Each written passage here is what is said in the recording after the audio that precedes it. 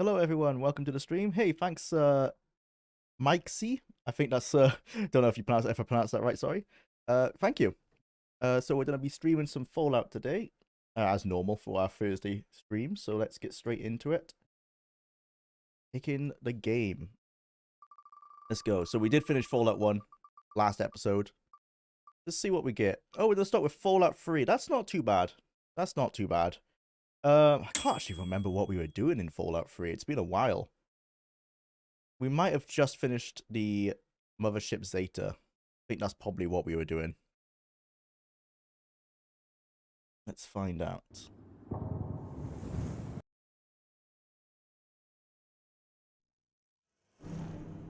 Hop on over. Set up. And let's start the timer. Which didn't work. Let's try that again. There you go. Right. Right, so what were we doing? Oh, we were in Anchorage, I remember. Okay, let's get to it. So, I'll be able to stream quite long today, until about 5 p.m. my time, I think. So that we should be able to get 3 games in. That is quite loud. Turn that down a little bit. Okay. So we're stuck in the combat-only DLC. Doesn't take us long to finish it, I don't think. We just killed the Chimera tanks. I think? No, we still have a map marker to go there. What haven't we done? The speech to the sergeant. Destroy the fuel tanks. Okay. Where's the sergeant? Yeah. Ice camp secured, sir. Yeah, head up to the Chimera. Yes, sir. I think we only have this one guy left anyway.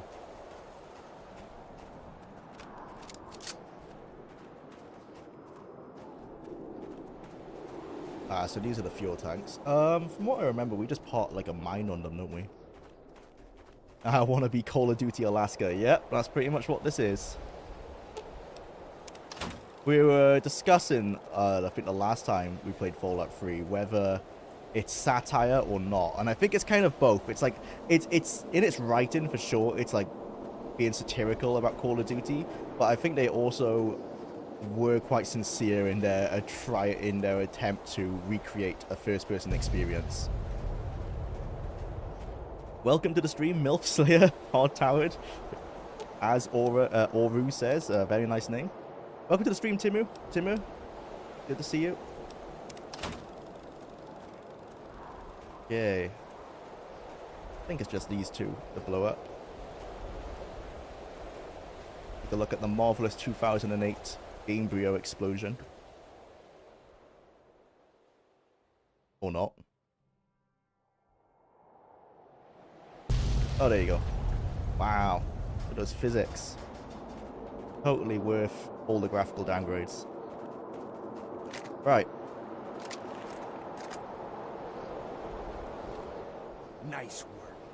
They've been rolling those chimeras all over us for months. I'm gonna order the strike team back to the field HQ. I remember how this works. It's like basically it resets every time you do a mission. It resets you back to here. You can change your team loadout, your personal loadout, and then you go to the next one. And I think we have to do it 3 times. Good work on the chimera fuel tanks.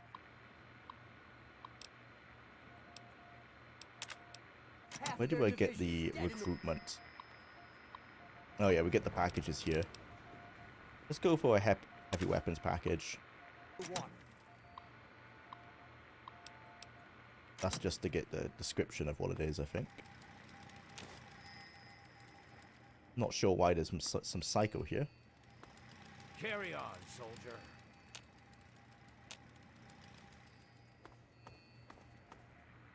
Yeah. But so I'm pretty sure we can change our weapons now. Oh, this is the making the statue.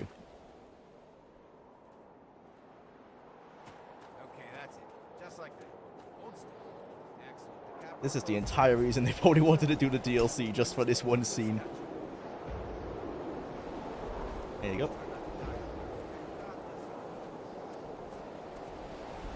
Hello, give me my weapons. I'll just take care of all your... Thank you. I think we should have a rocket launcher now. Why does it give you a knife? Oh, okay. Submachine gun. I didn't expect that. Timur, thank you for the €2. Keep up the awesome videos. Will do, man. Thank you so much. Working on the Diablo one and the Starfield one at the moment.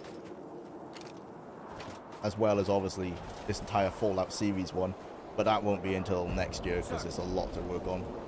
I've started writing the Fallout 1 bits, but there's a lot to do. Lots of research to do as well. I need to talk to the sergeant, don't I?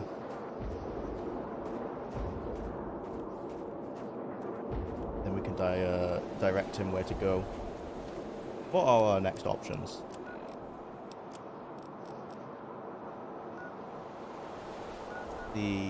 No, this is where we started. Oh, it doesn't show us yet. Okay. Maybe when we talk to him, we'll know what our next two things. What are your orders for the I can help if you want. sir? Well, if you have anything that you think is difficult to find for the Fallout series, like any magazine archives or anything, that would be amazing, yeah.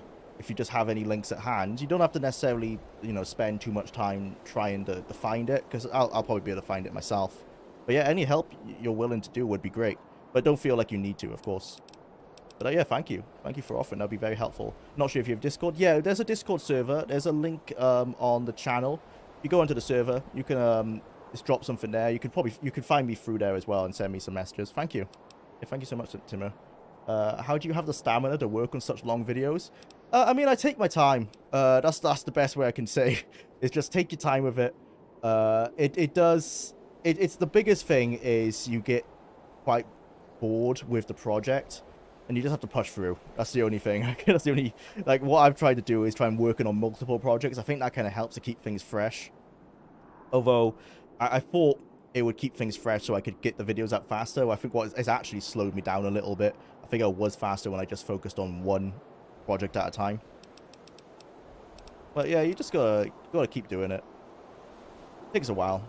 A lot of research that goes into it, and just lots of writing and then editing. So what we have the options are the mine in town. Oh, that's it. Okay. Thought there was one more base we could choose, but I guess not. Yeah, we do need replacements. Can do. Yeah, let's get a Mr. Gutsy.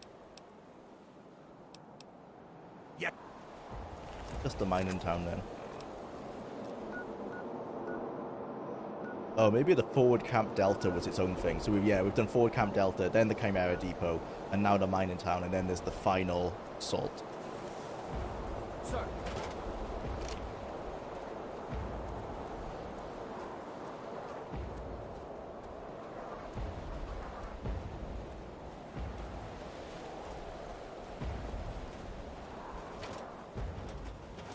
I wanted the missile launcher because from what I remember, there's quite a lot of enemies that attack on this one, and these friendlies. And this is just a good crowd control way to take them all out at once. He's up on that ridge, right over there. Oh, snipers. Probably won't be able to hit me. RIP. Oh! Oh, never mind. I was wrong.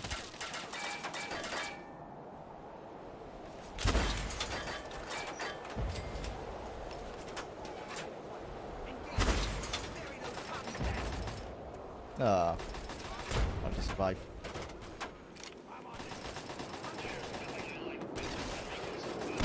Oh, that's a Mr. Gutsy. I wondered who had the plasma rifle.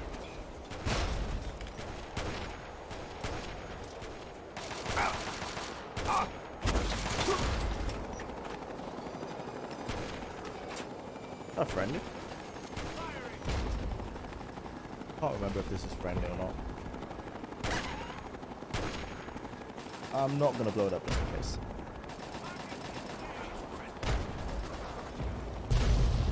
Oh, well, if it was friendly, it's not anymore. We're doing the whole Fallout series? Will be, yes. Gonna be doing it all. Probably not in a single video. I was discussing this on a previous stream. It was a while ago, though. I think I might try and split it up, like, do the classic games. So Fallout 1, 2, Tactics, and I guess Brotherhood of Steel would go on that one. And then do the, like, Game Bureau games, so 3 in New Vegas. And then the Creation Engine. So 4 in 76. And I guess Fallout Shelter will probably go with the Fallout 4 episode. They took us by surprise. I was the lucky one. But yeah, probably 3 videos in total. And then I might combine it into a final one.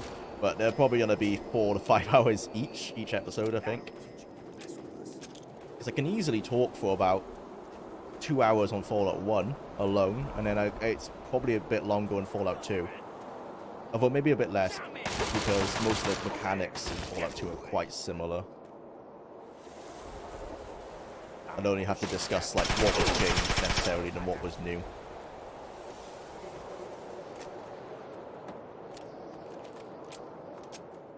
And then obviously the Bethesda games will just be... Is this the Chimera Depot? Oh no, it's not. It just looks similar. The Bethesda games will just... such massive episodes because there's so much content in these games to analyze. That's why the Bethesda games always take a ton of time.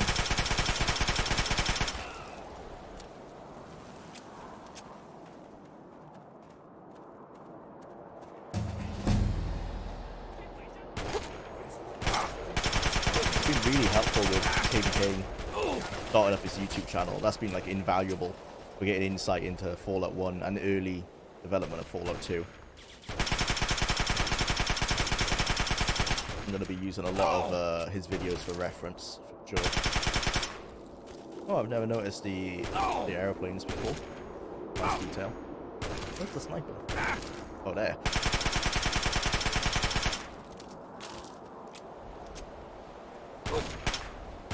Oh dear. That's not good. Oh, I've got no stim. Oh yeah, it's health only, isn't it? I forgot that. The health packs you got to get. Call of Duty 1 style. That's gonna kill me. I cannot fire this so close. Oh, that is so lucky. One of my companions must have killed him. Ah, so we were doing energy weapons and lockpick build, I guess. Speech as well? Yeah, speech as well. Not useful for this DLC, but we'll need it for the main quest. Not necessarily, actually. I think speech is more useful in New Vegas.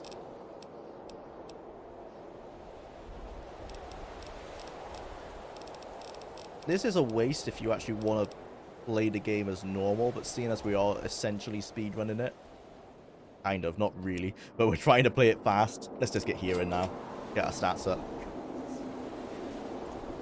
I think there was a health pack back here.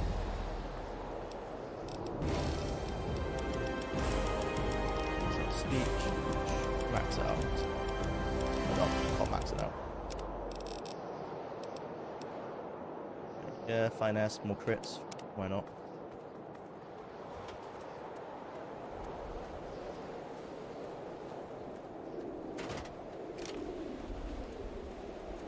I don't want to backtrack, but I think we need to. Might die otherwise. Not sure if you read my Zenimax file. Stuff regarding Free in New Vegas mentioned there. I might have done. I've checked out a lot of your stuff on Twitter, so I probably read it at some point. I've definitely, most likely, bookmarked it in my like research folder.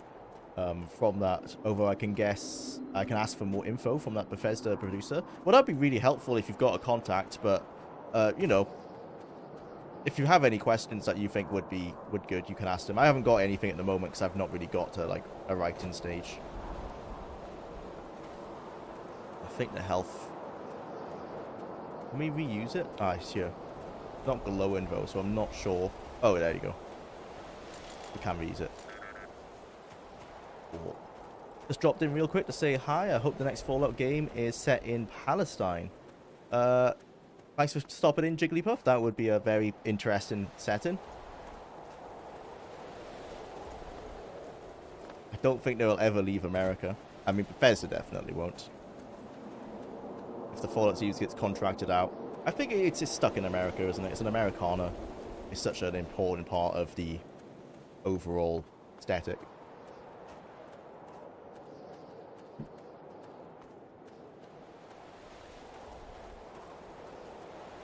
I've messaged Chris Avalone and 2 other people. That's really cool. I've always been interested in Chris Avalone's writing. It's a shame, like, what happened to him, especially as it seems like the allegations were false.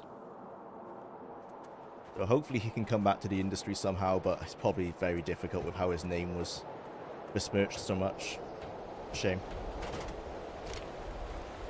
Obviously his work on Fallout 2 in New Vegas goes without saying. Extremely legendary.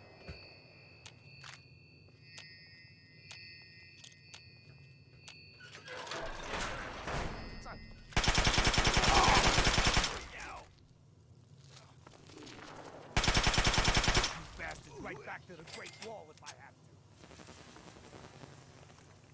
to. So this is, I wanted the, oh god. This is what I wanted the missile launcher for, to take out all these snipers. They're just hiding in corners and places. Oops, I don't want to kill them when they're so close to me though.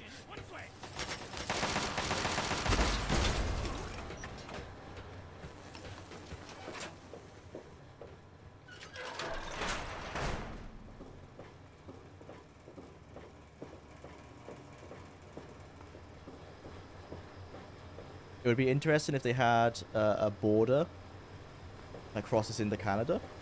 Yeah, it would be, especially like it'd be interesting. There's a lot of lore they could play with there, you know, with the annexation of Canada. And I wonder how much of Canada would have been nuked.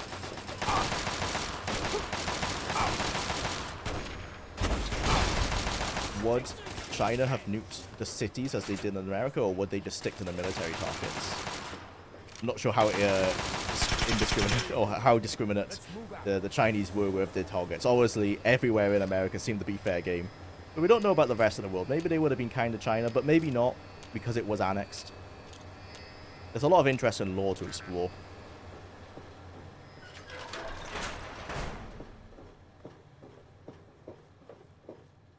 Yes, the worst weapon they use inside a tunnel, a rocket launcher. It is when you have to kill invisible snipers. Oh dear. Not when you have to kill guys like that. I wonder if they can see me.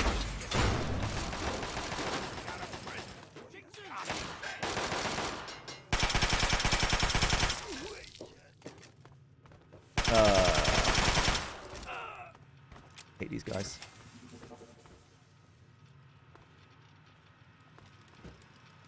That it? I guess I could look around for those suitcases, the side objective for this DLC, but don't necessarily care that much. Okay, this is what I wanted it for as well, is these turrets in here are annoying. Oh. I guess that's in other bunkers, but there's bunkers where there's like turrets that come down from the roof. Those are very frustrating. Oh my god. Oh, there. I'm stealth, boys. Where's the other one? Oh, was he in there with us? He was.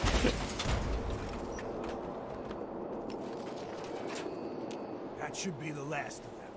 I'm gonna order. Oh, it's at the end. So I think the next bit is the final assault. That was a very short DLC. Yeah, that was it. Sir.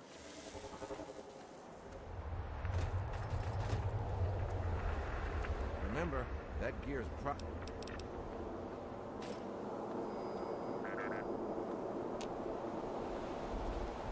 You would be surprised what contacts I have. I am, but just the ones you've been describing. It's impressive. How do you get in touch with them? Is it just like you just find them through LinkedIn? You just message? That's how I managed to find those the Fallout Mobile designers, developers. But yeah, it's very impressive. Sir. How did you miss that? Oh, this is Operation Anchorage? Yeah, yeah. the least RPG. I would say least RPG game design Bethesda has ever done. Maybe there's no really anyone is no kind of role playing to be had here. Other than you are a soldier, you will be a soldier and do nothing else. If they had one hit New York, then quite a lot of Canada could be hit. Yeah, true, on the East Coast. I've done something wrong here. I probably need to talk to someone to progress. This wall is up. Why am I meant to just keep walking? I feel like this artillery isn't meant to be firing.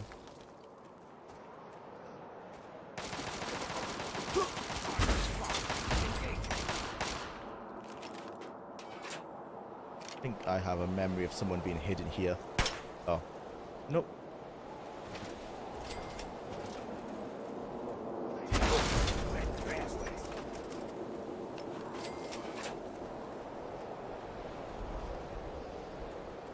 Gonna keep on attacking me from behind the corners, I think.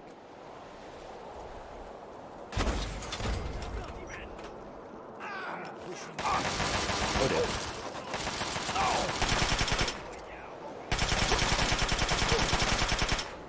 Probably use VATS.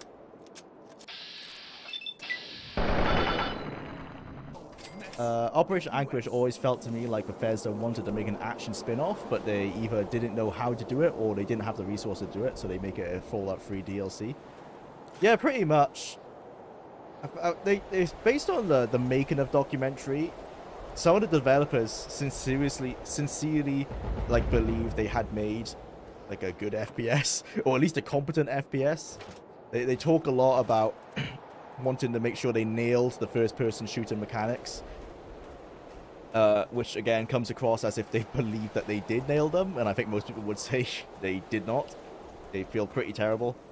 But yeah, they seem to actually want to make a Call of Duty style game with the resources they had here. And it feels terrible.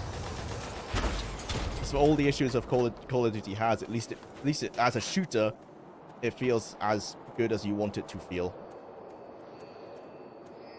This doesn't have that going for it, unfortunately. Felt outdated in 2008, never mind now.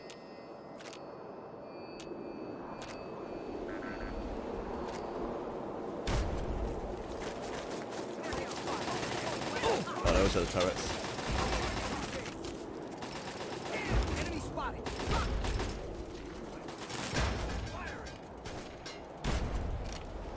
Ah, yes. I remember this guy.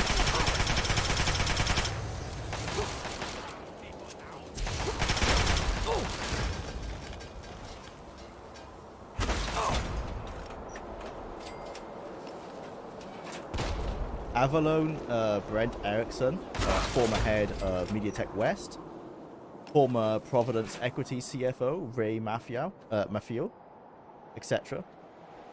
That is, yeah, that's impressive, dude. An impressive list of contacts. I love Point Lookout the most. Yeah, but I like Point Lookout. I think is the best Fallout 3 DLC in my opinion, because it's the most that's actually like an RPG. It's the most like the base game. I guess in that regard as well is it Broken Steel as well, the continuation of the main quest.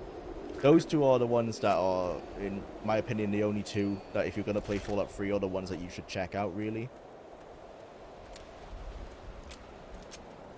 Point Lookout, it's just more of the RPG stuff you want with a unique wasteland that you know, evokes the same like adventure or sense of exploration you get with base Fallout 3. And then yeah, Broken Steel just because it continues the main quest. All the other ones really aren't necessary for most people to play. They've never played Fallout 3 before. They're not missing out a lot. Hi Judah, did I miss a lot? No, I didn't miss much, really. We just started. The wheel gave Fallout 3, so we're gonna try and finish Operation Anchorage, and probably go... Actually, what DLCs have we done? We've got the pit and the local flavor. maybe we go straight into the pit. I think that might be the best course of action. Because we're still fairly low level. So, like, all of the, I forgot what they're called. Like, the ghoul knockoffs they have in the pit. Those won't be too difficult for us.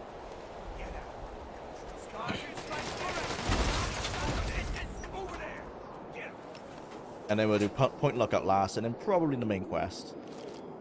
Might do the main quest before point lookout, I'm not sure.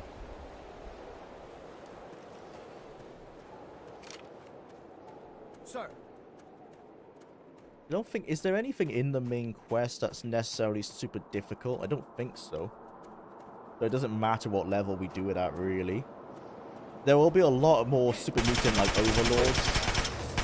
And stuff like that. Maybe we do the main quest next, actually. To try and... It's like clearing out... what's it called? The water purifier. The Jefferson Memorial. Clearing out those areas will be a bit easier.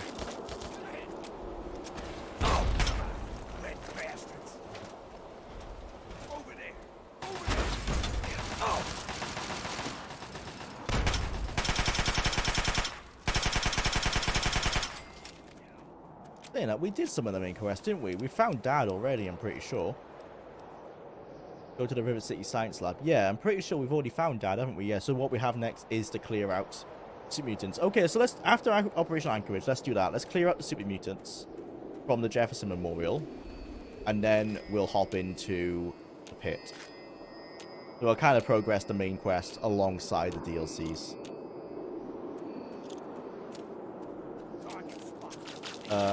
When you play Mothership Zeta, yeah, I did Zeta first because I'm doing an energy weapons build.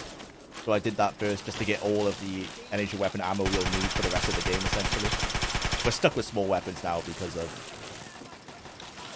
of Operation Anchorage forcing us to use these guns.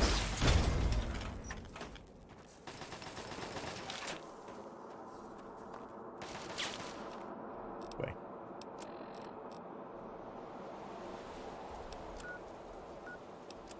No idea. Do I have the right quest active? No, I don't.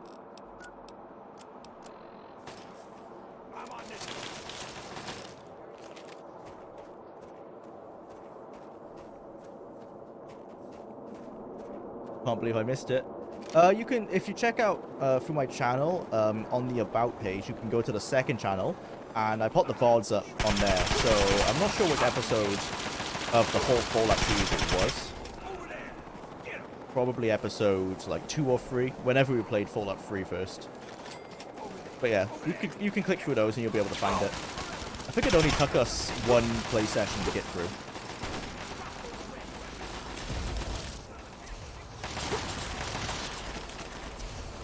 I think it's tied with, well, I would say it's tied with Operation Anchorage for both being very short DLCs.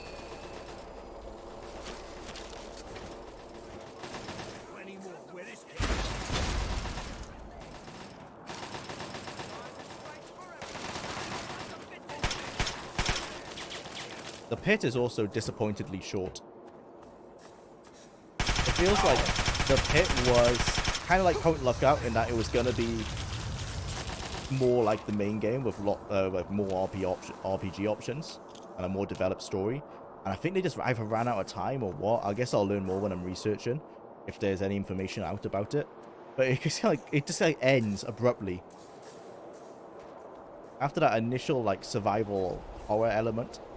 It seems like it's leading towards this big finale, and then suddenly it's just like you make one decision about the baby and it's all over. Disappointing.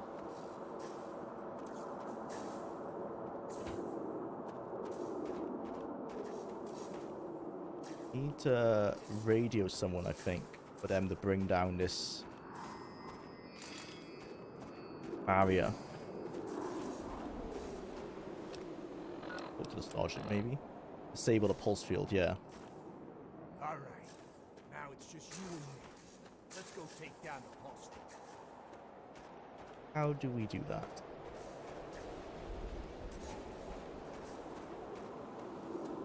Rare instance where we have to use our brain because they haven't given us a map marker. That's the turret control system. Okay. We're not meant to go through here anyway, because it's barbed wire, so there must be a way around. Not through this hut. No. This is blocked. Oh, here? Ah, yes, here. Oh yeah, we got the power armor.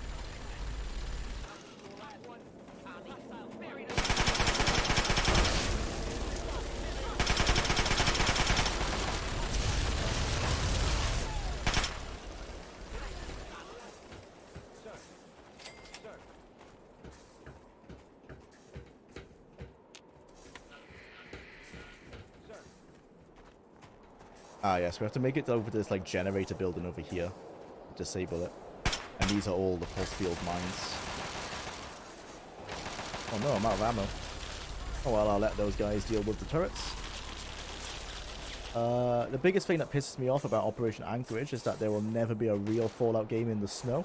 I love the Metro games, but they're linear shooters. Yeah, they're not quite the same, are they? I would kill for a Stalker and Fallout mix in the nuclear winter in either Britain or Italy. That would be really cool.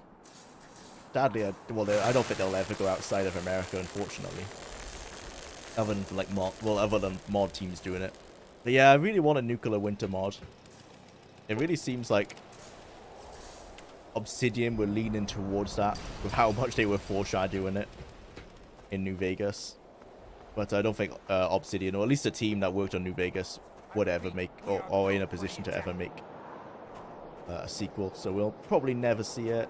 Before saying that, Bethesda might look into it, because they like to put all their games on the East Coast. And the East Coast, from what I know of America, at least in the Northeast, is a lot colder than the West Coast. Well, at least where all the people live. Seeing as they've always historically gone for the East Coast, there's definitely a possibility of them. Oh my god, I'm not ready for this boss fight. I have no ammo. I'm gonna have to try and find an ammo depot somewhere. But there's a possibility of them playing around with some snow in the future. Certainly things like radioactive snowstorms and stuff. That would make a lot of sense. There's a really good mod for Fallout 4 called Frost. It's kind of, it's similar to the Fallout New Vegas mod called Dust. It turns up the survival elements of the game to, like, really, the most difficult, like, the difficulty of the game now is entirely about survival rather than just, shooting. It's a very fun mod, and it makes everything really snowy as well.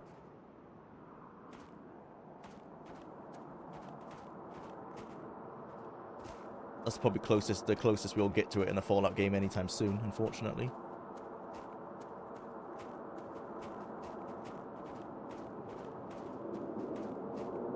Do you have enough speech for enemy general? Self-deletion? Oh, you're right. Forgot about that. Yeah, I should do, right? Well, yeah. Yeah, should do. I think I might do. Of course we can't fast travel. And I didn't save, did I? No. Why am I a capital crime lord? What did I do?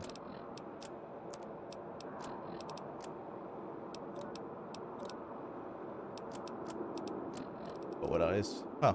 I don't know why I'm evil. Maybe from pickpocket, from stealing stuff. Oh well. Yeah, I forgot about the speech option.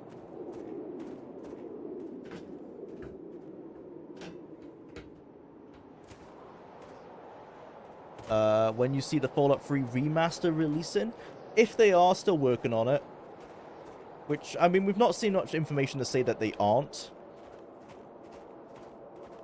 Probably, I don't know, when's the anniversary? That would be 2026, right? I think Fallout 1 came out in 1996. So maybe then. That is a long way in the future, though. That is another 2 years. And they have, based on the information we have, been working on it for 2 years already. So 5 years is a long time for a remaster. I think it would line up the best with the anniversary. 42%. Well, that's a very hard man to convince if it's 42% with 100 speech. 1997. Oh man. Yeah, okay. They're not gonna wait for the anniversary then. I guess 2025. I'll say then. So that will put it a decent amount of years between then and Fallout 76's release. Fallout 76 was I want to say 2018. So yeah. Yeah, 2025 then. Based on nothing but pure just guessing. With the general's death, There is Frost for Fallout 4, but I've never been able to get it to work. And be on their way to I got it to work once to check it out. It's pretty good. I played it for a few hours, like maybe like 8 or 10 hours. It's fun enough. It's similar to Dust. It's like it removes most of the RPG parts of the game, and it's entirely about the survival. Still fun for that though. Oh, we're evil because we killed all the Brotherhood. I remember. I accidentally shot them.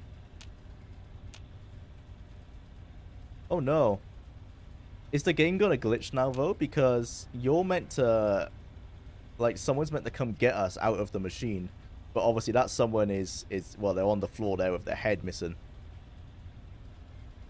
Oh dear.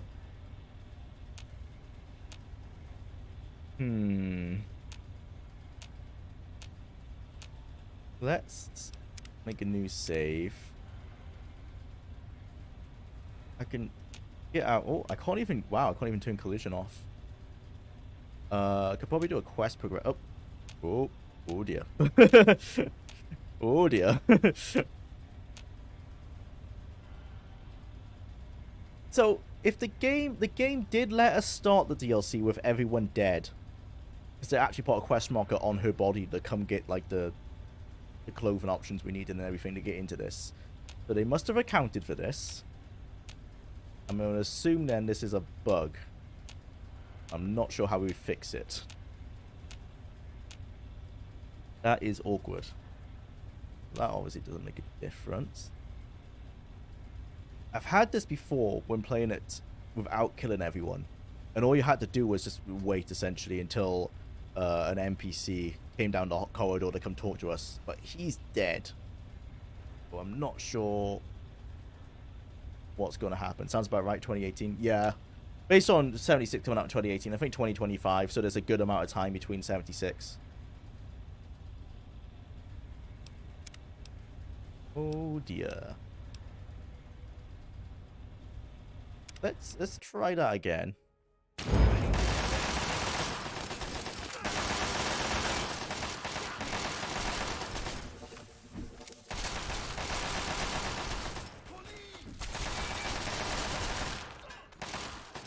Come on.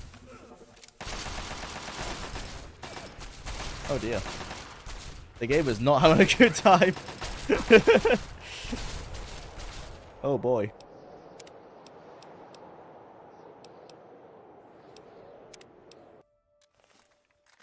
Is he just stun locked?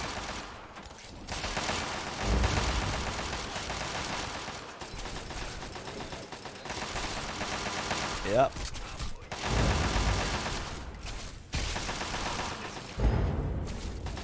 This seems to be a bit bugged.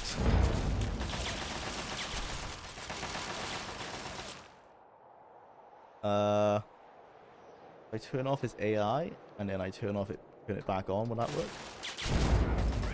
No. Try that. Turn it off. And then turn it on.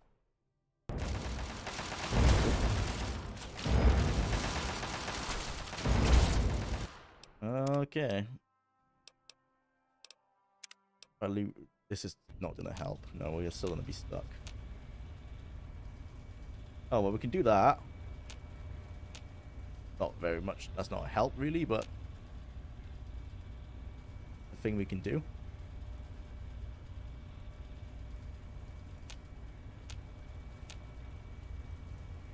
If I forgot the code for deleting something. No, that's not it. Help. These are all the things from the patches and mods I have.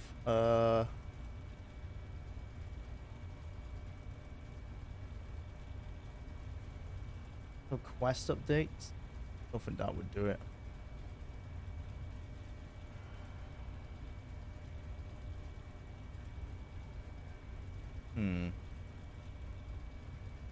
Turning off my AI. Do anything? No. All on and then turn my back on.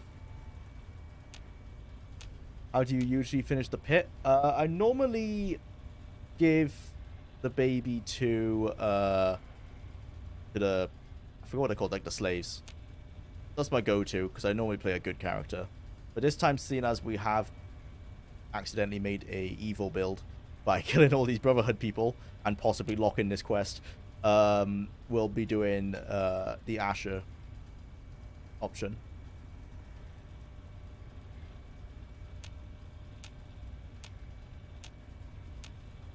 Oh, please. There's a code for deleting something. Remove? Okay.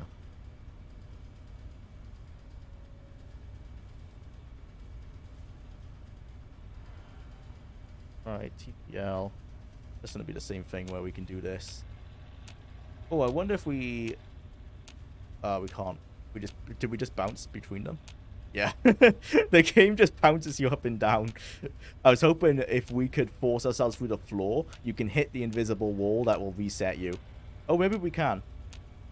There's like a wall underneath here that normally allows us to reset our position.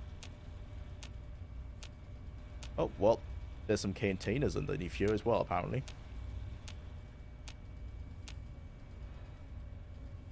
If I turn this back on. Oh.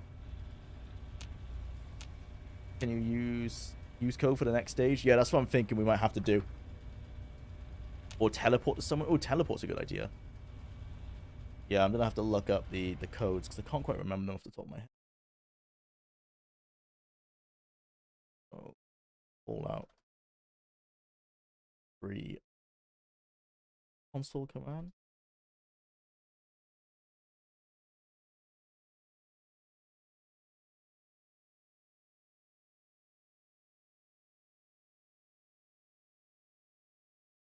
Complete all objectives of a given quest. That might work. Enable free roaming camera. Oh, we don't need that.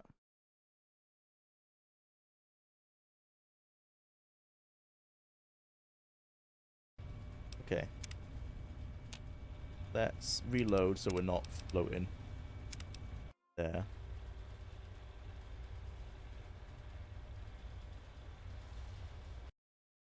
I can't copy paste into the console. That's typical.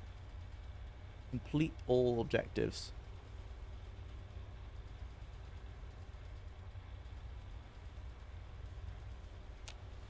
Nope. That's not it. Did I complete all the objectives? Did I complete every quest? Oh, missing parameter quest. Okay, I need the Operation Anchorage quests. Code. Operation Anchorage. This is the standard Bethesda experience.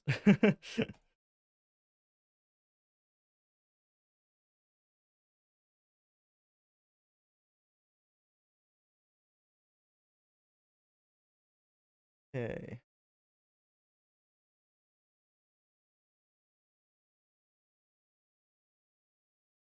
Oh, why do wikis always make this stuff so hard to find?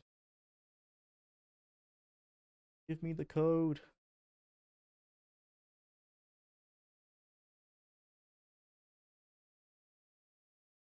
Actually, so you guys can be involved. Turn switch over to this one. There you go. You guys can see what I'm looking at. Trying to find the quest code. Those are the stages.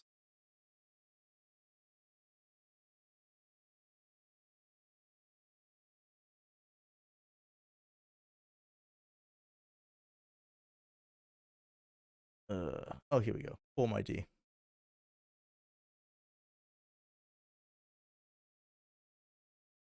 Is this the final quest, though? We've done paving the way.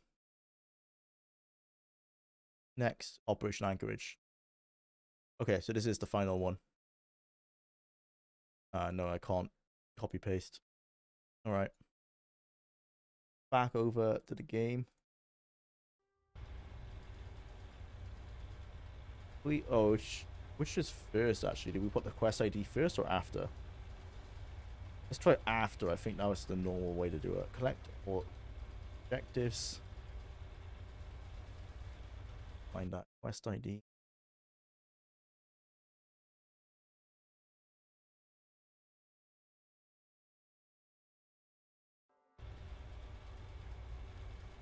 Well, I'm not sure if actually if the letters are necessary. I don't think they are in those letters. I'm not sure.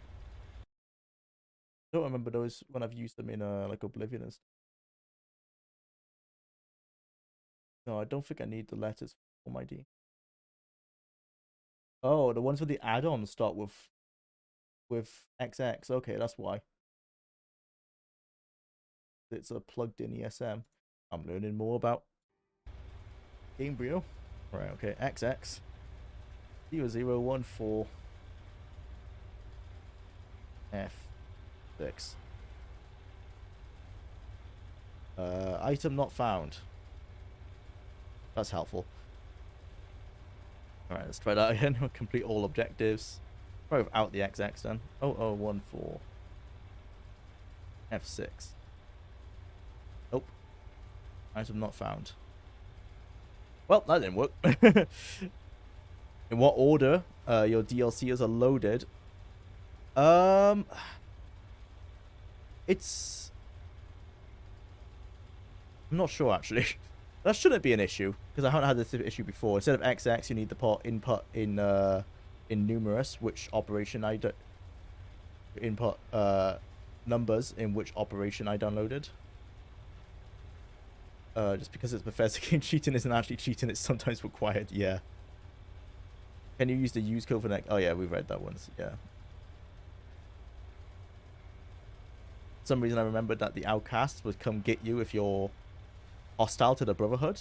I seem to recall that they took over the base in one of my playthroughs. Oh man, that was meant to happen, it clearly hasn't. Shouldn't be an issue. Julo is a Bethesda game. Yeah, it is.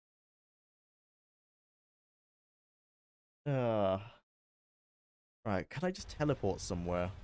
Find the go for the console.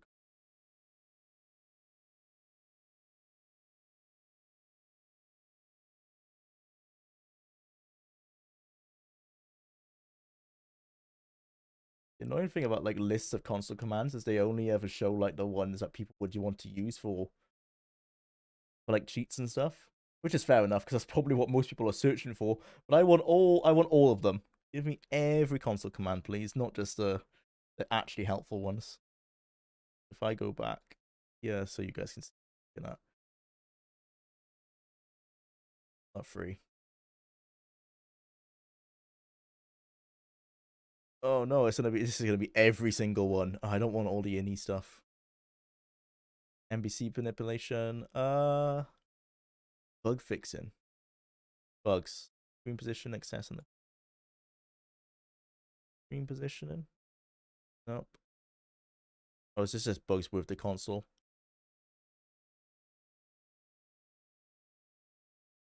Okay. No.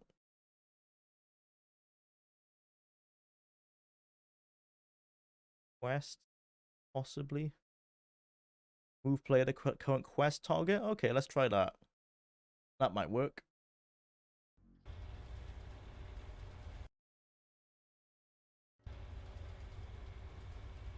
Move to QT.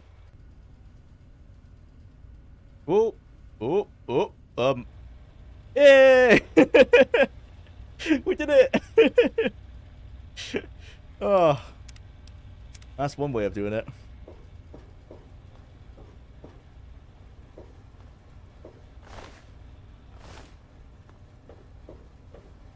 Okay, yeah, this was the guy who was meant to come talk to us. Obviously, he was unable to do that. Let's go get our reward. And fortunately, because they're all dead, we can now get everything we want out of here. They normally will attack you if you take too much. In all my years, only Mothership Zeta ever bugged out on me to the point of a complete dysfunction. Yeah, maybe it is something to do with my load order, because this has actually happened to me before playing on an unmodded. I think it was... No, I might have still had the unofficial patch. So maybe it's a bug in the unofficial patch, maybe. Or as he said, it's my load order.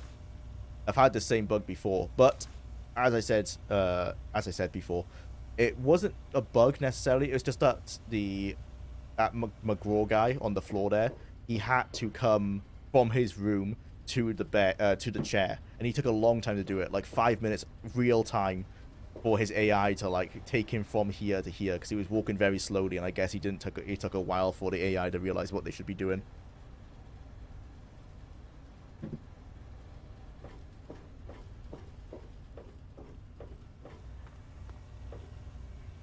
Well, we got our power armor, and we got our magical trait. Oh no, did we not get training because they weren't able to train us? Okay, good. It's just... okay. Luckily, we don't have to talk to an NPC for that. It's just given to you. That's so fortunate. Cool. Well, that's what we came here for. So this is pretty much my final build, is...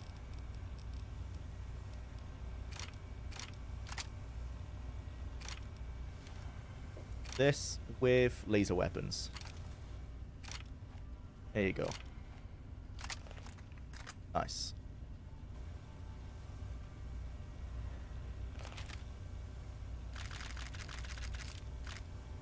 Everything else here we don't really need. And we won't ever need money, so there's no point. Ordered anything, really? Get ammo and healing supplies, and I think we're done.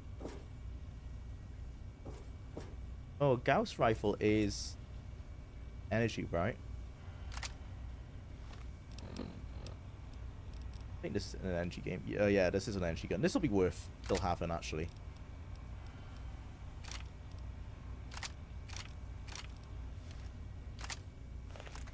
Just if we ever need to do any distance killing. Alright. That's Operation Anchorage done, and we only had to do some mild cheating. Fix the bugs.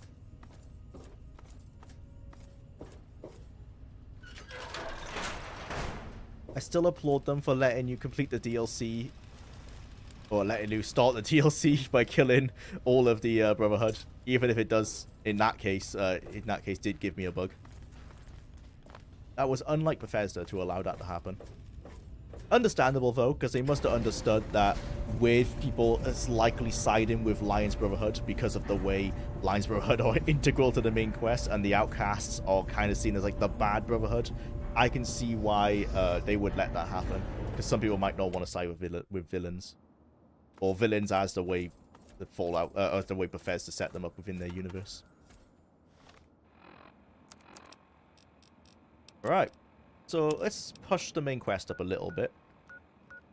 Clear out the Jefferson Memorial now, actually. Well, because we don't have to do it then again.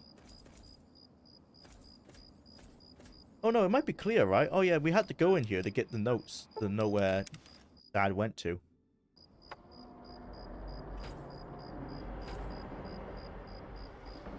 Welcome to Rivet City. Thank you.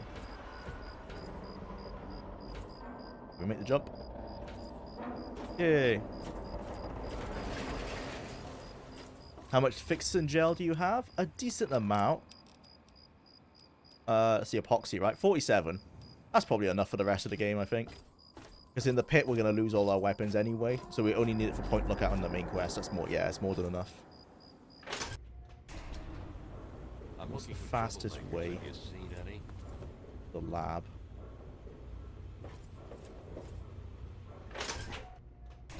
All the years I've played this game, I always get lost in Rivet City. Common room. Science lab. Any trouble in this area? Okay. Yeah, we did it. We could have a beautiful reunion. I told you it would work, Madison. And now I can prove. Okay, We cool. need to get back to Project. Alright, let's get going. It'll be. Did you need something? Oh.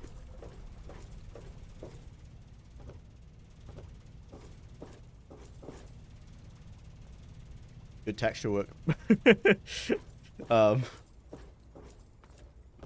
I don't remember it being like that before.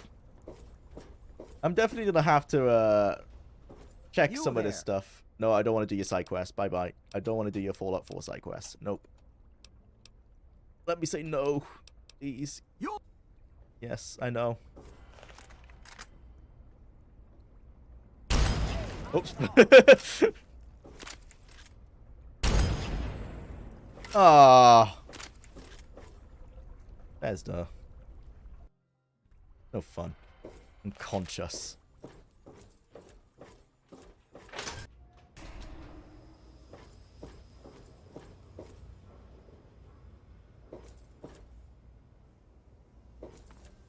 How do I get out? I think we came this way. Oops. Well, I meant to hit Zimmer. I didn't mean to hit the simp. Is everything all right?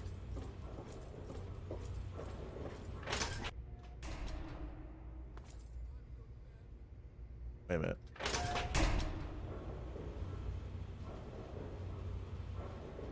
Gate. Oh, bridge. Ah, there you go. I'm still of the opinion that Zimmer was right to retrieve the institution's property. Oh yeah, for sure. It fits within the institution's, like, their whole MO. They obviously don't want Sims to escape.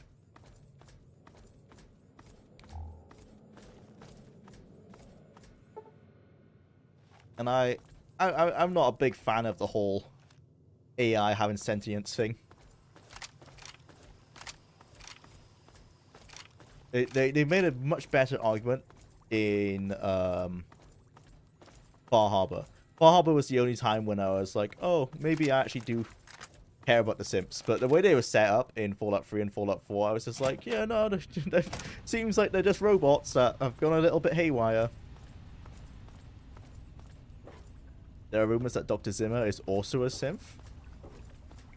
That'd be cool. I mean, realistically, well, not that realistic, but realistically within the Fallout universe, most of the institution's employees probably could be simps, and they wouldn't even know.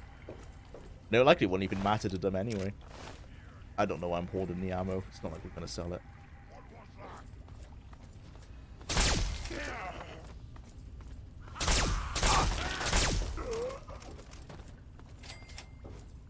Now try and hide.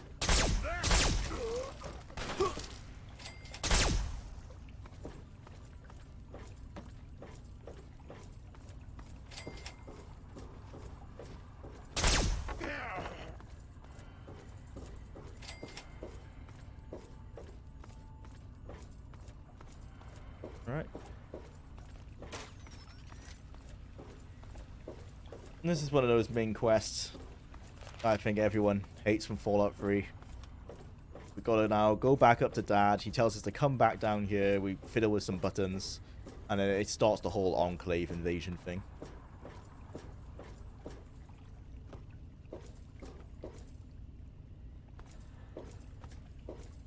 Up until this point, I actually think the main quest, while you have been forced to follow a story you might not necessarily care about, it had good pacing up until this point. It was forcing you like to travel around the world. It was doing a good job of like getting you invested into the wasteland, and it really just goes. I feel like this is the cut-off point where it kind of jumps the shark, especially on replays.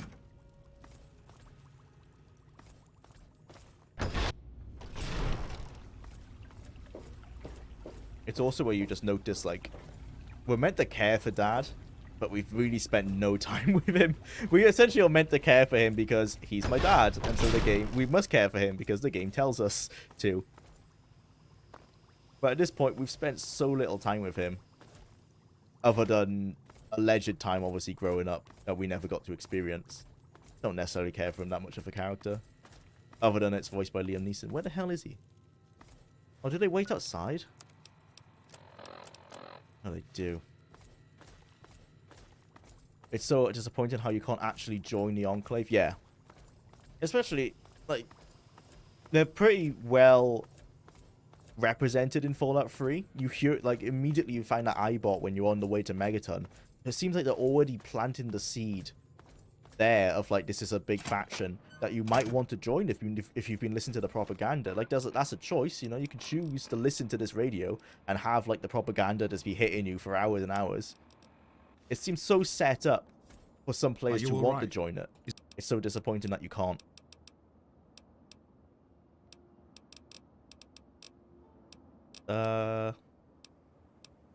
Which is the one where... Of course, son. Yeah, can you tell me what you think of me? Because he's not going to be happy that we're evil. I wanted you to be safe. I didn't want this. I couldn't tell you what I was doing because I... A plan which... Oh, my son. If she gave up so... I hope that you can understand. No. Let's get to the control. There's some way to, maybe it's later in this quest. If he'll, like, pull you aside to, like, comment on your karma. Maybe that was earlier, actually. Maybe when you save him, he'll comment on it. But I just find his dialogue quite funny if you're playing an evil character. Not best pleased.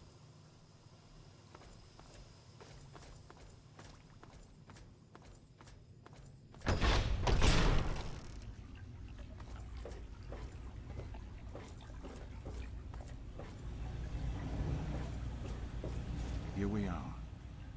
Revelation. Don't you see? No point in wasting...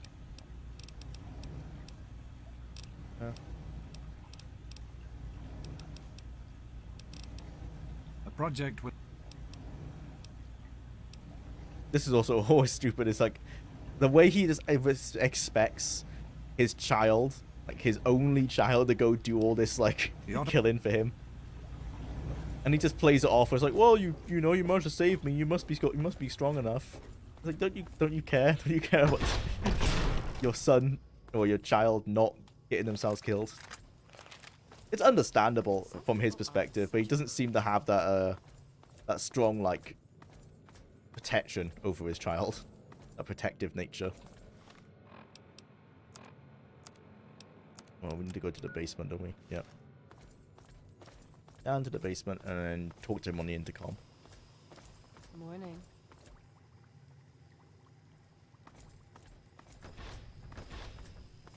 Endgame is a problem that could easily be solved by a remote switch. Endgame in Fallout 3 or in Fallout 4? In Fallout 4, it was technically was a remote switch that ended it. The whole synth thing totally ignores almost every deep philosophical point about them. Yeah, that's why they just fell so flat for me in Fallout 4. Like, I didn't have that, like, oh no, they have sentience and I'm meant to feel like, you know, feel sorry for them. Because the writing was just so weak that it never came across that way. Even though I knew I was meant to feel that way, it just wasn't presented very well. It's only in Far Harbor where I feel like they actually started approaching the topic correctly.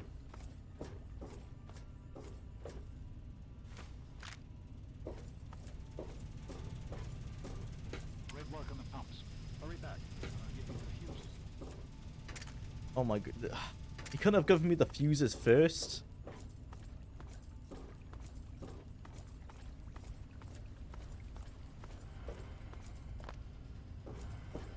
That's the worst case of a fetch quest. What was that?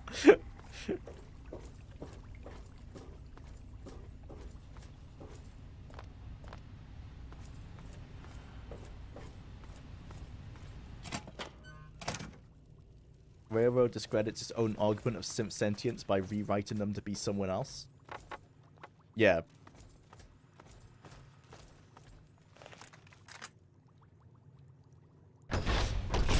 Got confused with the signs then.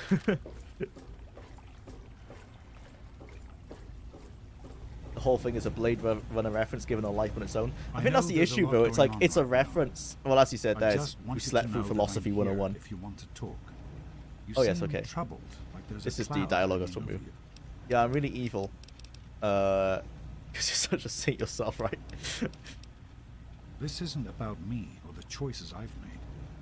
Whatever life you make for yourself out here, it's in your power to make it a good one. I just don't want to see... But maybe this isn't the best time to have this. This is the only time, because you're going to die Once soon. we're done here, then we can work it out together. Oh, must have picked the wrong option. There's definitely there's options where he gets mad at you. Right. Yeah. Here. Once the... I've never tested this actually. Is this even possible? Oh, okay. Yeah, it's possible.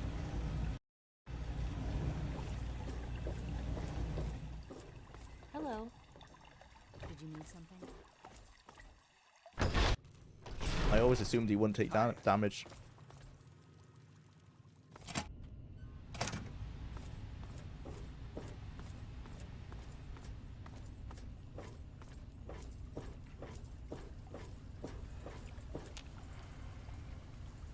There's also the argument that the whole concept of simps actually doesn't really fit into the universe of Fallout, because it is like more of a Blade Runner reference, so it's more of like a 70s and 80s, or a little bit more like an 80s reference than it is like the 1950s.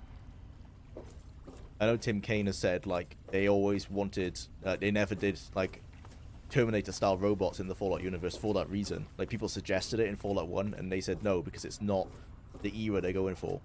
They're trying to emulate the 50s, not like later into the 20th century. They don't fit so well into the universe for that reason too. I think it was fine in Fallout 3 because it was just a little side quest. When it became such a prominent part of the story, it loses its point of like a fun reference, and it just becomes like, oh, I guess this is like a strong part of the universe now.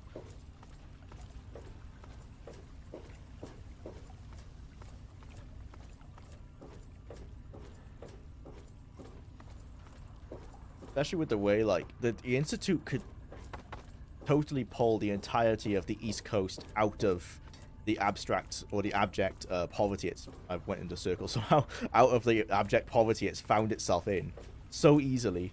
Like, they could be the NCR on steroids because of the technological advantage they have. Oh, I meant to talk to him on the intercom.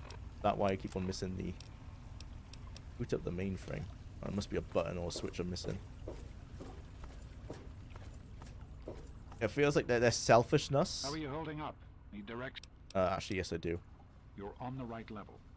The western end. Thanks, Dad. Western end. I'm on the western end. Yeah, their selfishness in that regard, it makes them such like an obviously like evil, or just like a faction I feel like most people won't like. Is probably intended as well.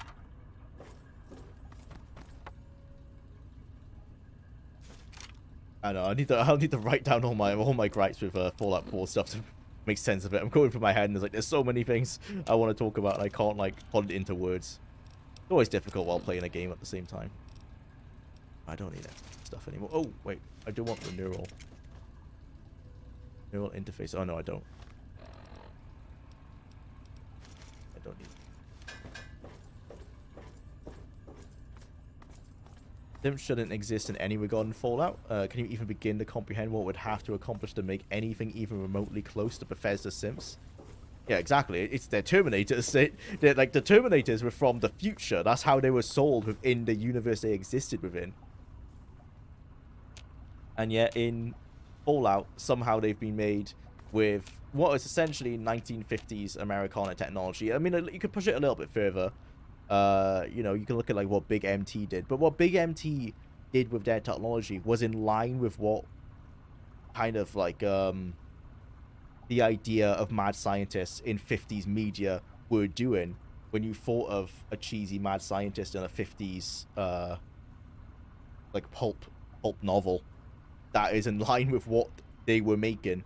They weren't making Terminators. I think that's the difference between the original writer's idea of a futuristic like science world and Bethesda's idea. Everything all right? No, it's not. Please give me directions. I'm lost. On the right level. Head to the western end. And look for... Oh, we're not on the right level then, you lying. I know what automated door is talking about. We're not on the right level. I've got to go up. What do you mean?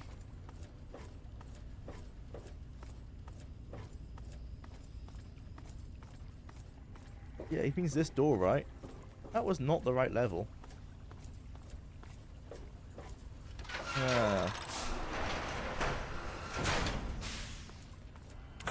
Just need a few minutes until we can access the main frame. Use the intercom so I can tell you where to go next. That's classic. That's Bethesda writing right there. Our quest needs you to start dialogue with the intercom. So your dad, through the intercom. Hey, use the intercom so I can talk to you. Ignore that I'm already talking to you through the intercom. There are a few minor repairs still to be made up here in the control room. Why don't you come back here and give me a hand? Actually, wait. There's one other thing I need you to do. Janice says it's on your way back. Alright. Bye.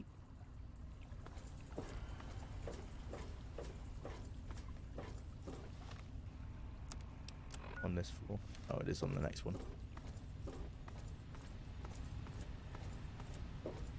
They don't even have microchips as our universe. No, they have like the massive fuses, don't they? I think I can't remember if I read. It might have been a YouTube comment. I think somewhere I've read that they did, or the Institute did invent microchips. Which just seems something, you know, they had to write that in somehow. Because otherwise, as he said, like, Sims just don't work with the technology they had at hand.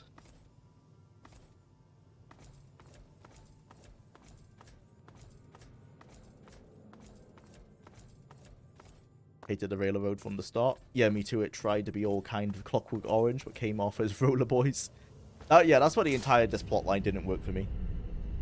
The way they wrote the Sims and the Institute and the railroad, it just didn't. I felt no compassion for them, other than like as I said earlier, I knew I was meant to based on those previous like pieces of media, but in Fallout universe I just didn't, because I was just like, no, you haven't given me really a strong reason to be honest. Other than I'm role playing a goody two shoes, you know, if I'm role playing a goody two shoes, then I will be like, oh, I care so much, even though you've not given me a good reason. Where are the helicopters?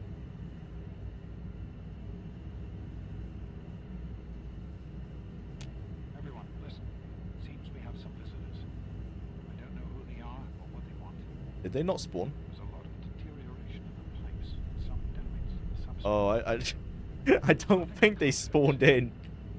Once the main frame is online, we'll be able to access the database and hopefully learn what we can find again. I'd like to thank you all for returning to this project after so many years. I know some of you thought, like me, this Oh, okay, here we are. we have a second opportunity. A chance to fix the Oh no. I hope I suddenly find the key I require.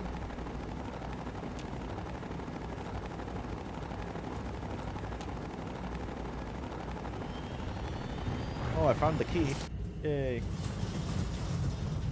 I never realized this before. It's like, who would write this? But this is like, clearly QA said it's not obvious what we're meant to do. And so this is how they solve the problem. Just put a massive locked and unlocked. Where it makes no sense in why a pipe, then where this obviously wasn't. Like, the pipe's not meant to be broken open like this.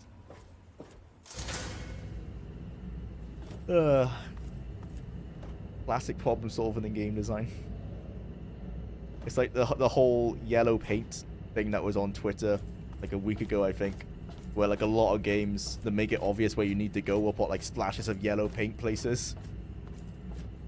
It's the same issue, you know, QA will be like, it's not obvious where we need to go. Can you like do something about that? Oh.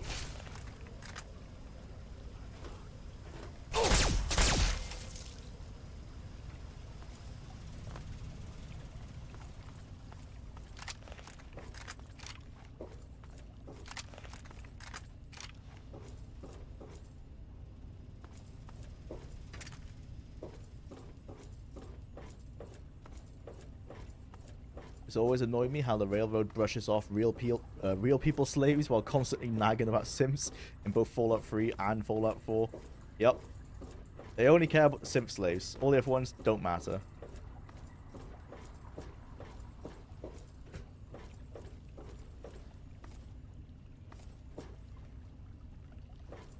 It's just like it's a failed analogy of, well, the real railroad, right? The one in the 1800s. Or, no, 1800s slave trade.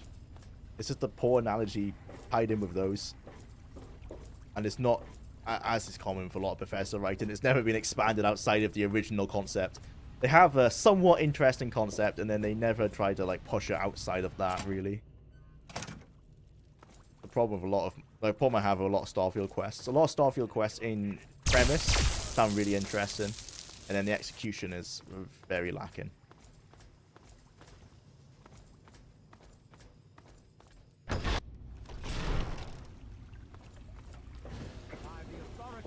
They just burst in and This James locked the facility door. is now under Why would United he lock States me out? government control. What does he think he's doing? The person in charge is to step forward immediately and turn over all materials related to this project. I think their attitude is supposed to be a reaction to what they perceive as enslavement or lack of free will, but still it is immoral. Am I to assume, sir, that you are in charge? Oh, okay. No, I get what you mean. Yes, I'm responsible for this project. People that built them have a Then I different repeat, perspective, sir, insisting that they you are hereby instructed to simulacra immediately hand over all materials nothing more. related to the purifier. I'm sorry, but that's... especially the way they're presented in Fallout 3 and Fallout 4. Oh, not so much in Fallout 3. I think they handle Harkness quite well, but the way they're handled mostly in Fallout 4, I always was just like on the Institute side, like, yeah, they just seem to be mostly machines. The facility is not operational. It never has been. I'm afraid you're wasting your time here. They haven't got. This is the last time I am going to repeat myself. Stand down at once and turn over control of this facility. Colonel, I assure you that this facility will not function. Plus making Sean beg to off him in the end while constructing the main quest on finding him. Was I supposed to find him and get terrified of him being a snobbish scientist? In order to prevent any more incidents, are we clear? Yeah, there's so many issues with that main quest. Do whatever you want. I think maybe they really wrote it in a way where they expected so many people to kill him before that point. Related to this project. Aid us in making it operational at once. I know on my first playthrough, because I played A few moments to learn the system. more of like a neutral character, so I was a good guy in times where I cared, and I was like extremely like cartoonishly let evil at times I didn't care. So I think as soon as I found Sean, I probably just killed him because it was so annoying trying to find him. Maybe it was written around that, because it was only on my second playthrough where I was more of like a goody two shoes for everything. Did that problem come up where he's at the end, he's like, okay, time for me to die, and I'm like, what the fuck did I do this all for?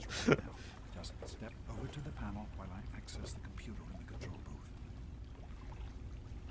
James, Please, just monitor the pumps. Right, we've got a look at the quick animation he does here, show that he's injecting Rad X. I grow tired of waiting. Nearly finished. This is an unexpected detail, but he does show it. There you go, stabs himself. But that's how he survives. RIP Dad. Yo Dad, I've got some rad away, bro. Like, you want this? You want this? Minus 108 rads. I can give it to you. Open the door, man.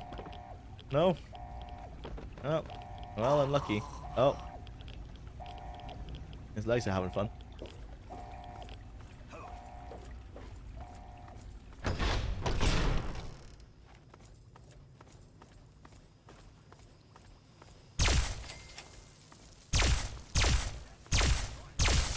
Time to go. Oh, I need to talk to Dr. Lee. Rushing through it too fast.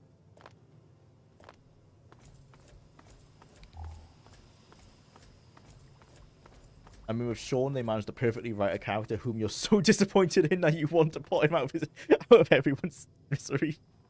Yeah, might have been intentional. I killed Sean the first thing when in Fallout 4. I mean, the moment I saw him, autocorrect Sean. Yeah, exactly the same. Like, maybe it was written for that, so they never... later on, they realized, like, oh, what if people don't kill him immediately? Oh, shit, we've got to write in a way for him to want to die. there's an. It seems that was... Yeah, everyone's first approach when meeting Sean was like, fucking just kill him. I'm so done. that entire escape quest while of we trying to can. find him Don't just wander became off. so We're going to need you. frustrating because it was just a wild goose chase. We've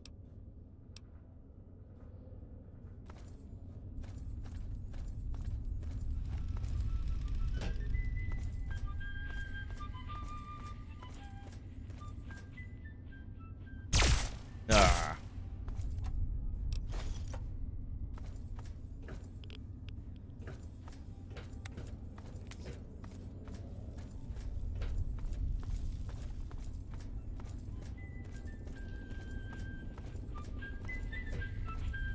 Why does it matter what? Why does it matter what sentient Sith feels or thinks if they are effectively dead the moment they are rewritten? That's a very good argument. Like, if they can be so easily, like, have their mind wiped and just replaced with someone else's, does it really matter what they're thinking? Because it's like the whole comment on a soul, right? It's like, even if a soul doesn't physically exist, with the technology we have, it's not like you can just rewrite a human's brain to be someone else, other than like brain damage, I guess. But that's quite different than rewriting a synth, like a machine versus an ailment. Oh. R.I.P. Dr. Lee.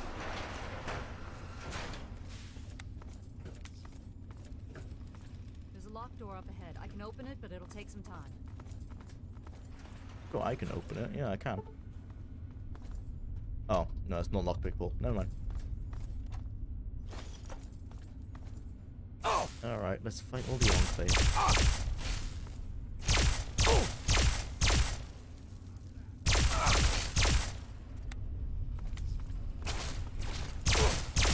I feel like maybe my music is turned down too low or something. Oh, it is just quite quiet.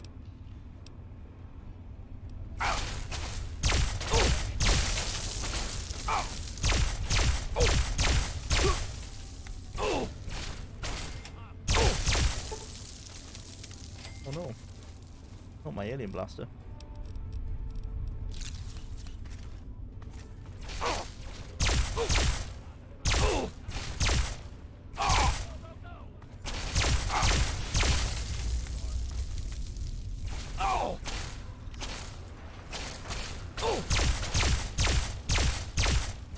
Ah. Oh, moving. Oh, VATS is so slow. Please. VATS. Oh, brilliant. There you go.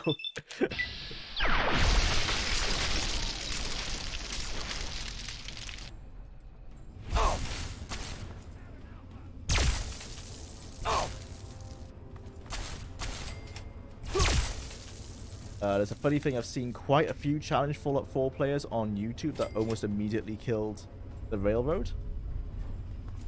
Or like challenge their belief systems or something. Because if that's the case, I always find that weird with like video games. Like, well, most of the time I'm role-playing. Like, I'm not using my own moral system when I'm playing these games. Like, obviously I wouldn't just shoot my dad in the head because I found him annoying. At least I hope not. Like, I don't know what would have to happen in my life for me to do that. I've never noticed these particle effects before. I don't know how I haven't. Huh. Yeah. Never noticed those particle effects in Fallout. We need to escape while we can.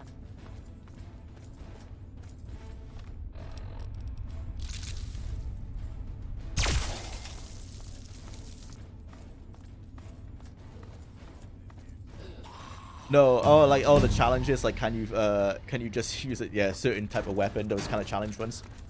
Yeah, most of those challenge runs, you always end up doing kind of the fastest way to get to the game, which is kind of what I'm doing here, I guess. And you do find a lot of the time it is just killing people indiscriminately. It's way faster than having to talk to them.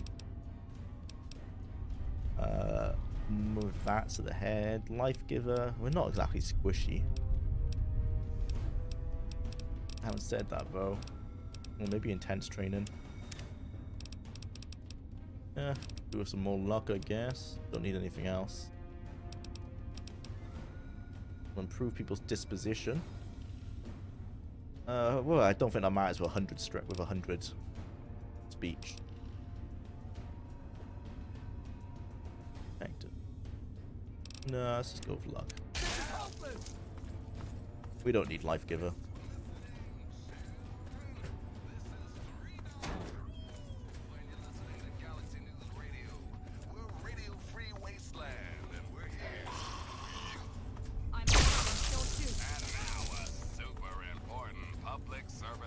Yeah, but those chemical reactions you referred to, or just how the meat network operates, a quantum system could have something similar. Yeah, I guess then it just comes down to, I guess, current day humanity's opinion of machines, right? Like, I guess that is the moral conundrum tied to it. It's like, if a machine can replicate the the chemicals of humanity, or like what makes us tick so accurately, what is the difference? That's like all the philosophical questions that they never played with in Fallout. I think was the issue. It was always like implied. They expected you to understand the references that they were pulling, and never try to put into the game themselves. I don't have any meds. Leave it behind.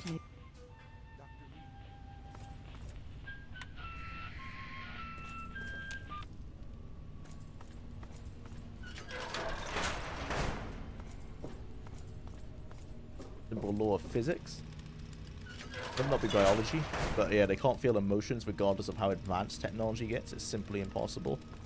Well, I guess that's the philosophical question, right? Of how it, like, is there a point where it gets so advanced? And this isn't talking in the Fallout universe, because I don't think in the Fallout universe it doesn't make any sense for it to ever get that advanced. But in like the real world, if we're talking thousands or hundreds of thousands of years from now, maybe it gets to the point where it's perfectly replicating a human. But that wasn't the case in Fallout. Like, they had the injection molded like bodies, right, that were essentially Terminators. They had flesh and blood and everything. From what I understand, their brains were still mechanical, because they still had those synth chips. When you kill the synth, you could find the synth chip. So yeah, as it is, a synth doesn't feel emotions in the same way a human does. And so it is just a philosophical question then, of like, oh, if it's not exactly the same, is it different?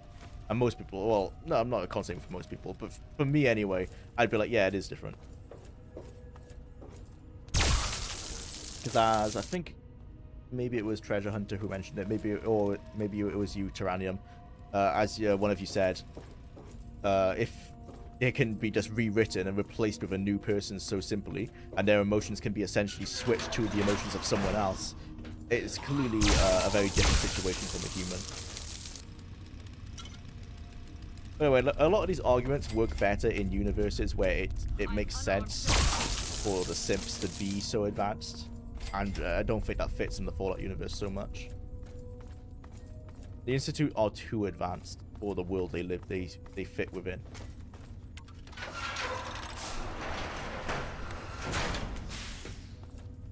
Yeah, we did it.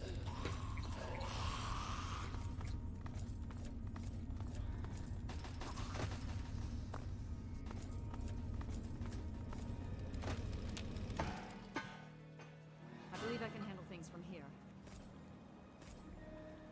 Imitation isn't the same thing. Plus, do we really want Glades and Skynet to actually happen? Well, yeah, hopefully not. I feel like the similarities of not necessarily a company, but technology getting close to like what led to Skynet in the Terminator universe. I think that's an inevitability as we push technology that direction.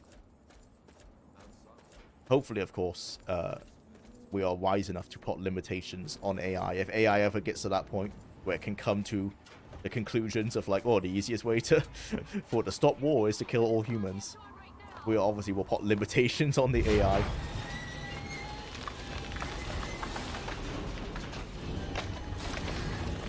And there's also, you would like to think governments wouldn't put artificial intelligence like that in charge of its weapons of mass destruction.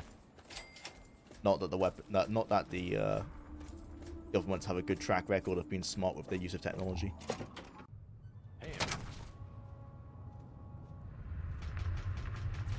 They aren't physically crippled by their deepest unignorable priorities like Don't talk damage or down to loss, me, but they Lions. still I have understand those nowhere else to priorities. turn. You must We are help governed by us. them in a way we Project cannot Purity has been suppress. That is overrun. the only difference. Yes, I'd heard reports of an incident. Yeah, that's the you know, it's the conversation of The Enclave. they are They've emulating attacked Project Purity. humans. They, you know, James is their dead. little brain chip There is may be saying, more, I don't "Oh, know. this You have thing to do happened, something." and we should feel depression." It's as And we so feared. now they are playing I'm out sorry. depression, but are they feeling it in the same way a human is? It's a Then do machine something telling now. their body to They've react a taken out certain the way, purifier. whereas in a Lions, they human, cannot obviously, be it's permitted to it's have not control something that over it. It's uh, not right. well, I mean, you know, there's always the question of, like, maybe our brain is a machine, all that kind of stupid stuff. But yeah, as you said, it's completely against our will. It happens against our wants and our needs. You know, That's not you can true. be in a state James, where he found you what's are. been missing. Oh, that's our We time know on how to Fallout get it 3 done. running. Where you're completely paralyzed, like as in, like, you can't do a task that you really want to do because you're procrastinating away from it, and like the stress is you're really stressing out about it, and you really want to push yourself to do it, and for whatever reason it's stressing you out. They're only emulating that, you know. It can feel truly paralyzing to a human, but a synth would just be emulating it, assumably. It's all like the various philosophical questions, but no, like it's hard to, and other than role playing a character who is a goody two shoes who cares about Sims and treats them as humans, it is very hard to feel sympathetic to them in the Fallout universe for sure. I've never have, other than on those playthroughs where I am role playing that. If I just play my normal neutral playthrough, like my first playthrough, yeah, I didn't care for them. I picked Brotherhood of Steel. And I picked Brotherhood of Steel because I was happy to see they were closer to their original iteration. For all my issues with Fallout 4's story, hey, at least the Brotherhood are back on their shit. Fuck, they're not quite the same though. They still have some stupid stuff in Fallout 4 with their priorities. I don't quite like the idea of the crusade they're on. But it does align more with the original principles of the Brotherhood. To be like, we must stop technology from the technology that ended the world. We must prevent that from happening again. So in that regard, it makes sense for them to be like, we need to stop the Institute, because they're kind of on this path of ending the world, or at least replacing humanity.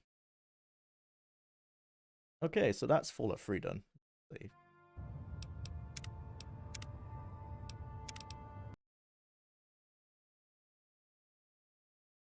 And back to picking the game. Right. Let's see.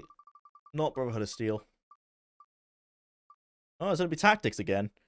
Okay, well, I'm pretty sure it took us like two wheel spins last time, so like what? Oh, we can change the timer as well, but I think it took us nearly 3 hours to do one mission. But we did finish it. Let's get back into that. We did finish it though. I'm pretty sure we did. Oh no, we didn't. We found the key to finish it. So we've nearly finished it. Go. This is such a 180 from Fallout 3 as well. Like Fallout 3, we can rush through the game completely brain dead. And in Fallout Tactics now, it's a much slower game and we actually have to think about it. That's what we tactic. That should hopefully, yep, there you go.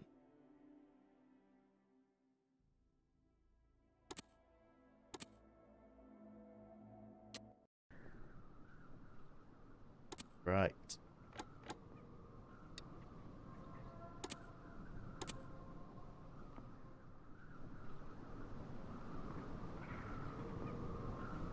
So we got the key, so we can now go here, but we have to go through the minefield. Let's grab everyone. Everyone run here.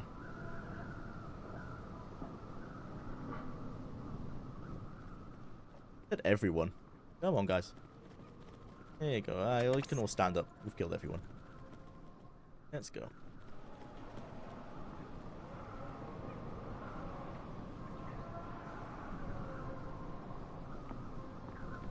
Dropped right into the philosophical discussion, didn't I? Pretty much. But as Underhill said, yep. Oh, okay. Good work, Brian. Very smart of you. So proud of you. As Underhill said, though, yeah, it all came down to Tim's so dumb and rude. Fuck him. The Brotherhood were right. Let's just kill him.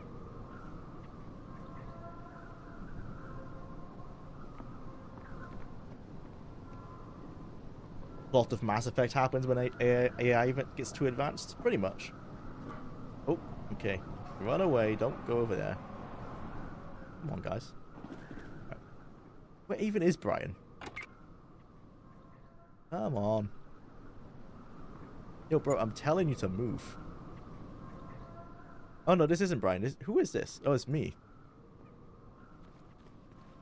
Well, the AI pathfinding certainly is not the highlight of this game.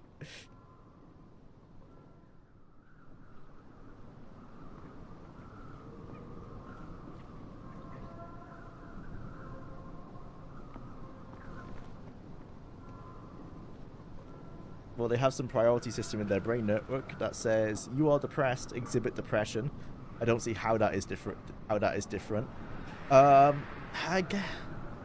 guess it's that's the thing with philosophy, right? It's like, I guess it's technically not different, but I guess it's because of the world we've raised in. For me, when in my head it's a machine, you know, it's a computer chip saying you are depressed, feel depression.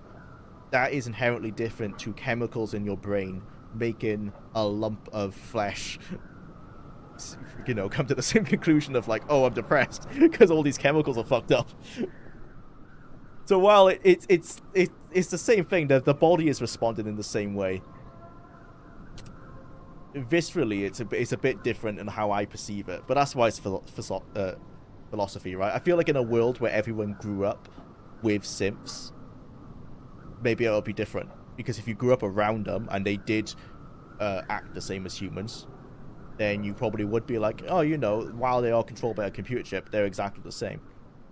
But because I was raised in a world where computers are vastly different from a human brain, that's more of a hurdle to get over. But I am able to empathize with it. I am able, you know, it's not like role playing someone who wants to be part of the real world and stuff is beyond my capabilities. I can't empathize with it. It's just if I was playing someone who is morally closer to me, I would be a bit more on edge. Just a bit more like it does come down to I think it was Treasure Hunter who said it. It's like if someone can be rewritten so easily, are they truly like a human? Can you imagine if your friend just came home one day and they were completely different person, completely different personality, like had no memory of you? And I know this very rare instances where that can happen in real life for various different reasons, with like, I don't know, drug overdoses or like other things that can mess up your brain chemistry. But it's in a world of simps, in the Fallout world, that seems more possible, and that seems like almost like, oh, these are, I don't know where I'm going with this actually. That's why I feel I much prefer to like write my thoughts down, because I've completely lost track of what I was going with there. Hopefully you understand what I was going with. I don't actually understand where I was going with that one. Let's start the timer and get into Fallout tactics. Completely lost track of whatever I was trying to say. Man, writing stuff is so much easier than having to say it on the spot. Oh, who has the key? Oop, I didn't check that. Is this the key? Gate key. Yes, okay, I have the key. So I'll go up first.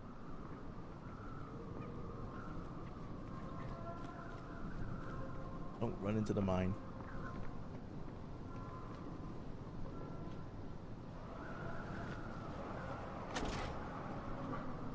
Okay, let's not open the gate yet. Let's get everyone into position.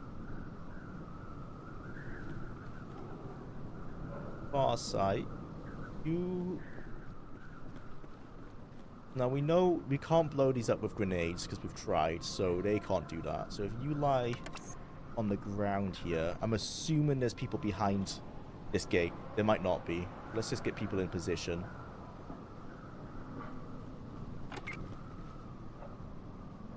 Right. A close quarters guy. Or was it Trevor? Oh, RIP. Stitch has a shotgun. Okay, so Stitch, you go up. You stand right in front of the gate with your shotgun. Don't run the mine. Brian, yeah, you've got your SMG out, so you're going to do the same on the other side.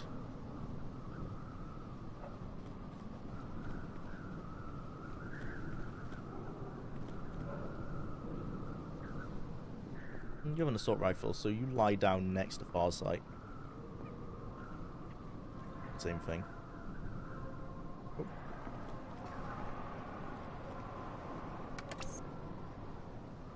Okay, and let's open it.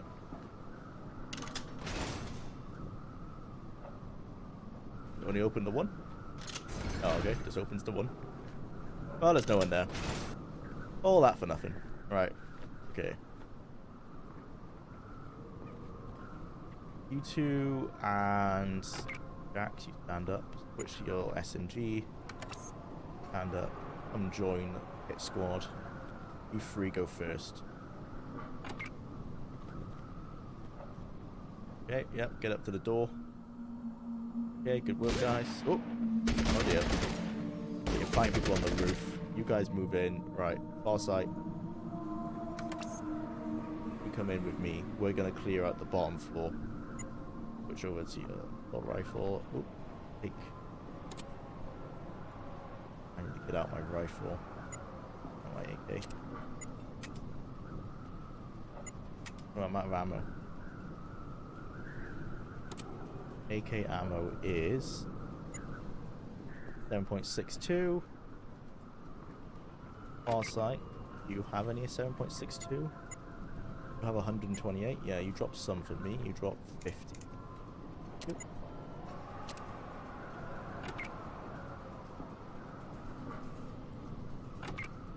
Good. Set up. All of it. Reload. Why can't I reload? Gotta drop it onto the gun. Oh, I didn't pick it up. Yeah, pick up all. There you go. Then reload. Right, so you two run in. So you're gonna go for the front door. And these three are gonna go up top. So let's go up top and kill those guys. Try and do this simultaneously. It might be a... Nope, nope, nope, not like that. Up the stairs. Up the stairs. Okay, right. Stitch, you go first. Stitch. Okay. Right, these are stairs, yes. Up the stairs. There you go. I gotta click on the stairs to make that happen. Right, so you're gonna get this guy from behind. Oh, and that guy. Bam. And this guy. Nice one. Good job, guys. Right. You free crouch down. Crouch down. Oh. Get up! Get up! You two, stand up. Quick. Run, run, run, run, run. Get him. Bang, bang, bang. Boom. Oh, shit. Right, okay, you guys see the pot distraction. You go through the bottom floor now. Run to the side. Oh, it's locked. That's ideal. Not ideal, I mean. Oh, fuck. Oh, shit. Okay, like, everyone just fucking in. Everyone in. Everyone in. Open the door. Well, that was extremely lucky. Right, I should be able to lockpick this. Oh, 14. No, never mind. Probably not. Looks difficult. Can't reach. 25. Let's see if she can do it. I'm in the way. That was extremely lucky. I should probably turn it on the turn-based. Come on, Farsight. What do you mean can't reach? You're right there. Difficult. Oh, okay. Well, yeah, come upstairs with me. Up you go. Right, you guys. Brian. Reload your gun. Can't. Get out of ammo. Switch over to your hunting rifle. Oh no, switch to your scorpion actually. Oh, which is also out of ammo. Damn, I'm getting low on ammo. I think that's the issue with the real-time mode. Oh, he's got loads of AK ammo though, actually. Yeah, you switch to an AK then. Keep on an automatic weapon. This is that's a Terminator reference as well, actually, just realized. Yeah. There you go. It's all the way back from tactics. Right, yeah. You want to use your Use that on yourself. Same with Jax. On yourself. You can switch to your AK actually.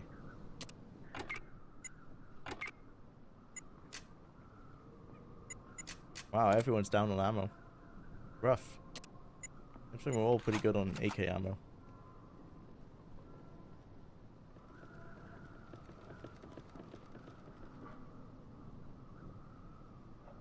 The whole sim thing relies very heavily on we will never understand the human brain, which is not true in my opinion. A very good point about being raised in that world. Yeah, I feel like if you were raised in a world with Sims, you'll probably be easier. You're just less likely to be to have that visceral sense of them being different. I feel. Giving you a single idea could turn your life on a dime. I don't know which idea, which moment to give it to you, but it exists. You're doing really good with that. It's okay. You're so right that existentially, it is a matter of perspective. If Sims are worthy of human analogy, yeah, that's the whole issue with it. It's like, while we see them as different because of the world we were raised in, like maybe a world, you know, maybe in the Fallout universe, assuming that because this is how the Fallout universe is now, whether we like it or not, for 200 years down the line, if the Institute got their way, maybe everyone would be fine with Sims, because at that point they're just like, yeah, half the people on the world on Earth are Sims, and that's just how it is. Did they ever broach the topic of childbearing? Because that would be a big question as well. As like, can Sims bear children? Presumably not. And if they can, all the children would be genetically. Yeah, presumably they can't have children. That wouldn't make sense. And that's also like, I need to look into that story again. What were the Institute's plans? Like, why were they just replacing people with Sims? Their plan can't be to replace all of humanity with Sims. That's just literally a let evil option. Like, haha, I'm so evil. Everyone will be a robot. I'm sure I'm forgetting some lore. Maybe they had some end goal. Presumably the plan was not to replace everyone with a Sim, because that's just dumb.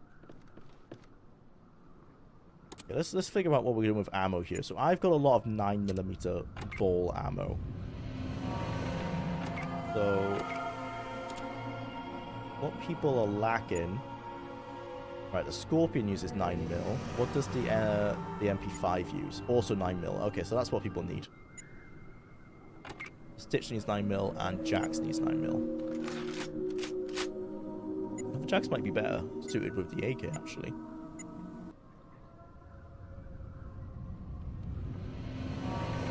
Same AP. Yeah, let's keep him on the AK. And let's give Brian some 9mm. I'm not using it at all, so I'll just drop most of it. Say like 200. Oh, yeah.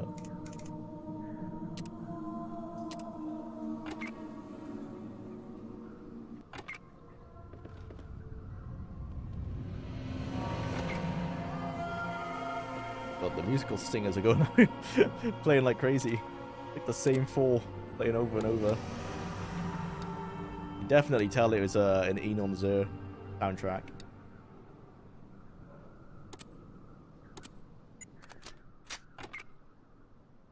Okay, I'm not gonna go first. Stitch, you, Brian, go first. Jax and Farsight, you stand ready.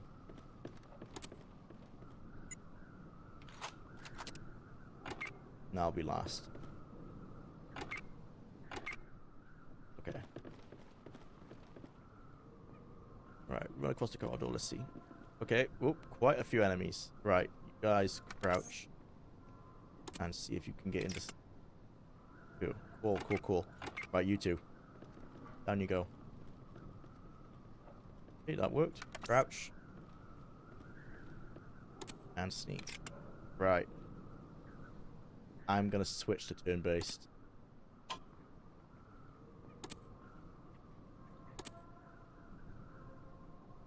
Let's start with get you guys into position.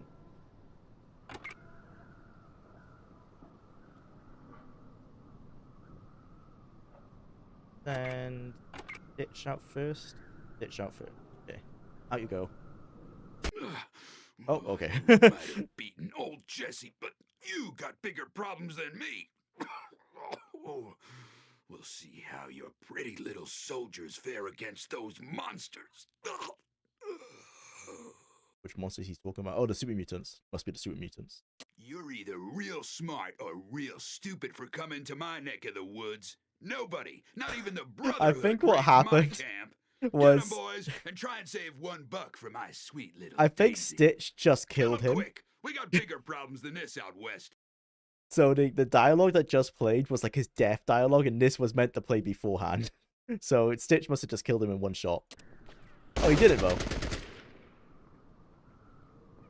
I'm not sure what happened there then. He played like he's almost dead, so maybe that's why. Yeah, you've got no AP left. Can you get behind cover? Yes. Alright, far sight. Pop your head out. Take him down. With the mechanical arm in your possession and the raiders dead, your objectives are complete.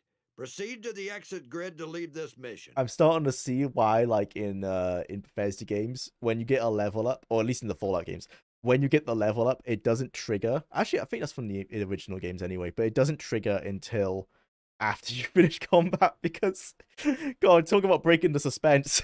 I'm just trying to do my tactics, and suddenly just random pop-ups popping up all the time.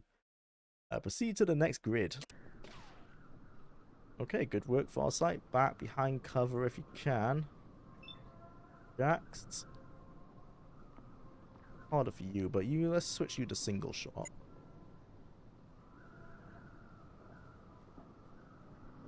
Get one off.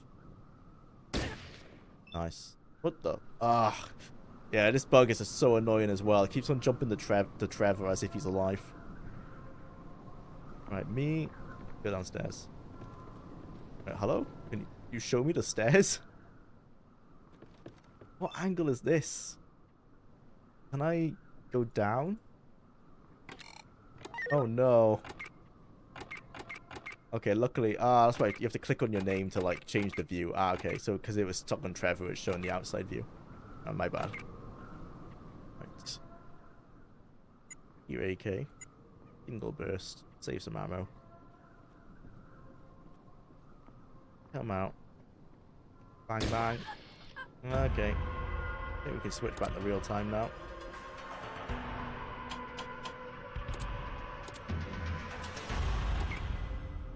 Downstairs. I never got past like scenarios of this game. But because of the way the game's set up. Yeah, it's completely different to a normal Fallout game. It's very much... I'm approaching it how I would approach like XCOM rather than Fallout. Odd, I'm subscribed, yet this stream didn't show up when I brought up my YouTube's homepage. Yeah, I think that's just how YouTube kind of tends to do it. I think they hide streams on the subscription page, maybe. But yeah, welcome to the stream, Deep Space Nine. Nice to see you here. Playing some Fallout Tactics. Every Thursday, or most Thursdays, we play a variety of Fallout games on a rotation. Just based purely on a randomized wheel. As I prepare to do a retrospective on the entire series, which won't be coming out until next year, but this is just a good way to kind of discuss it with everyone and see what people's thoughts are. And it's also my first time experience in Fallout Tactics. Although this is Fallout Tactics, in terms of my first time experience in it, within an entire, within streams. No, I'm not explaining this very well. As in, today's not the first time I'm playing it, but the first stream I did, many months back, that was the first time I played it. There you go.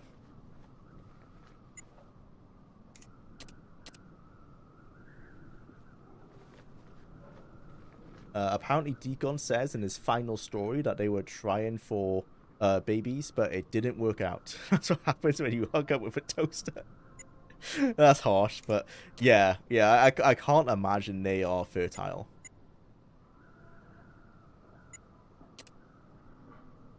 Well, I can level up.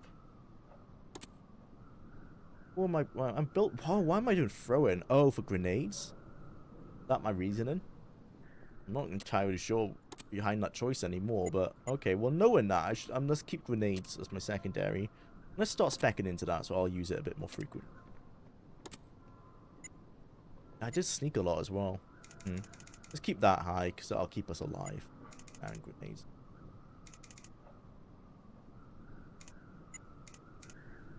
Right. We won't get a perk this level. Nope. Anyone else leveled up? Oh, Farsight leveled up. So, let's get her to 100 speech. Oh, sneak. Oh, we do have the, 200%. Outdoorsman. Knowledge of plants and animals. This is for fast traveling, I'm going to assume. Like, traveling on the world map, like in the original Fallouts. That's not so helpful. I'd rather spec into small guns for her. He's our sniper after all. Stitch is our medic, so let's get his medical skills right up. He's really good at small guns as well. Wow, he's our most well-rounded so far. He's the highest level as well, that would be why, level 5. What else can he work in then? The barter. Oh, that's for trading back at the Brotherhood.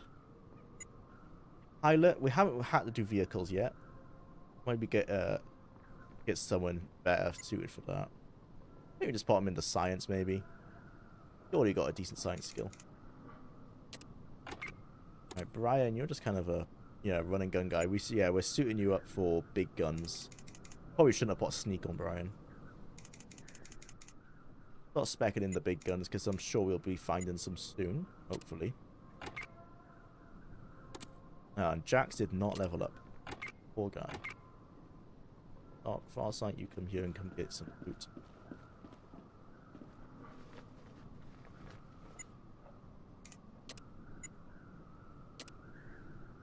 Oh, it's a safe.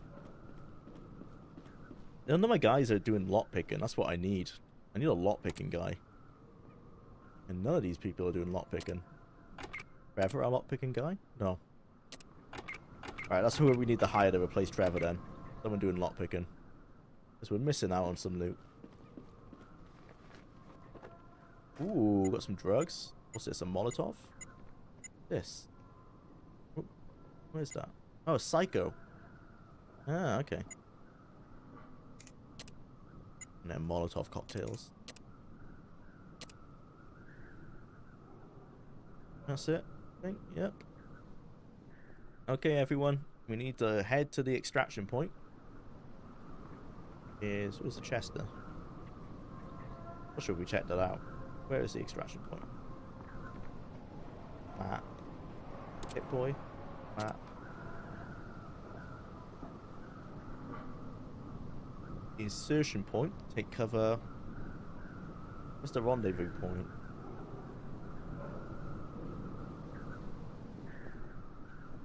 Is this the rendezvous point? This is the insertion point. Take cover. Take cover positions upon reaching the rendezvous point. Oh, okay. Maybe that's our way out as well.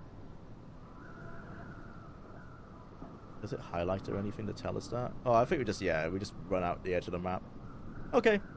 We've got to go past the stupid mines again. Really no way else in here. Oh, can we open the door now? Probably not, right? Up. Oh, okay. Everyone back upstairs.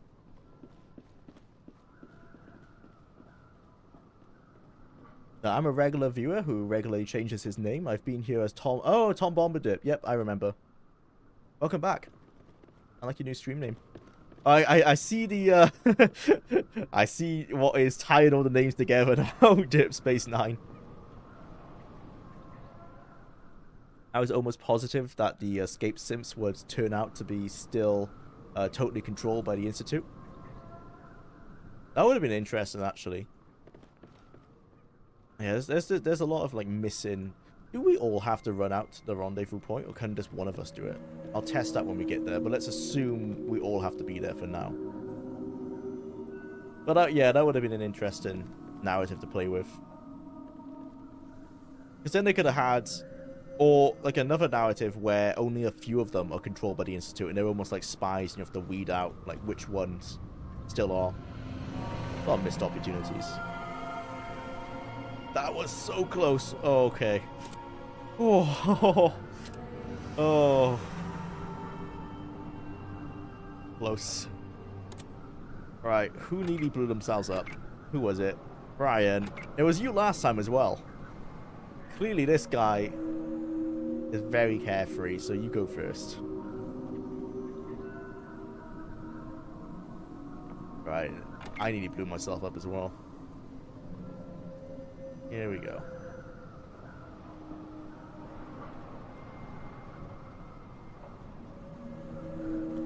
That revelation would have given the Institute some real in-world heft. Oh, that would be more logical than sometimes they come out of the coup broken. Yeah. It's a shame with like Bethesda writing generally. They don't explore stuff, I feel like, as fully as they could. They're not pushing the boundaries as much as they could. Like I said earlier, there's some Starfield quests, like the setup, really interesting. If you told some of the setup, you'd be totally on board and want to explore it. And then the way they explore it is just very lackluster. And I feel like that's what hurts the game for me.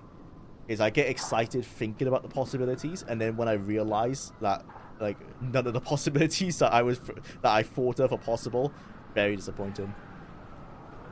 That's why I like in New Vegas, generally the possibilities that I would think of are there, and more often than not, there's other possibilities I didn't even think of. That's what I want from writers. I want writers to come up with things that I wouldn't have thought of when they present, you know, the concept to you. The one in Starfield that really got me was oh, I didn't test if one of us had the cross. My bad. Today. The Raider leaders have been eliminated and their forces smashed. You will be interested to know that all the Raider bodies will be displayed in proper crucifixion throughout the region to discourage those that would follow the same path. Caesar's Legion. Their base will make an ideal outpost for the Brotherhood, since most of their resources are intact. Brotherhood law certainly is but been a keep bit a level warped here. head. There's a saying in the Brotherhood, there is always another enemy. The mechanical device you retrieved is a curious one. Our scribes believe it to be a replacement for a human who has lost his natural arm. What stands out the most is that it seems to be recently manufactured, and not even the Brotherhood can craft technology in that advanced fashion. That's interesting. That almost fits in with modern law, you know? Could have been a synth. There seems to be some sort of modern medicine. As I was saying, the quest especially that stood out for me as like a missed opportunity in Starfield was, and spoilers if you've not played it, it's not a main quest anyway. You find a big like cruiser ship, and when you go up to it, you can normally radio the ships and they'll be like, hey, come aboard, or like, what do you want? Well, we can just trade, or like they might be pirates or anything. So you radio to the ship and it's sending out like crazy signals. You dock with it, and everyone is very freaked out, and then they're like, oh my god, you're not an alien, because what turns out this is a colony ship that was sent from Earth 200 years ago, and it's entirely set up to be like, it's generation based, so like the kids will run the ship and then their kids run the ship. They were aiming to get to this planet, and in that time that they were doing that with the method of travel they had, humanity discovered faster than light travel, you know, overtook them and eclipsed them technologically, and then settled on the planet they had set themselves to find. So that's the premise is now they want to colonize this planet that they've been aiming for 200 years. You know, that I think the captain's great-great-granddad was the initial person who like set out to find this planet. And they are dead set, like, we need to colonize this planet. We don't want to go anywhere else. This is our entire history, our entire culture is about this planet. But that's understandable. Okay, they want to go to this planet. Now, on the planet is a hotel. They own the planet. They bought it legally. It's a corporation. They have a single hotel there, and they don't want to share the planet with everyone because, fair enough, they own the land, so it's legally theirs, and they don't want to share it. So you land there, and you go talk to the corporation, and they are, you know, typical, you know, business in their boardroom. They don't care about people necessarily. They're all about numbers. And when you ask them, like, the reason they don't want the people to colonize the other side of the planet is because it'll look bad in the brochures. So these are like, you know, clearly like, this is a situation where like, oh, okay, we can eat the rich, like, because these are being written to be characters clearly we're not meant to like. Turns out your options are blow up the colony ship, tell the colony ship to fuck off, or... As you know, I think that's literally the fucking... That's the options. That's your options. It's like, tell them, like, yeah, you can't colonize... Oh, no, the third one, sorry. Sell them as slaves at the hotel. This is your 3 options. You tell the colony ship, you can live on this planet, but you have to work for the hotel. They essentially become slaves. They all become, like, the maids and the people who have to work in the hotel. They get free room and board. They don't get paid, so they're slaves. The other option, blow up the colony ship. Self-explanatory, you know, it's the egregiously evil option, but at least it's there. And then the other one, which is tell the colony ship, like, and it's just the hard one because they really don't want to go to another planet.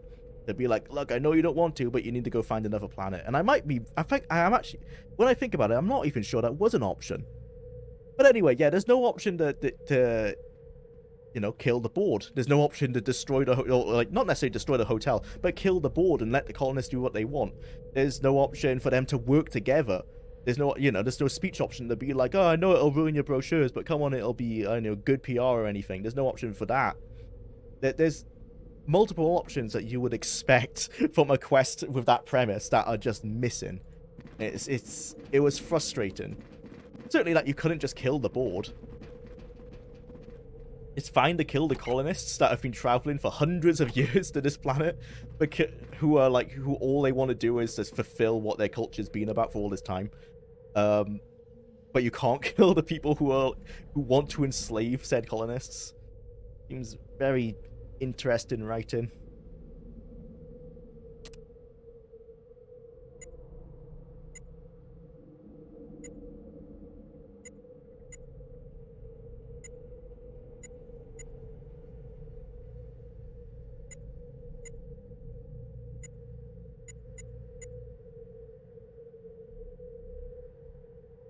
Choice A or Choice B, which is also Choice A. Welcome to modern Bethesda writing. Yeah. From your lips to Todd ears, we want better writing. That's all. Dick, my issue is, it's not the employees at Bethesda. I think it's a management problem. There must be employees there capable of this. Certainly there are, you know. It's not like, it's not, gamers certainly aren't the only people who have these ideas. There are employees there who are probably saying, like, hey, shouldn't we do this? And then some of the management just saying, no, too difficult, or no one will care. I don't know what's going on. They also play other games, you know. You see on Twitter all the time, Emel's playing other games. He's playing far better games than the ones he writes. So he has the inspiration, he has the examples to follow. Just don't know why he is just not very good at doing it. Not a lot we can do about it anyway. I'm making a critique for it, but it's kind of in vain anyway. So we know that they don't take this criticism. One, they won't watch the videos, but even if they didn't watch if they did watch the videos, they never take this criticism to heart, because their games have just been continually progressing on the same trajectory. There's never a point where you're like, oh, they've actually, you know, they heard what the reviewers were saying, they've turned around. All for naught.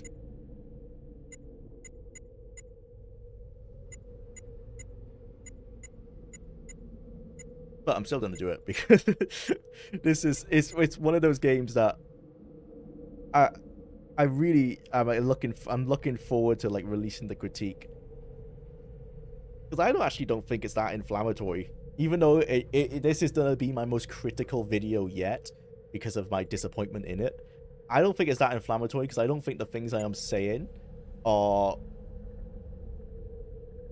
I don't think you can refute them, basically. I feel like even the fans of the games, like, the things I'm pointing out, even the fans of Starfield are going to be like, yeah, that is how it is. A lot of it boils down to, you're okay accepting that it's like this. I think that's what I've realized with a lot of people who are a fan of this game. They're just happy to accept the issues. Which is fine, you know. I still have sunk nearly 100 hours in the game. I will sink probably 200 hours by the time I'm done with this, with the full criticism. I'm only on episode 1 at the moment. And I still think the game's, you know, what I would count a good game. It's a 6. I used to think it was a 7. The more I've played, it's definitely a 6. Between a 5 and a 6, depending on what part of the games you're playing. I still think it's a good game, but it's not a great game. It's certainly not an excellent game. It's just good. It's okay to good. And that's just not what I expect from Bethesda. There's nothing new here. Oh, okay, we've got some melee. Mace glove. Thought the inventory would have updated a bit more in between. Maybe it does for the next mission. Oh, we have got some microfusion cells here, though. Oh, small energy cells. Oh, different shotgun cells as well. 12 gauge shotgun cell. Oh no. That's... How do I see? Can you not see what you're buying?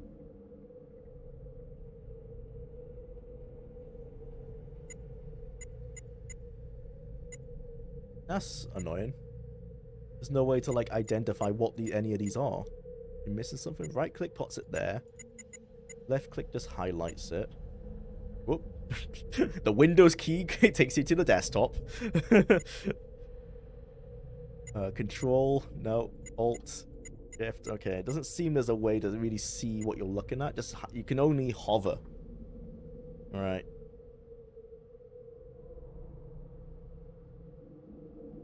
Okay. Well, let's sell all that stuff.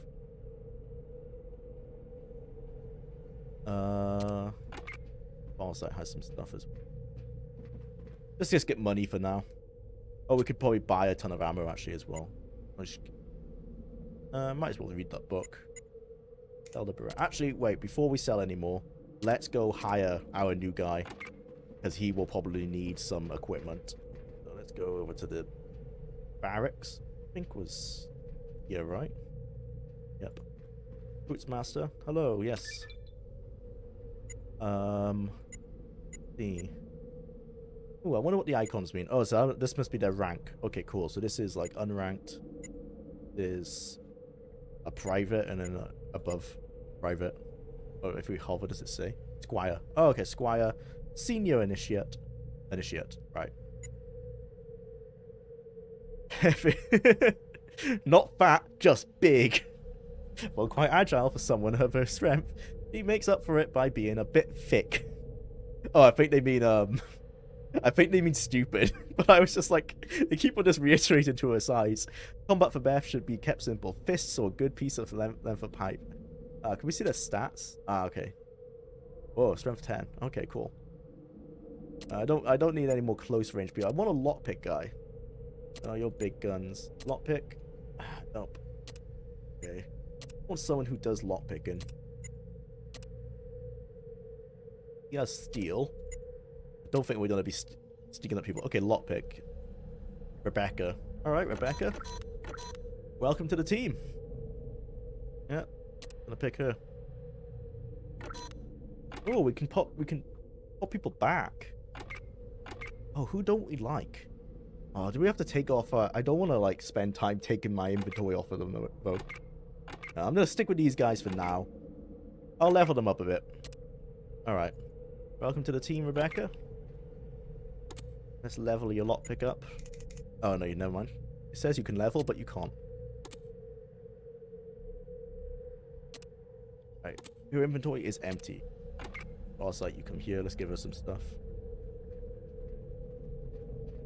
Yeah, you know, that's a good point. Bethesda games still have problems that were largely resolved in gaming in general over 20 years ago.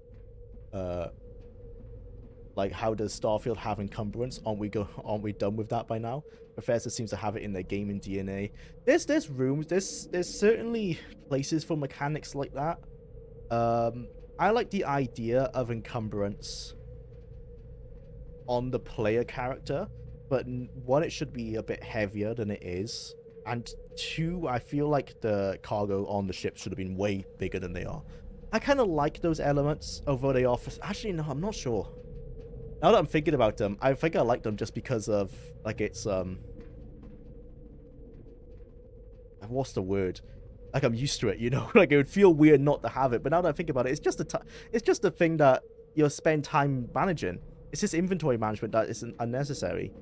Yeah, for quality of life, actually, I don't think it adds anything to the game. other than the realism aspect.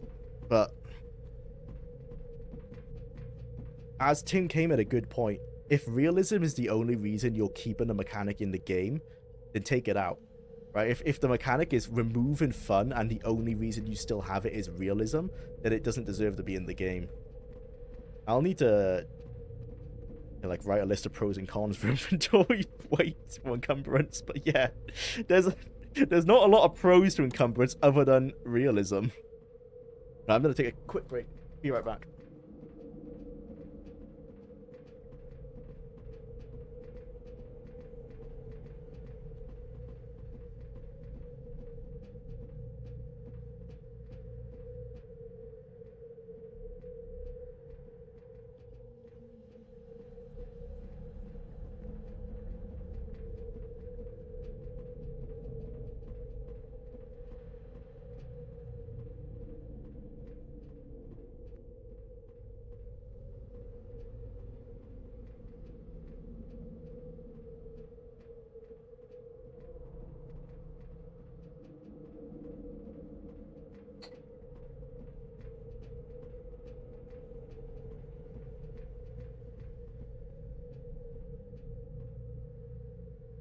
Encumbrance is to limit the number of items people will carry, otherwise people will just hoover everything into a giant pile of mine.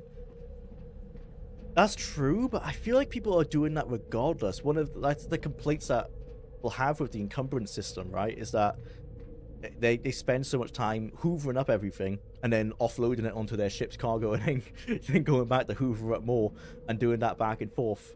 And that's a part of my critique, is that you soon learn in Starfield that is futile, because you will spend a lot of wasted time doing that. So maybe that is, you're correct in saying the encumbrance is there to teach the player not to pick up everything. The way other games would approach that is they would make not everything interactable. Like they would make it so you don't have to pick up every globe and like alarm clock and stuff. But in a way, that is one of the things I do like about Bethesda games, is their interactability.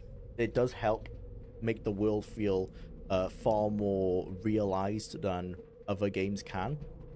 So you are correct in that. I think that's a good approach in teaching the player that they don't need to pick up alarm clocks and notebooks and pens.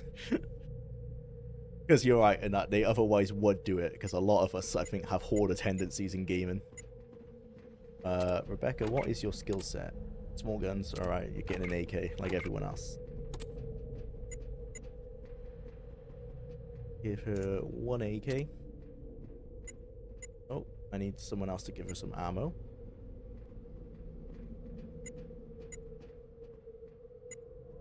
Give her 3 stim packs.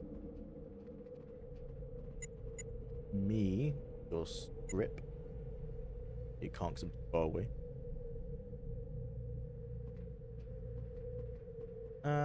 Give her a Scorpio. Give her 50.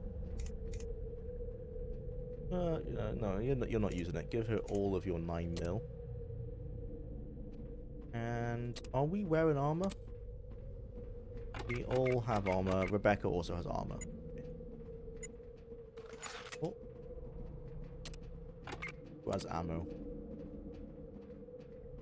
I have 100, 60, 100, 100, 375. You give Rebecca. Oh, you come here, Rebecca.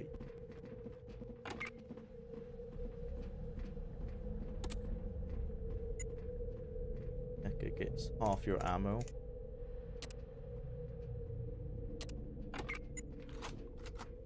Right, and we need to go buy some. Oh, first, Farsight, you give me your money.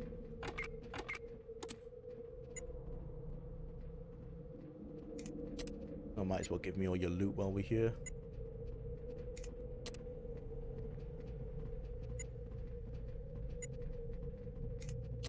Did I sell it?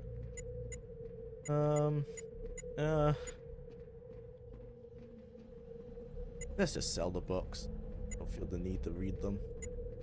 Keep the lockpicks. Oh, we can give the lockpicks to Rebecca, actually.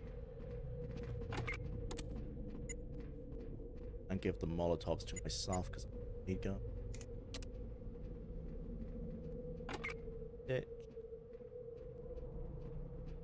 Yeah, I don't know why you have a detonator, but I guess you can keep it. Ditch needs some shotgun ammo.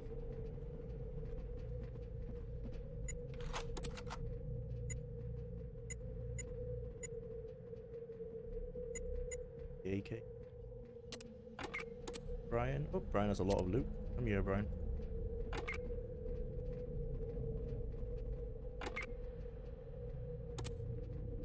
Broken ball. You can drop that. You don't have to have to carry that. Poison antidote. Keep that. Actually, let's give it the stitch.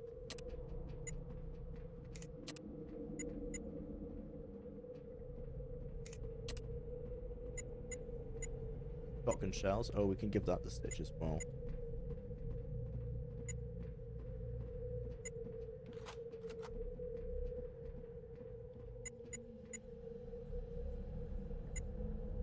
One on a stick. Keep that. That's good for health. Keep your random assortment. Stitch. Yeah. Shotgun ammo. Poison antidote. Or iguana sticks. Kill people.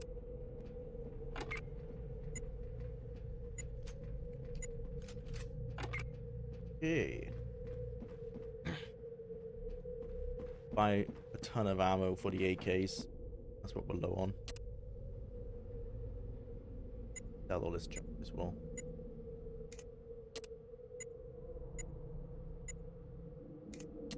Well, the books really aren't worth anything. Well, I might as well read them. Thought they were going to be worth thousands like in Fallout 1.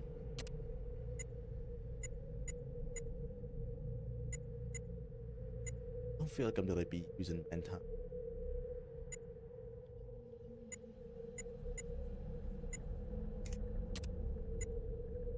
Thing with the Coca-Cola.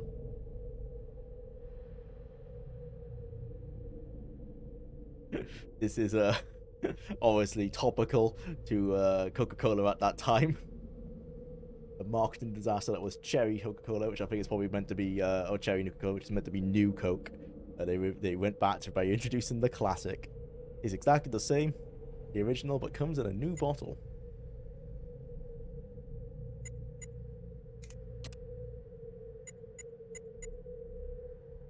Yay. Right, loads and loads of... I think of 400. Well, better than nothing. And we need some 9mm. 45. 9mm. Give us... Ooh, no, let's get a surplus. Give us 500. 500 9mm. Yeah, like 100 shotgun shells, why not?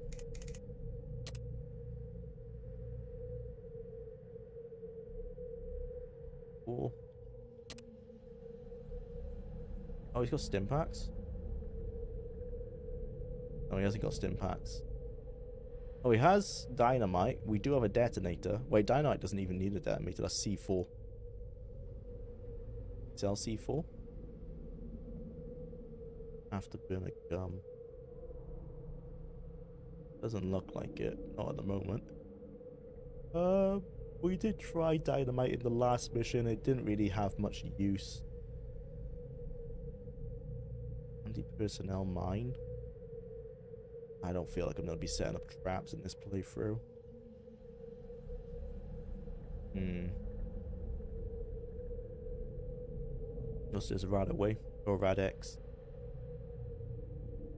Or Claymore.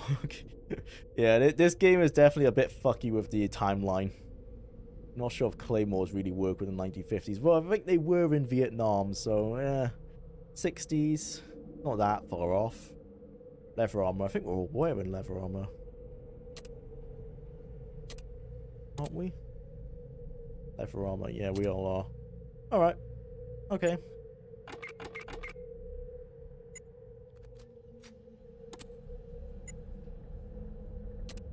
Fortunately, he doesn't have any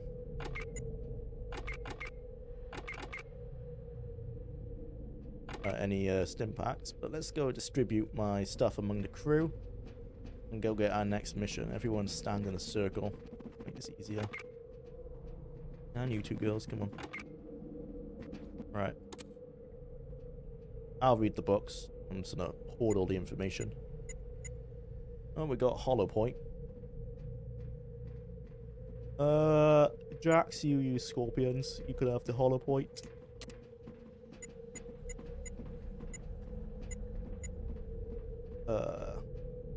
That doesn't seem appetizing. Let's give it a that. I'll keep the Nuka-Cola. Right. 9 mil. Let's distribute. 200. Brian. 200. Jax. And the rest to Rebecca. This. So 100 the far side. Stitch. 50 the Brian. 25 to Jax. 25 to Rebecca. Stitch. Take all the shotgun ammo. Alright. Right, let's read these books.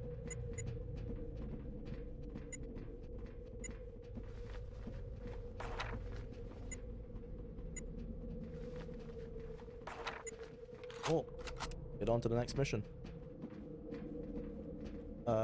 They could always just do a... Oop, I'm out of loop here. Inventory is really all about what things that I know the location of can I access right now. And if you've earned a certain amount of access to something, why not just let you use it all? Things that I know the location of. Oh, can I access right? Yeah. That's true, yeah.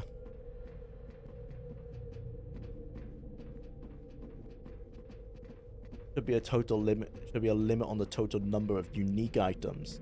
You raid a place and you get all of what you came for, but not everything in the place. Yeah, I think that's actually a good way to do it. And I think you're right in that you just limit. Yeah, you limit specific items. It's always a hard thing. I think this definitely is a place for encumbrance. You are right. Dirt Space 9 was right in that it will stop you from hoovering everything. Our work in this region It is certainly an complete, old school warrior. mechanic, though. The time has come to expand. We'll be shifting the focus of our operations to the new bunker in the south. Take your squad and Call it a rendezvous pocket with us dimension there. portal or something. Or to find an excuse for limited capacity in the Fallout universe. Yeah, like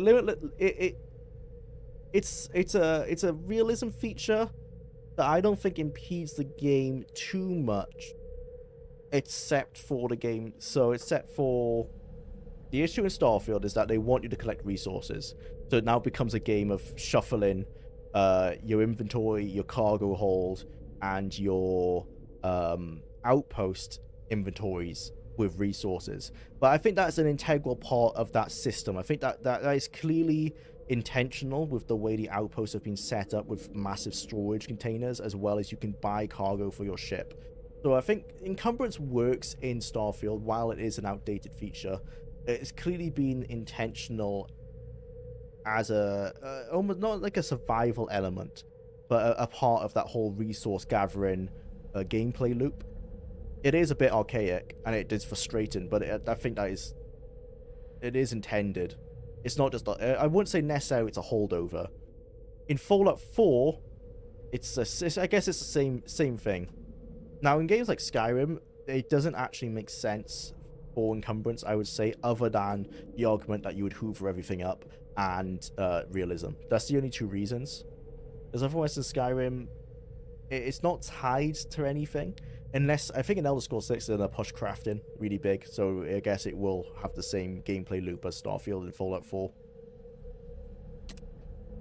But I think it's because that's now that I think about it, that's the reason for encumbrance. It's because it's tied into the resource gathering part of the game.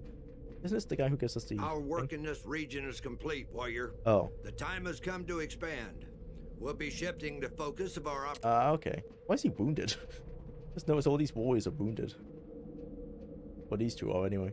Interesting. Alright, we're moving to a new bunker. Let's go. But yeah, Actually, now I think about it, it is tied to the resource thing. It's part of the gameplay loop.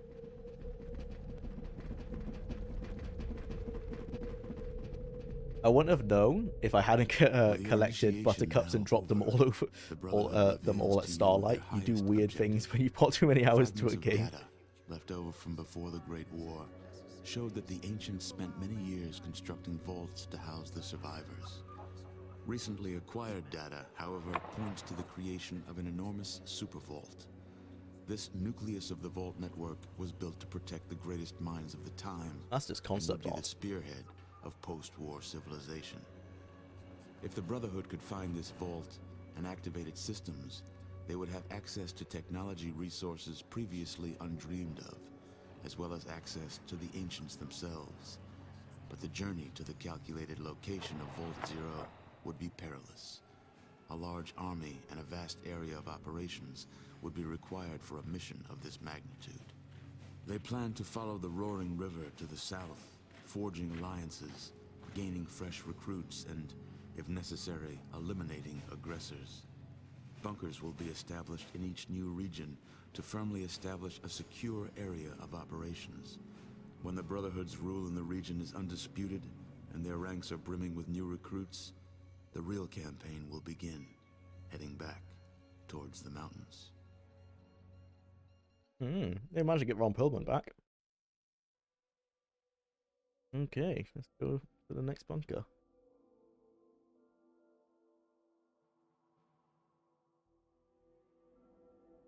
Random encounter. I think this is our first random encounter.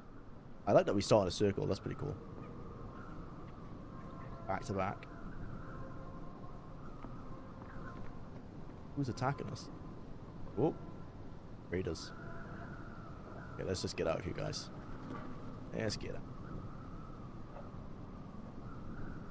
Let's stand on the edge. How many are there? Quite a few. Now let's just get out of here. Bye.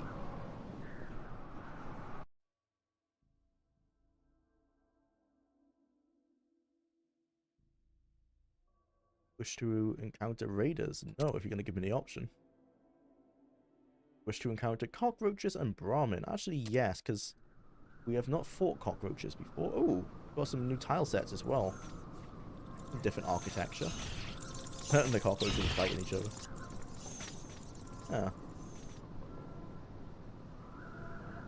Not seen this circle architecture before. All the other ones seem to be like outdated or similar assets to Fallout 1 and 2.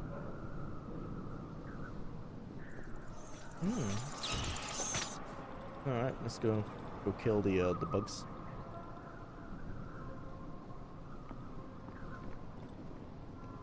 Everyone on aggressive and just let them do their thing. Get them! Yeah! Good work. Okay, can we just get out with one person? No, they did think of that. Okay, it has to be the whole squad. Good job, everyone.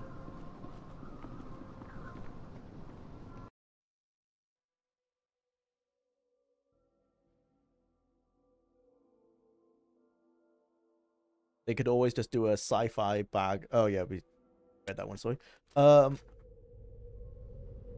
Oh, I was just thinking that exactly earlier. This is a sci-fi game. Just call it a bunker dimension and done. That's my issue with Starfield as well. It's like, it's barely a sci-fi game. It's almost like science non-fiction. It's so grounded on purpose because of that NASA punk aesthetic and everything.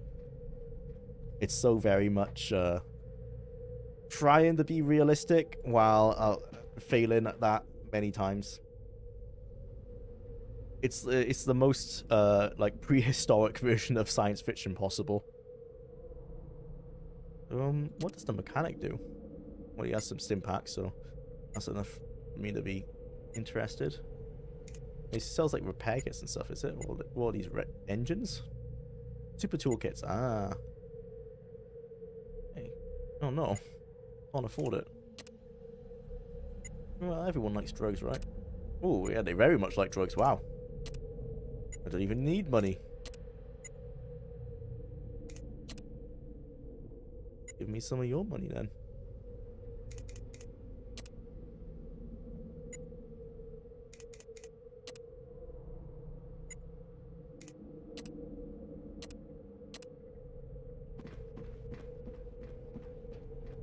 A retro-futuristic cyberpunk sci-fi RPG would be absolutely amazing. Do you mean Cyberpunk 2077? Cyberpunk 2077 is not too retro. Actually, on the outskirts of the city and stuff, maybe.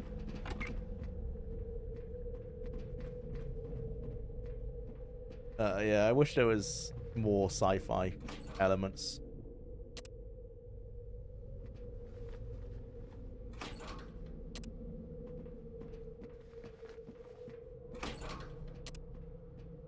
This is like all subjective, but I'm not a massive fan of Starfield's art direction. I can say, like, for the most part they've stuck to it, but I'm not a fan of like that whole NASA, like everything looks like the ISS. The only sci-fi like ship you can get access to is the New Game Plus ship.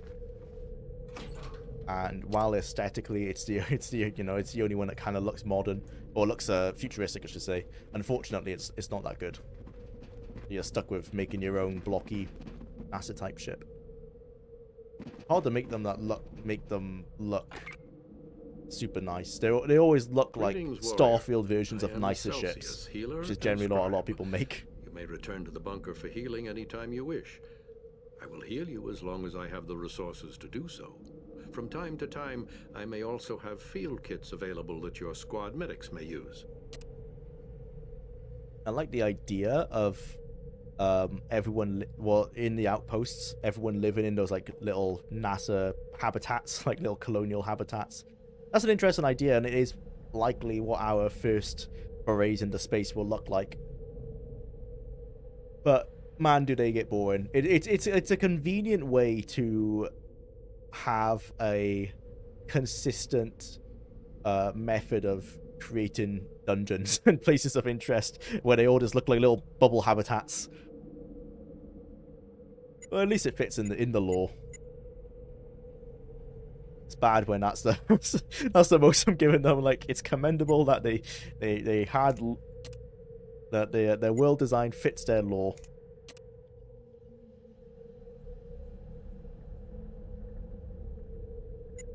I never had to use the praise Bethesda for that before. It's expected. I guess it is still expected. It's just the one thing they still do. They still have okay world building. It's the weakest it's been in Starfield because of the procedural generation.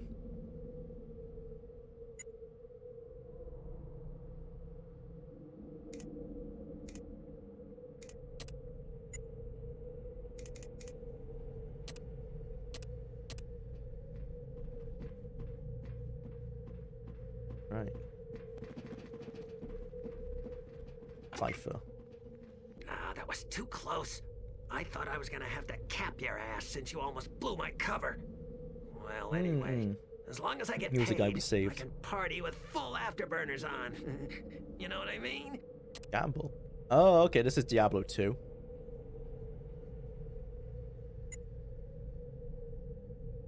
What's RP?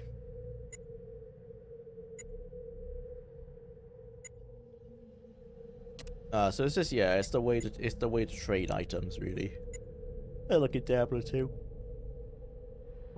Pardon me. Right.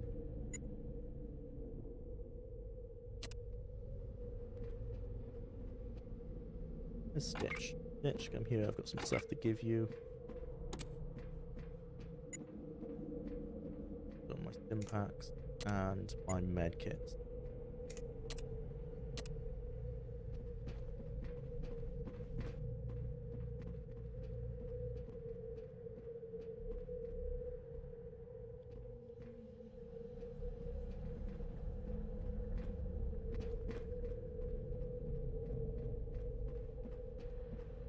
General. Yeah, our next mission. Oh, we can pick two? Okay, we got a choice. Go for Prioria. As you know, the Brotherhood maintains a vast arsenal of weaponry and armor. Most of our equipment consists of the usual conventional assortment. However, some of our more advanced equipment requires fusion batteries to function.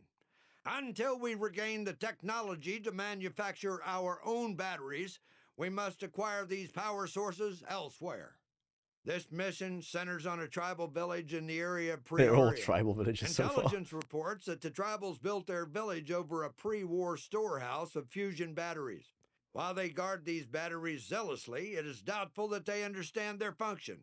While these savages no longer surprise me with their Neanderthal antics, do not underestimate them. They fight well enough to thrive in the wasteland. Okay. As you know, I assume that mission is now started? At ease, Initiate. Oh, okay. As you know, the Brotherhood has been expanding south. However, our supply lines are thin and thus being targeted by all sorts of bandits and raiders. We have received a distress call from one of our squads acting as escort to a supply wagon passing through the town of Macomb. The single unit has been separated from the main group, and the road behind him has been blocked off. Our warrior is holding the fort for now, but he could fall any minute. He needs immediate backup. Your mission is to journey to Macomb and relieve the survivor of his duty. You are then to escort the supply vehicle through the town. Sounds easy enough. All right.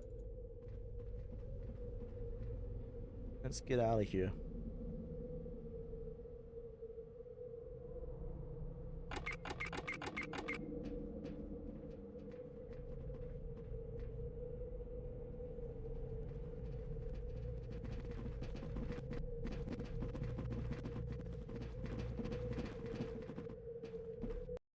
I haven't even played it. I don't pay more than a few dollars for a game. I'll just wait. Or don't pay more than $20 for a game. I'll just wait. That's fair. I have a similar approach. I normally don't pay over a certain amount. That's why I can't really recommend Starfield to most people at the moment. Based on my own principles with money, I wouldn't pay £60 for it. Let's go to Macomb first, because they talked about a supply vehicle. I want to see what the vehicles are like in this game. As you know, the Brotherhood has been expanding. Right, so it's about damn time some backup showed up. All right, the original escort squad is pushing up mutated daisies. Everyone in this forsaken town wants what's in these supply vehicles. It's not a pretty situation here. Every 20 feet is another roadblock that has to be cleared. These people are vile and little more than animals, so shoot first and watch your back. The keys are in it. Good luck, and I'll see you back at the base. Oh. Yeah, don't humanize them too much, bro.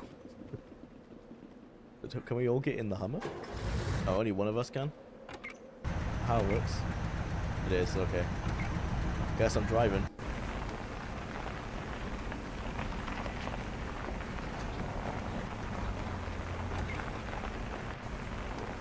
I go into the garage. I can. Oh, I crashed.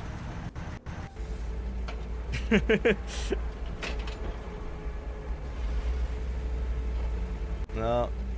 This is about as janky as I thought vehicles in this game would have been. At least the sound effects are good.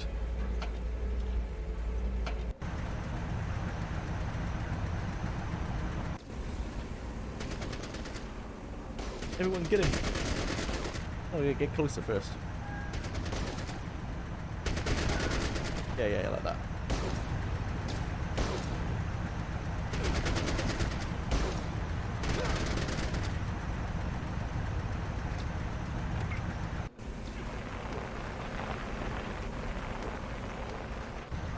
Oh, I can't smash open the gate. Oh, getting hit. Right, everyone, you go inside there. Bula, you get out of this vehicle. I don't know how.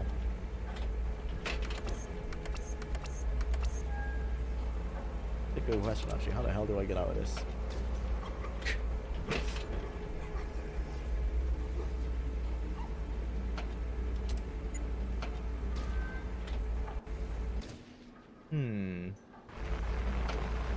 Am I stuck in it for now? Oh, okay, you can run over people. That is a thing. Sorry, Rebecca. Let's just go drive around and see what we can do. Whoop. A little bit of drifting.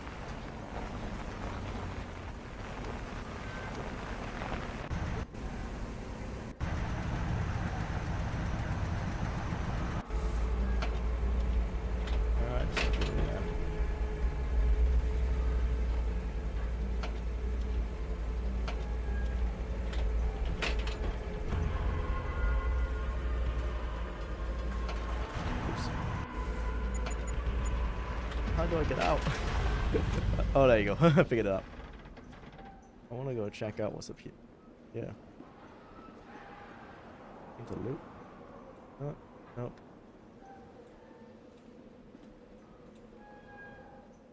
Back up.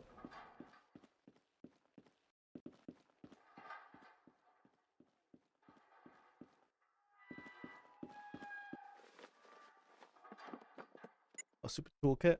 That's, I guess, useful to fix up the car if we need to. Is that it? Yep. Go check out this building. Everyone come with me.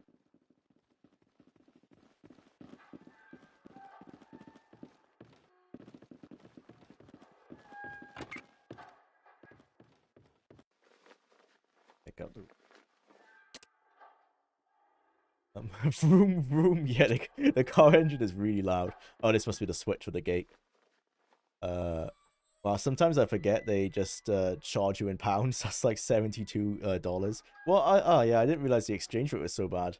Yeah, they just charge us the same amount as you guys, but like obviously the conversion rate makes it worse. If it's $60, it'll be £60. Oh, you find the unlocked vehicles? Yep. They can be janky, but they are strong as hell. I haven't managed to use one as a weapon yet. I don't think this one has any weapons on it, unfortunately. It's a supply wagon that we have to get through this town. I'm going to make myself the driver. I feel like that's the safest position for me to be. Actually, for now, Stitch, heal yourself up. Use your first aid.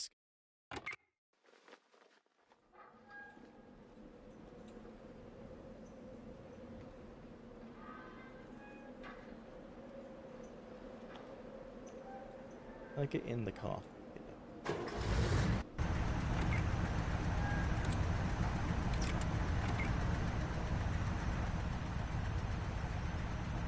Prize item. Yeah. Got the item. Yeah.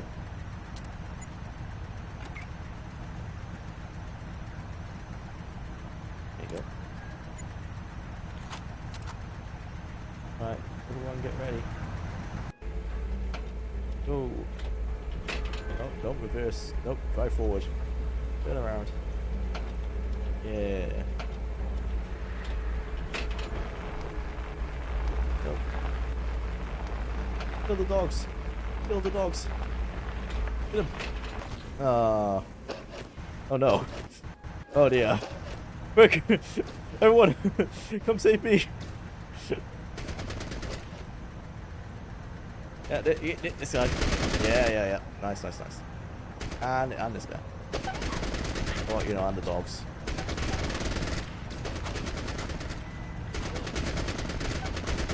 Yeah, okay. That works. Oh, get out of the way! Oh dear. Stupid far side. Oh, it's because I've got them both, controlling them both at the same time. Can we go into this building?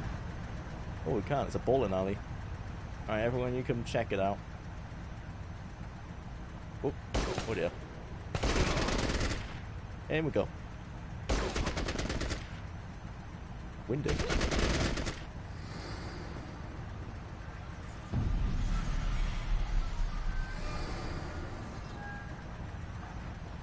Okay. Right, seems clear. Let's come out and loot the place.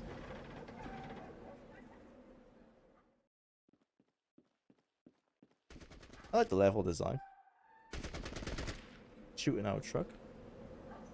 Someone's shooting. Oh, is he shooting the Hummer? Does it take hit points?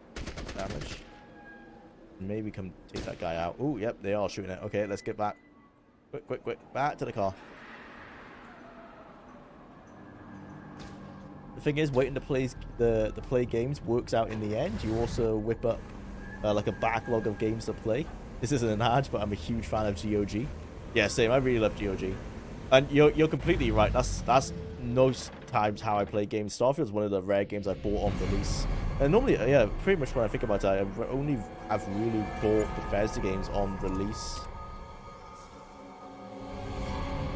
I got Witcher 3 on release. I think that's it. I don't normally buy games on release. Like, sometimes I'll buy it close to, like, I'll buy it a few months later. That's what I normally do, is I'll wait like 2 or 3 months to see the reviews and everything.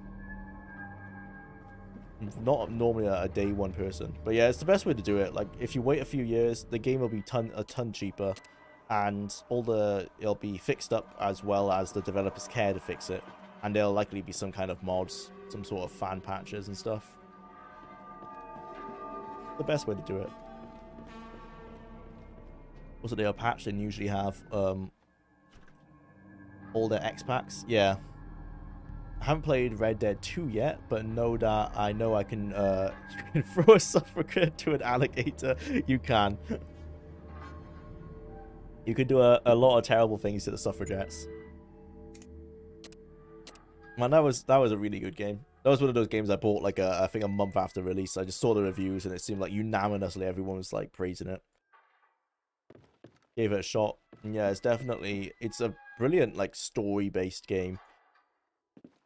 It's not much of a sandbox compared to previous Rockstar games. But still a brilliant experience. And there's still lots of sandbox stuff to do in it. It just doesn't have the replayability, I would say. It relies more on its story. Similar to Red Dead 1 in that regard. That's what separates it from the GTA series.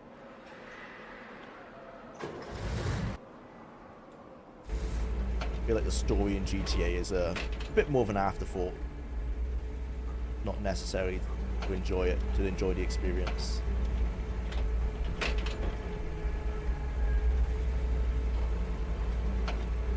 Take a look at the map. Where are we aiming to go?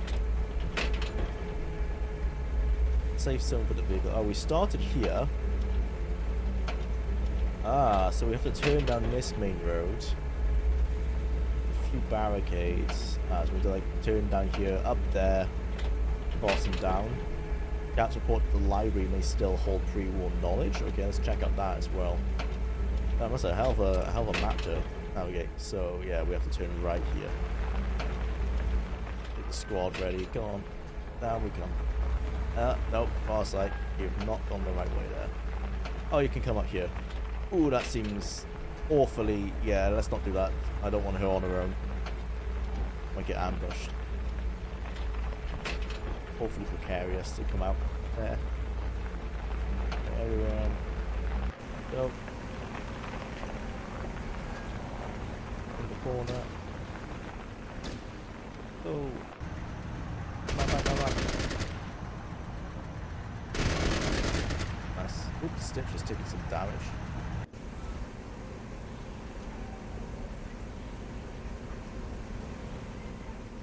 Stop outside the bowling alley.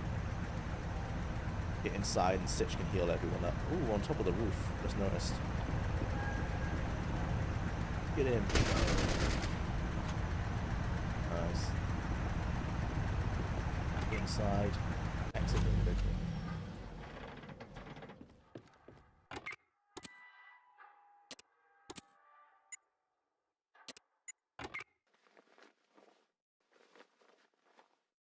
GTA 5 is a masterpiece, and I hate it. A game so good, it made the developers like refuse to make a new one for nearly over a decade. GTA 6 has missed the 10-year anniversary of GTA 5. May come out next year, so the speculation says. Yeah, the single player in that game is very, very good, and it's just such a strong sandbox with so many side activities to do. That's the only difference I would say between GTA and Red Dead. Red Dead, it has all those side activities, but I almost found myself wanting to progress the story because the narrative was so good. I actually no, so I was incorrect. You do want to replay the game. In my case, anyway, I replayed the game to do the side activities. The first time through, I almost like rushed the story because I was very interested in what was going on.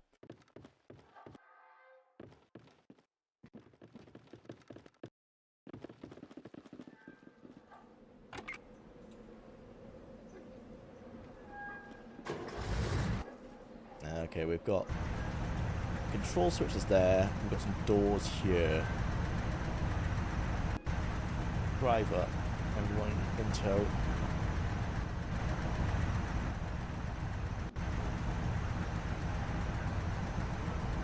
They get out. Truly get out. Oh, everyone can get in the car. I am dumb. Okay, I didn't realize that. Oh, is this a raider? It is a raider. Okay. Everyone. What we're going to do? We're all going to get out at the same time. Oh, we can shoot from inside the car too? Okay, I see. I've just missed important gameplay elements. I did not know that. Wow, so this thing is now just a tank. Cool. Right, Rebecca, get out. I imagine these doors are going to be locked. Yep. Use your lockpicks.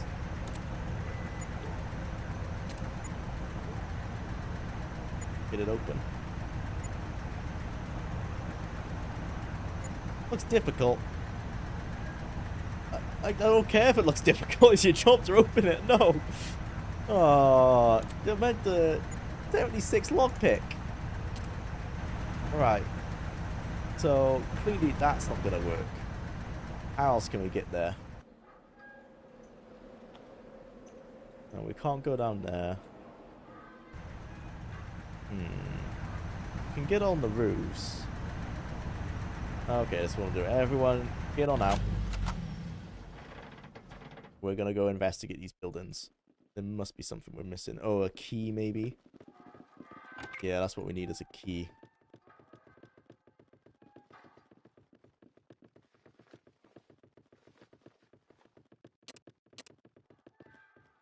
Right.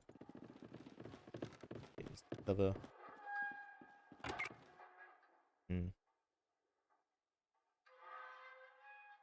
Interactable objects in here. Maybe in this building. Across the street.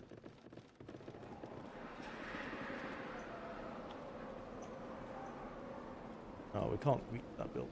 Nope. Go around the back, bro. After I beat the story of GTA 5, I immediately uninstalled it. Third of the story was boring filler that should have been cut. And there wasn't much interesting stuff to do. Yeah, that's why it's GTA 5 to me. Great sandbox. The story was just... Yeah, that's not the standout of GTA games at all. Red Dead's the opposite. It's the opposite. Red Dead, I was like... It's an okay sandbox, but I was way more interested in the story content. We've got to go on the roof, do we? No, that doesn't seem correct. Unless one of these guys on the roof had the key. Can't get into that building. Get onto this roof. Where does that take us?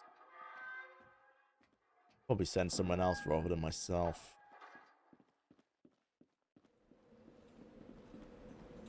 And here. Can't get into there. Go check the bodies on this roof. Oh! Shit. Oh, this is terrible. Oh, no. Oh, no. I have to fight them now. Alright. Get him. No, shoot back. Oh. Right, okay, let's bring up the squad. Up we come. They climbed the ladder at the same time.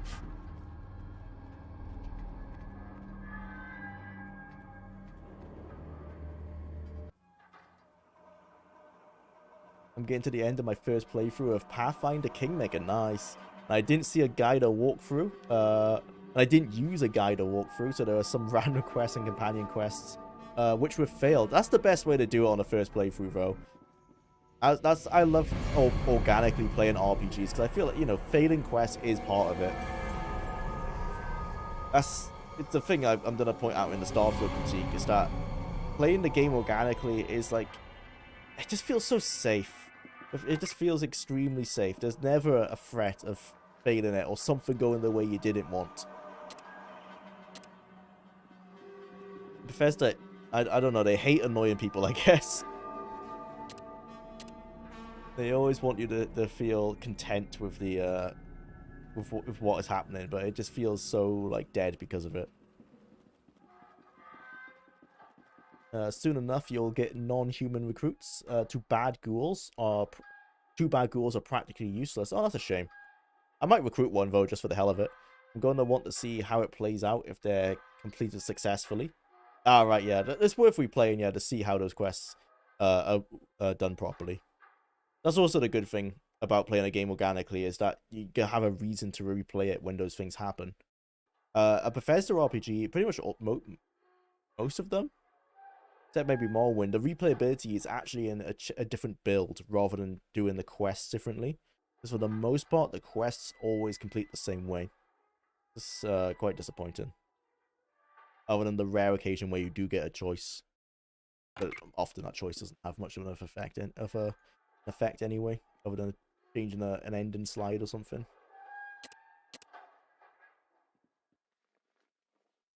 Red Dead Redemption 1 story had an amazing western ending. True. He went out like a true hero. Although, yeah, I guess it's also the epilogue ending as well, right? Where you get to continue the game playing as the son, and then get revenge. But yeah, both endings are good. The first ending where John Marston gets completely destroyed, and then the epilogue ending where you get to get revenge. Red Dead 2 was more of a tearjerker. And then the epilogue doesn't really ever tie up much. Or anything, actually, I don't think so.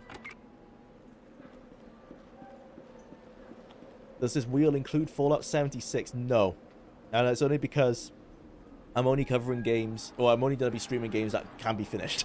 You can't finish Fallout 76. I guess you could count, like, the main quest, really. But you just launched a nuke, right? And then that's it. I don't think it's fair to put that in the same category as games that have a decisive... Oh, sorry. That have a decisive ending. I am stumped. Can't get there. I have not found a key.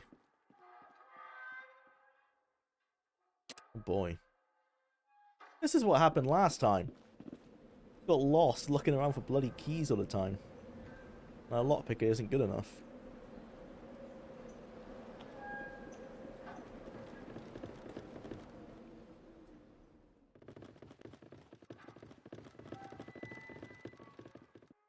Oh. I've heard apparently there's some modders are using the Fallout Tactics engine to try and recreate like Van Buren based on the design document. Sounds interesting. I'm not sure if it's still in development. Sounds like an interesting concept. I think this is one of the best versions of the classic engine. At least technically. And in terms of, like, it has widescreen support, has support for high resolution textures, it has some 3D elements. Actually, I'm not sure on the 3D elements. I was thinking maybe it had 3D lighting like Diablo 2, but I've not checked that.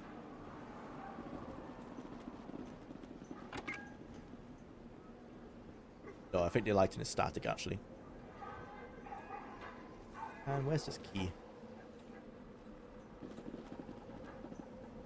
Oh, there's a chest up on the roof. That's suspect. Okay. How did we get up there? A ladder there. Is there another one? Nope. Just one ladder. Oh, no, there's one here. This one. Sounds cool. Some modders doing a thing. Doesn't exist in my world until release day. Yeah, I think that's the best way to approach it. Because I have heard about this from a YouTuber called Willocracy for years. Hey, hey, hey. Who's up there? Oh, it's Stitch, okay. Who was up there? Stitch and the other person. People up there. Rebecca? No. Camera doesn't know what the hell wants to do. Oh, it's Jax and Stitch, okay. You come this way. The guy up here apparently. Is he? No.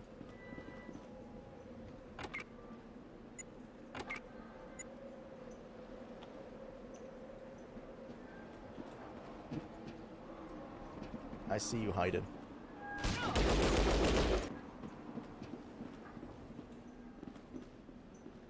But yeah, as I was saying, that's the best way to approach it, because I heard about this, I think, 2 years ago, and I've not heard any updates. So, yeah, it doesn't look like it has gone anywhere. Oh, there's the key. Okay.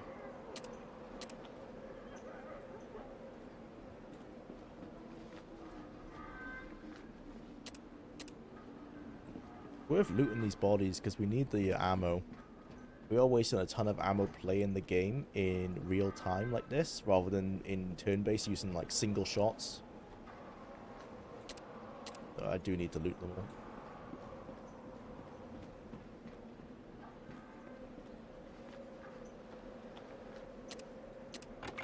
all. Oops, daisy.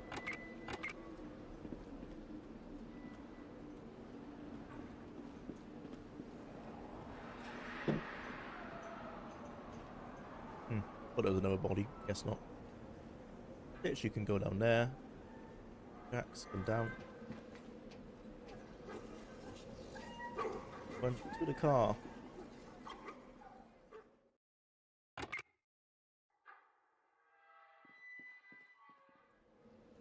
Bitch, you open the fence.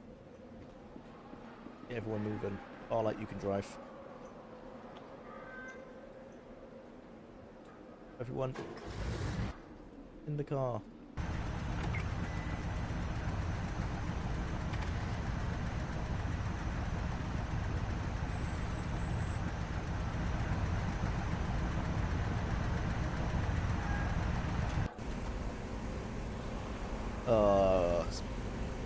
Bloody sandbags.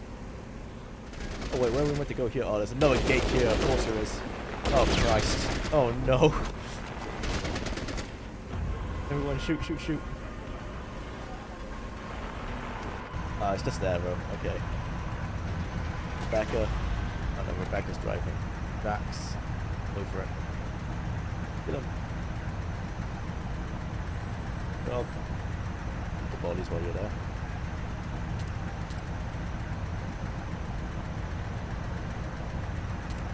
Okay, back into the car. Go.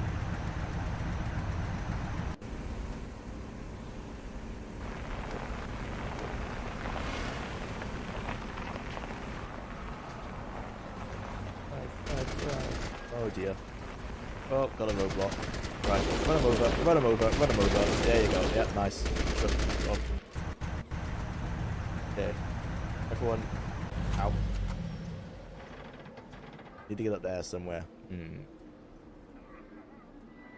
get into that building? Possibly. There's an entrance over here. This building. But the entrance on the other side. One guy down here. Oh, time's up. Far sight. Can you hit him? No, you can. Get him.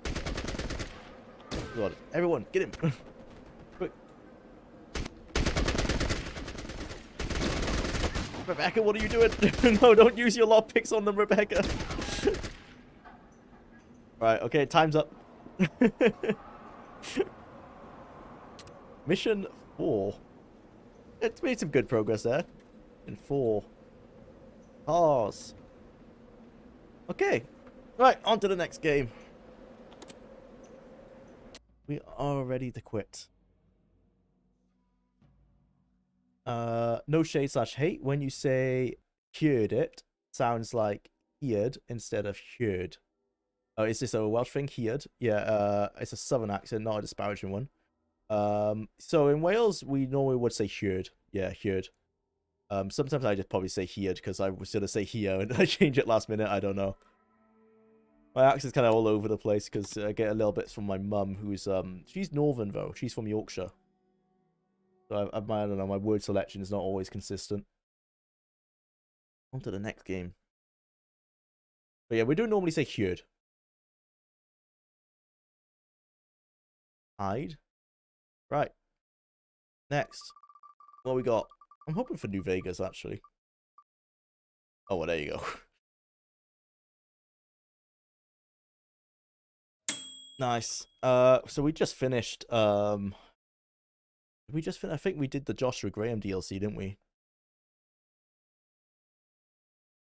We could probably do old world blue. Oh no, I don't want to do old world blues yet. That's a bit too difficult, I think, at the level we're at.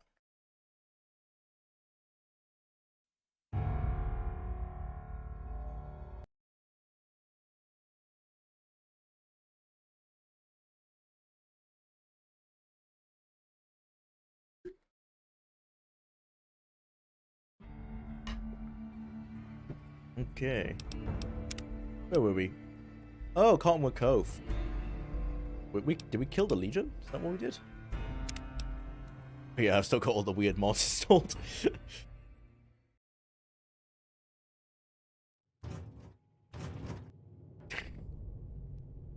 I might try uninstalling the game completely and like reinstalling it, because the save file should still be fine and they won't have the mods installed. Yeah, we killed all the Legion. Doing what army? Ah, yeah, we're doing Yes Man, right? Okay. Do it. New Vegas is my best Fallout game, like by miles. Same. It's the Fallout game I know the most, for sure. I feel the most comfortable in.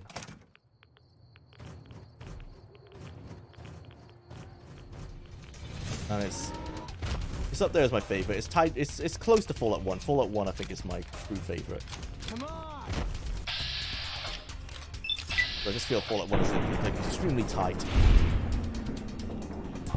That's enough of that. Quite a complete product.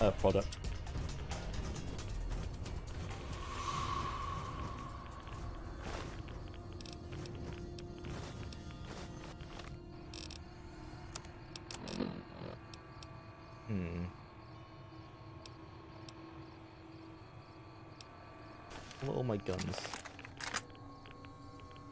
Got a assault rifle with one piece of ammo. I have a shotgun. Quite a bit of ammo.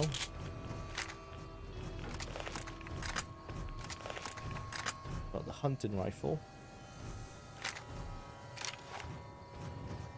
Thompson. Some ammo. I'm quite low across the board, really. That's it. I mean, why don't I have the 10 mil? I've only got 28. Still, I should have this Mag 6. Oh. I think I probably have enough for the Legion. Let's just try and be a bit smart about it. By going in head first. I try not to be that old guy, but Fallout 1 means to cut above the other entries for me. Yeah, it's definitely up there. Like, it's certainly because like I didn't play. It wasn't my first one either. Oh my god, this game is loud. I played it like much later after I'd already played Fallout 3 and New Vegas. But the first time I played it, and I got over like the initial jank because I wasn't used to the classic way it's set up, the CRPG nature. Once I got over that, I just felt like it's just so complete. There's very little like wrong with the game, really. It feels like a very well thought out product. It's not perfect, you know, there's certainly all things I'll be able to critique about it, but it stands out very well. Or stands up very well against scrutiny.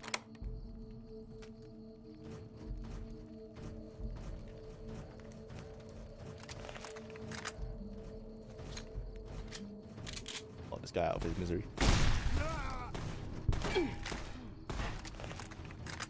Kill the slaves. Whoa. Cut it out, will you? Oh, it's a machete. I thought you threw a grenade at me. Hello, you're free. The Legion hates Oh yeah, I can't free you. That's annoying.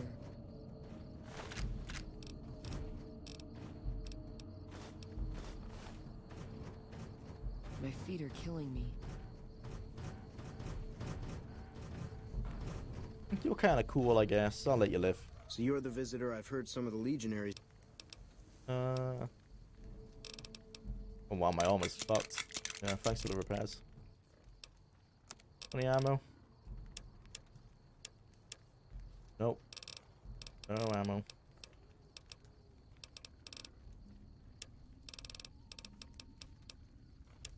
Yeah.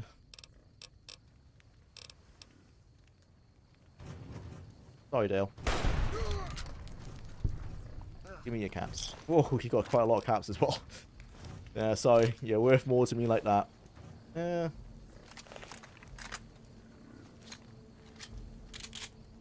What you got?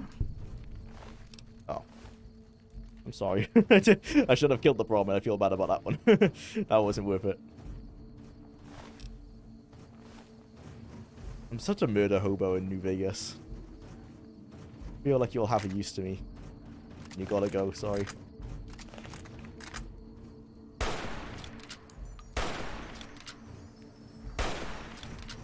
Come on.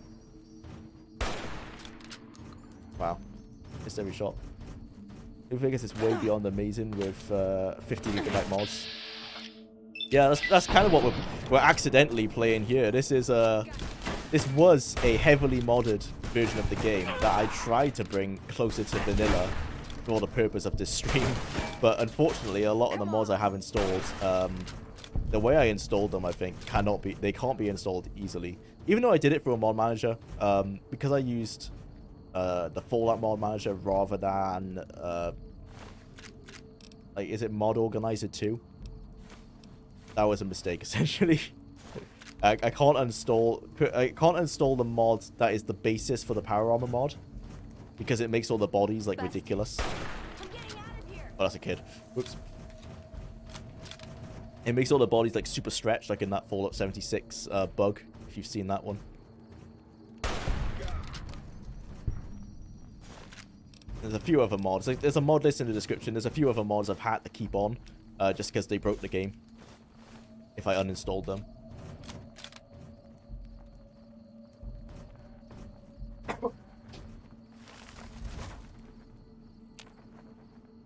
But otherwise, all the other games we're playing are close to vanilla, barring like unofficial patches and HD patches and stuff like that. Wow.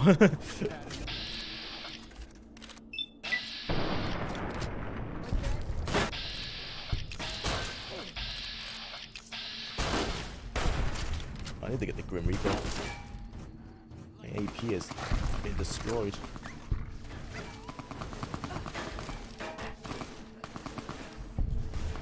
Don't get yourself killed, Veronica. I'll be there now. Oh, well, no, she did it. Oh, God. Oh, God.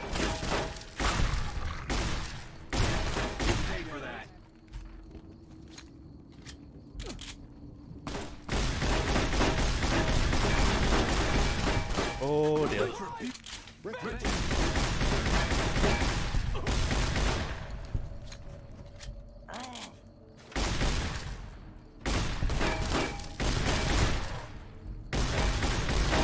Oh no, there's so many.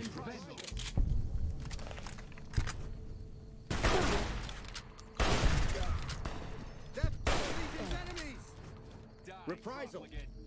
Retribution.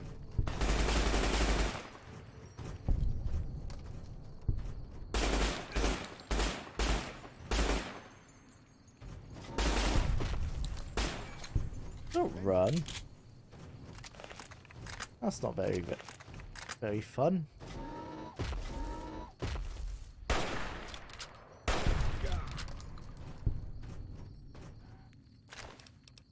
Ooh.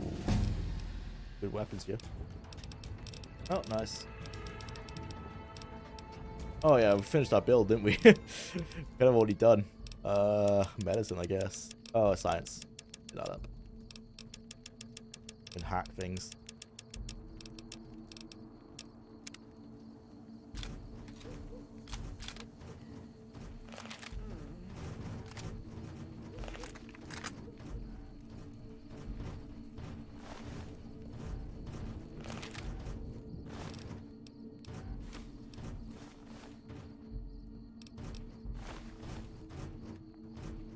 Any bodies?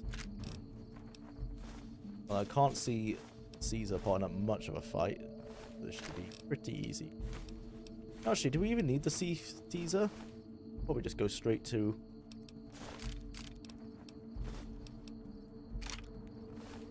Go straight down to the bunker.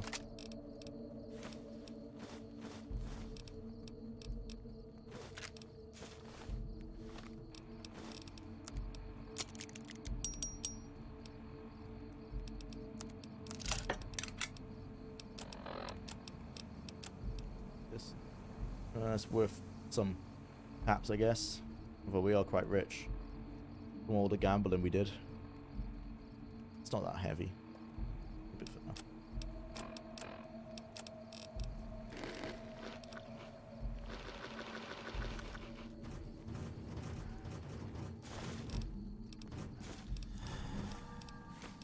Probably stop picking up all this junk. Don't necessarily need about 50 dirty waters.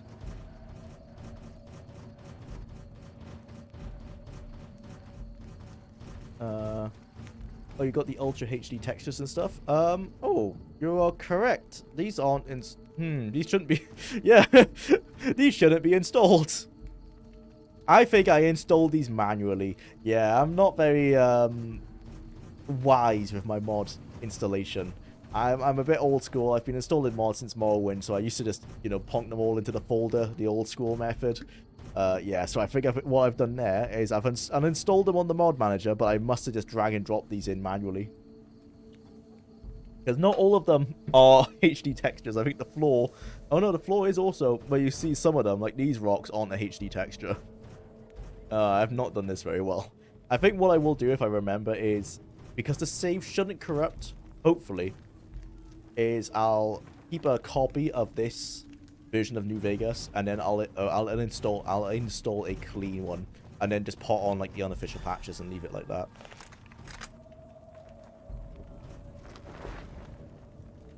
I think it's only fair on the other games that we're looking at, that we're playing, if we play a Nia. Die, coward. A Nia vanilla.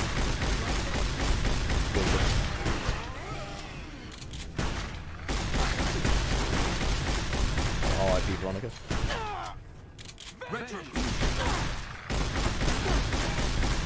Oh god, the shotgun perks are so overpowered. You can just hit them back so easily. Oh, we're actually not doing too hot right now. Where's those 50 dirty waters we picked up? No, let's drink the dirty ones first. There you go. Let's take some buff out. Take some psycho, actually. Why not? We can always go to a doctor if we need to. Oh, where's the steady? Yeah, steady. This must be a form of mod. Tremble. I've not even heard of that. I don't know why you take this though. This is a poison. Yeah, okay, I don't want to take that. Weapon binding ritual. Oh, this is from Honor's Hearts. I thought we don't have the drug that makes everything slow. A shame. Jet. Might be wise actually. Take Jet. And use bats. If we switch. Let's do this.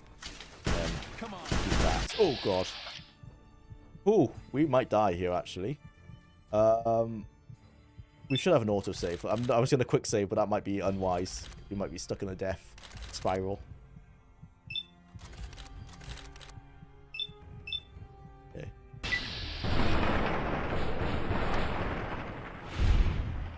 Will I survive? Yes, okay, okay. Get the stim. Okay, stim packs. Nice. Not too bad.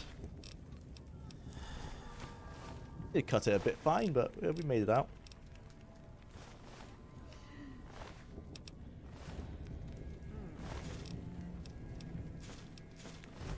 Where's Caesar? Here you are. You got the platinum chip? No. Okay, so we didn't actually have to come to kill him, but why not?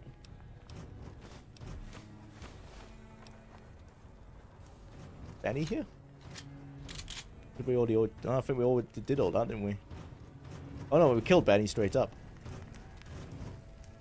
All right. Down the bunker we go.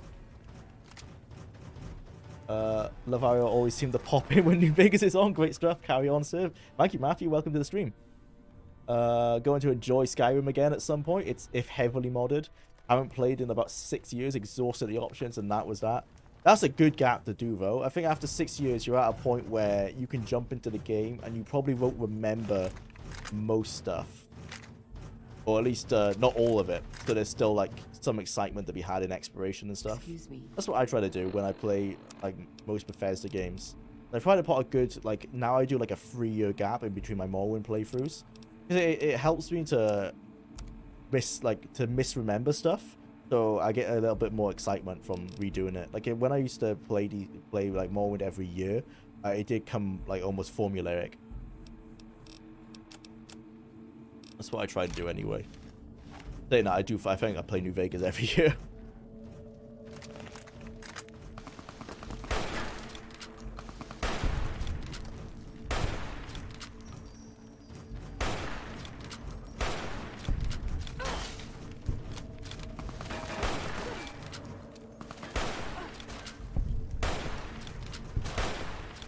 Come on.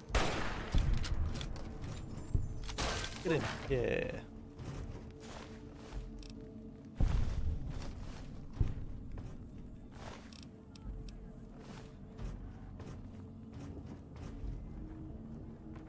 Oh, there we go, everyone.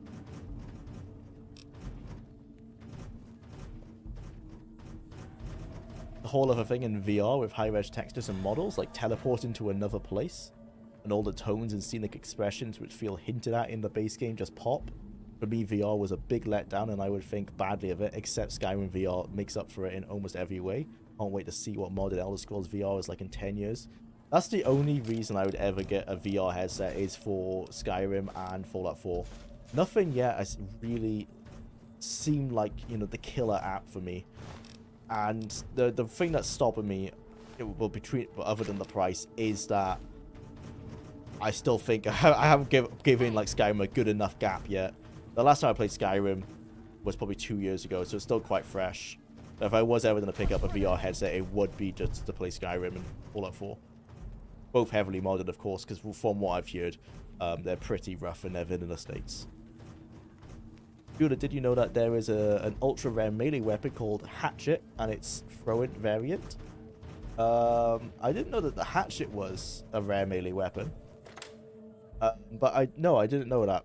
To answer your question, is that in the Legion camp? That's my one gripe with New Vegas, is that a throw-in build is very difficult because there's not a lot of throw-in items in the game. I found the easiest thing to do was to become I wanted to be Legion originally because I felt like I was almost like role-playing as a Legionnaire. Like I had to switch my strategy to become an anti-Legion so I could actually find throw-in spears. Because I as a challenge, I basically set it up so I could only use throw-in as my main form of damage.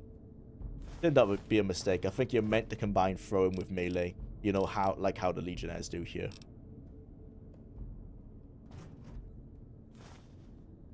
I think the main issue was that some of the throw-in items would despawn if they hit enemies.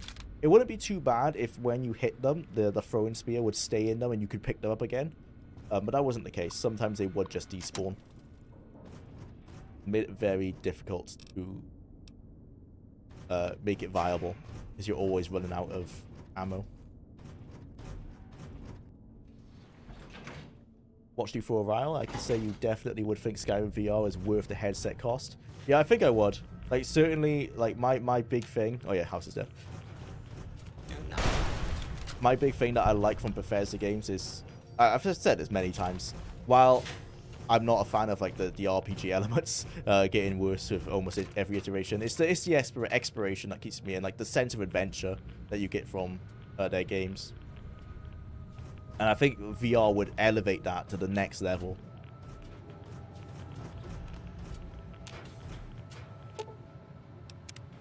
Just need to bite the bullet. I probably will in a few years' time. Oh, don't have enough repair. I don't have to do that anyway. Have. Oh, actually, you know, for the sake of making our lives easier, let's do the hacking minigame. I think we can hack it so the security isn't too rough. Tectrons. Oh, it's just a Tectron turret. Yeah, we'll stop the turrets then.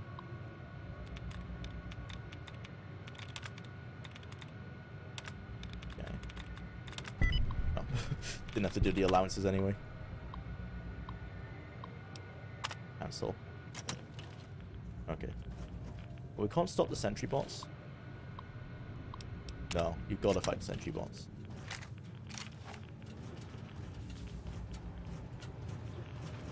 You can find it on the early game gangs.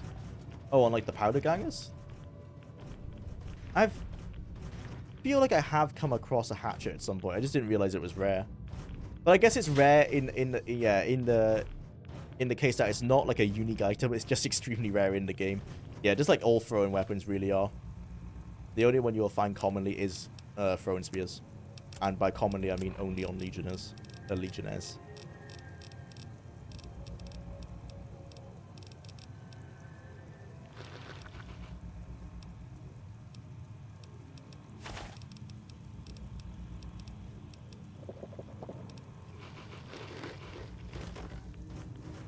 That wasn't what I wanted to do. I came in here to take some rat away. Sing attack on off.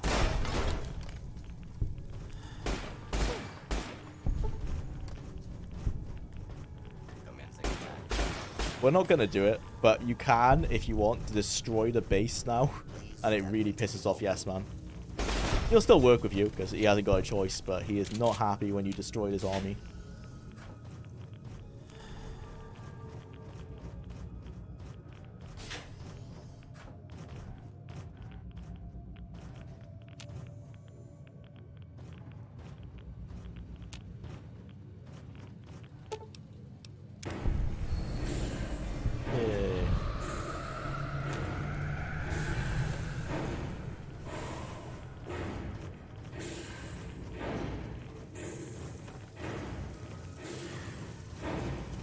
I'd love a crossover with a Bethesda-style world in which you're a mech warrior and you jump in your mech and get all stompy.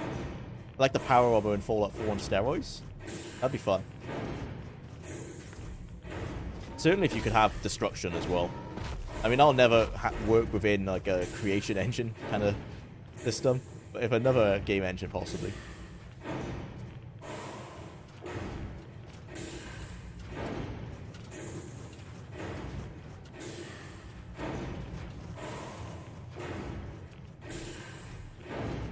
Yeah, the Yes-Man dialogue for doing that is hilarious for the rest of the game. He never lets up.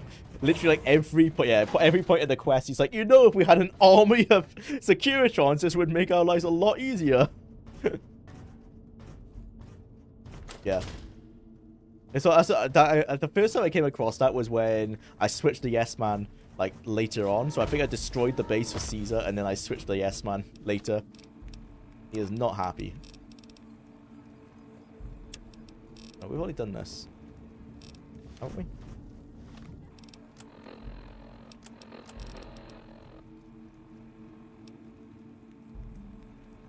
Why did that not trigger? Oh, do we have to talk to Yes Man at the TV screen? Probably. Okay.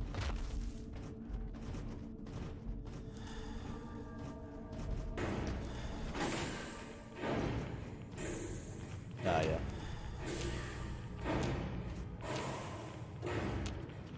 Oh, no. I did that. What do you mean, game? Game glitched again. I've already done this.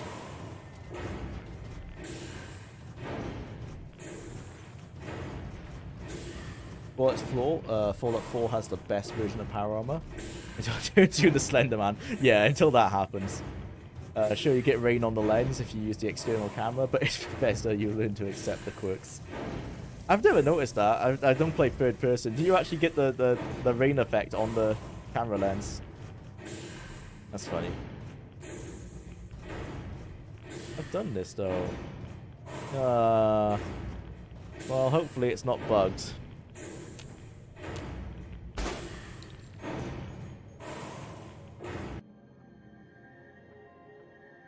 Go back to my quick save. Yeah, okay, well, that's saying we haven't done it. But we did just pop a quest, so I think maybe we just do this and hopefully it progresses. Do we have a save before this happens? Yeah, we have this one, right? Renegade of the Wastes. Okay, let's not save over that one.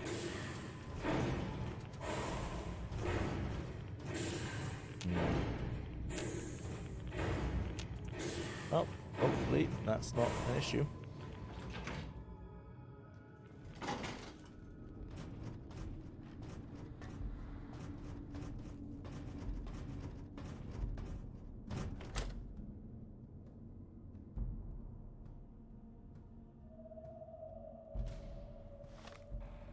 Alright, so let's make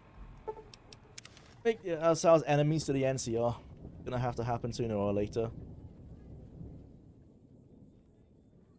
Oh, before that, actually, let's buy ammo from the guy at Camp McCarran. Ah, the game crashed. Fucking New Vegas, man. Even with like all the patches, all the fan-made patches and everything, it is still the most crash-happy Bethesda game. Not Bethesda game, Creation Engine game for me.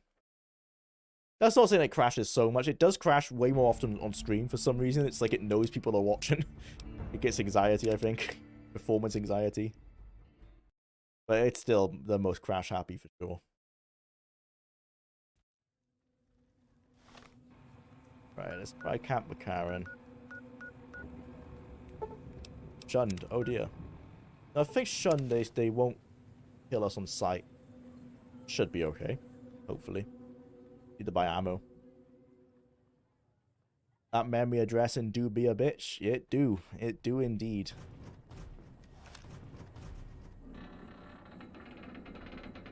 Oh man, if I do revert back to a vanilla version of the game, bar like fan patches, I'm gonna have to get so used to like not having things like the Southgate for Camp McCarran. I think I will still install the inventory mod, the mod that makes it not that one, the mod that makes it so you can pick up items easier, because that's like integral to the game for me at this point. That Fallout 4 style of picking up items was the best thing they implemented into a Bethesda RPG. Especially because looting is such an integral part of Fallout 4. And it's all like resource management systems. Hello. You look like someone in... I need ammo. Don't really have the ammo I need. Frustrating. Right, what do we need actually? Weapons. We need...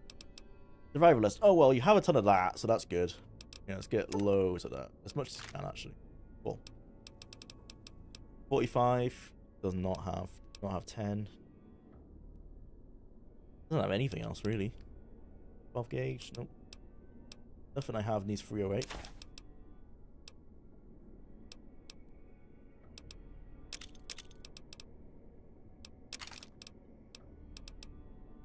Buy this as well. This is our main weapon, the survivalist rifle anyway, so works out. Any repair kits? Nope. Bag.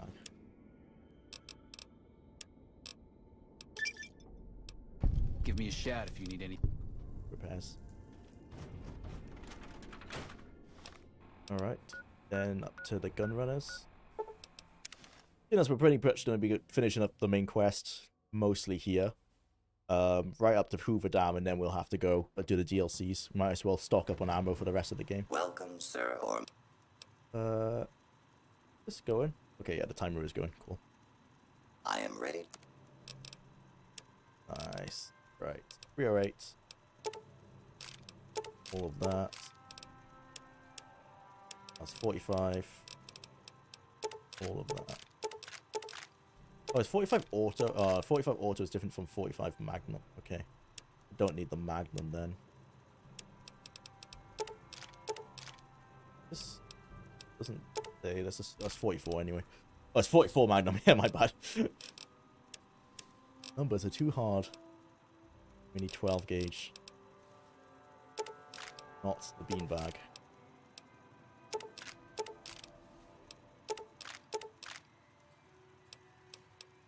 Not 12.7. 2,000. That should be enough, I think. Get some 10 mil. Why not?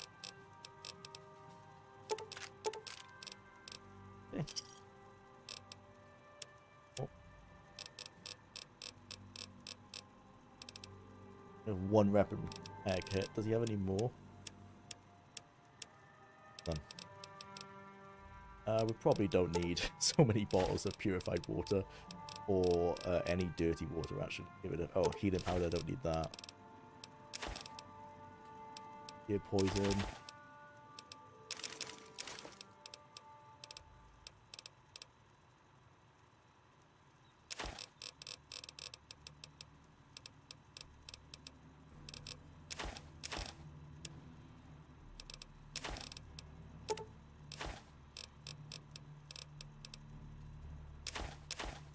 Recoil comp. Oh, actually, I do have a 10mm MG, and it doesn't have any mods. And take one of those. Thank you.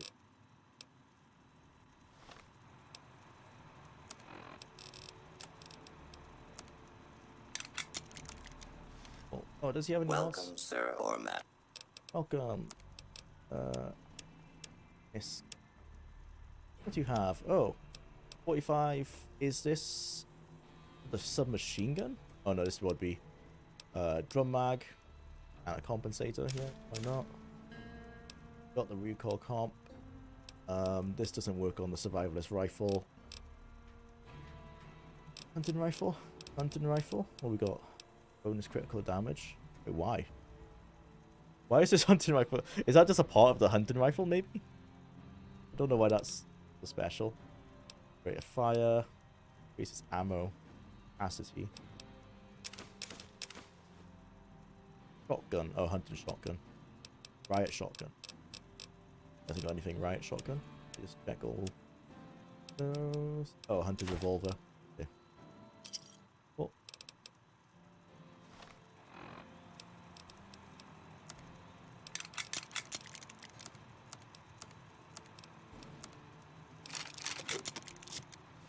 Nice. All right. Let's make a new save. Get ready for the old NCR.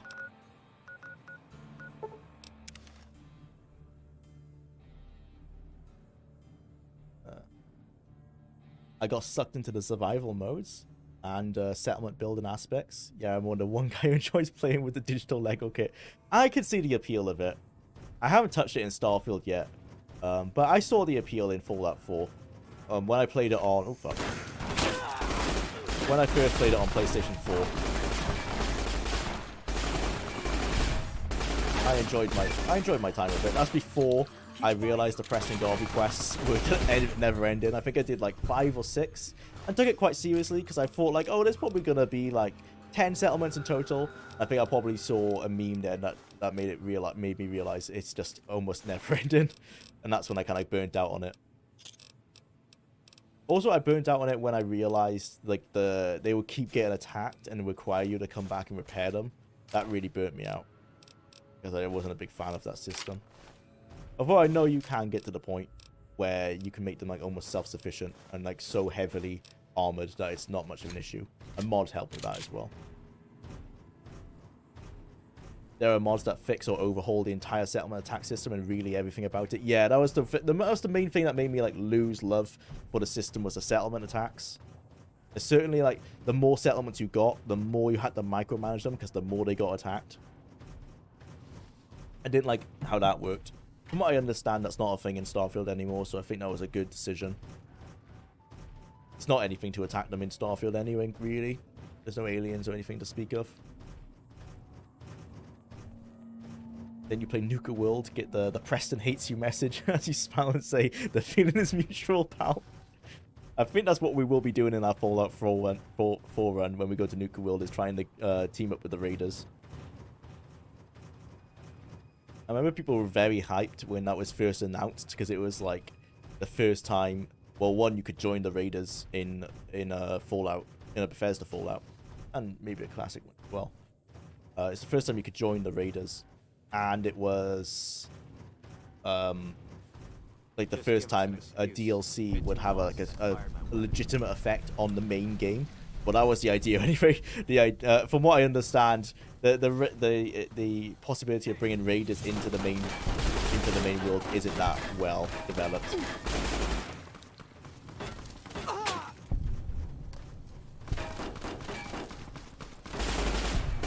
should have probably got our stuff repaired before we did this. Oh, Christ. Where are we going to get it repaired now? I guess Big MT. Yeah, but actually, I'm going to reload because of that. I want to get my stuff repaired. We're going to go up to the place in the south of the map. I-95? I-95? We've not even been there. We're gonna go to that place to go get our stuff repaired before we make everyone hate us. Oh, actually, we should probably do DLC before we make everyone hate us. What DLCs would this affect? What have we got left? Sierra Madre. That's the last one. I forgot the name of. Forbidden Road, something Road. And Big MT. A little. No. Just these three. Oh, in that case, yeah, we can make the NCR hate us. It won't make a difference to any of those areas.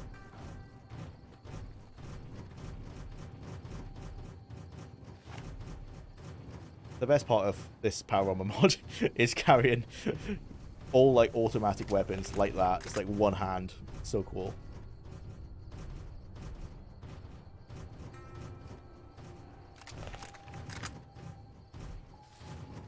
Yeah, everything's carried with one hand. Hey! Hey.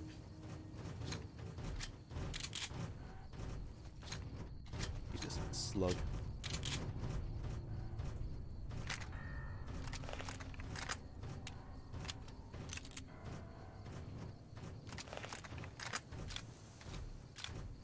This in.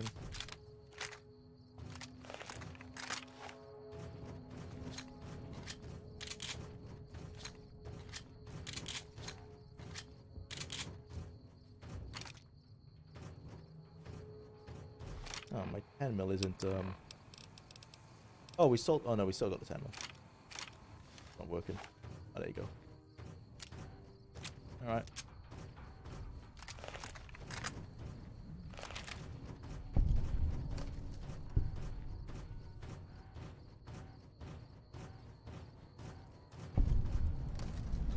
Big MT, Lonesome Road must be last. Yeah. So we'll progress the main story, and then we'll probably start Big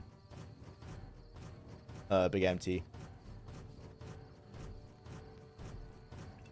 The honcho of one of them strip families got killed right in his own casino. You know, Then we'll have the sink where we can just teleport back to the sink if we need to repair anything or anything like that. So I think this is the only 100% repair option in the game. Caravan, and obviously citizen, you need to pilgrim. you need the NCR not to hate you. Oh yeah. Yes. Can't you? Oh, I'm poor. Damn. I was like, why can't you repair this stuff? Oh no. Oh, we're gonna have to go gamble. Oh god. Oh well, back to the strip.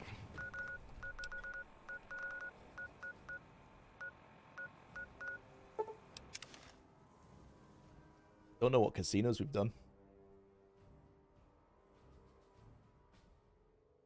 Doesn't take us too long. I'm pretty sure I've got luck 10.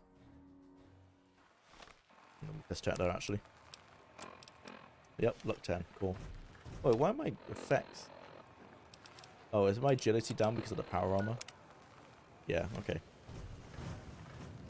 I despise Lonesome Road, unpopular opinion, maybe, but I do. Yeah, I don't like it either. It's too linear for my liking. Big MT is my favorite because it's like the same reason why Point Lookout is my favorite Fallout 3 DLC. Hey, it's just no one but another like big Emeritus are open allowed world. to carry guns into Gomorrah.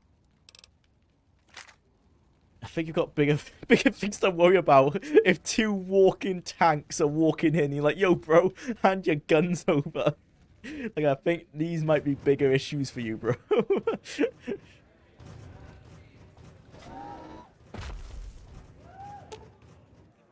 Okay, need chips. Dude, you are super fast at all these games, lol. Especially New Vegas. Like, New Vegas, I understand. I know the game the most. I just know how to get through it. But yeah, I think we should be able to finish the whole game in about 12 hours, which is pretty good going. Seeing as I don't actually know any speedrunning strats. Actually, yeah, give me all of my Legion money. Here's your chips. All my NCR money. So. I hear you've been making some waves around here. You gotta play big to win big. Oh, I forgot to raise my bet. Right, bet max. Go. Double down.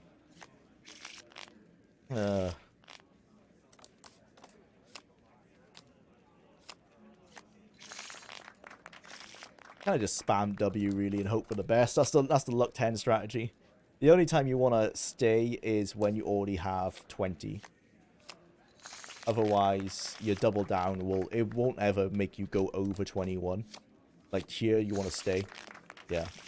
And that's how you gamble in this game. It only works with luck 10. Otherwise, that's a hard one. Like, it might be worth doubling down. I'm gonna stay. Still worked out. It's just so much running and people talking. Yeah, pretty much, like, when you have got to the point where you've seen, like, all these games have to offer, there's not a lot of, like, exploration left, which is what actually is the strongest points of these games. And that's why I like to leave bigger gaps in between my playthroughs. I do find myself playing them like this otherwise, just running between the quests. Hey, rather than, you know, thinking in the atmosphere and everything. You look like... Oh, didn't do my bet max again. Wow, one cap. Let's go. I suck at this game. It's not that hard. I will be fair, for this speedrun, I am playing on very easy, which makes it a lot easier.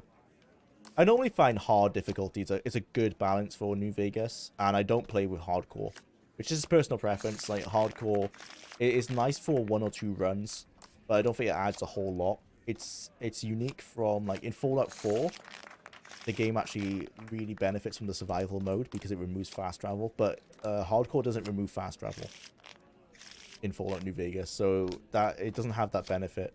And also, I don't think Fallout New Vegas's world is as fun to travel around, or as optimized for traveling around as Fallout 4. Fallout 4, because of the settlement system, is quite optimized for a survivalist run in a way that New Vegas isn't. A lot of it is empty desert, which is understandable. It's the Mojave. I wouldn't have it any other way, but certainly I don't enjoy hardcore mode so much.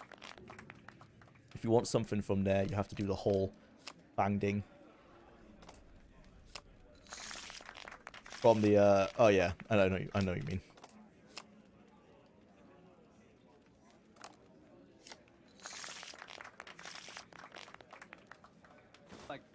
Looks like someone is on the lucky type. You look like... That's the worst thing about Lonesome Road. It's like there's some good loot in Lonesome Road, like the riot gear right at the end, but you have to play Lonesome Road to get it. Very frustrating. I didn't do my bet max. Darn it.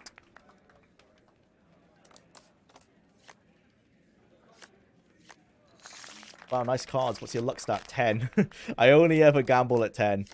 I don't even bother to use my brain. All I have to think about, if it's not 20, I double down. And if it is 20, I stay. And that's all you have to do. But these is the only one you have to think about. I'll try and stay on 19. Yeah, there you go. Got lucky. But this game is, gambling is actually not worth doing with a luck stat below 7. Because you generally won't break even. Which is realistic. That's pretty much how it works in real life.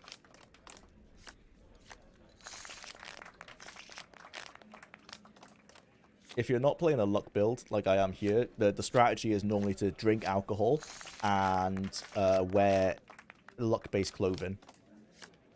The easiest one to find is the sexy nightwear. You could buy from Mick and Ralph's. You keep on spending. Come play the odds.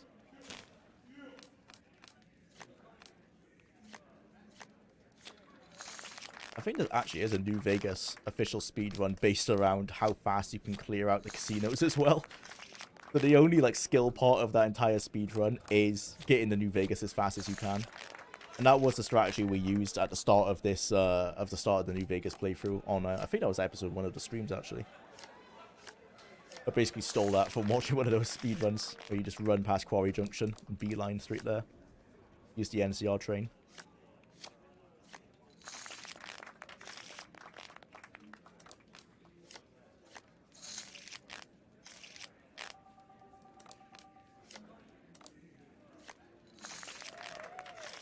Drink alcohol in the casino? Surely not. I would advise it in real life. It actually would be a very bad idea in real life, as much as they want to give you as many free drinks as they can.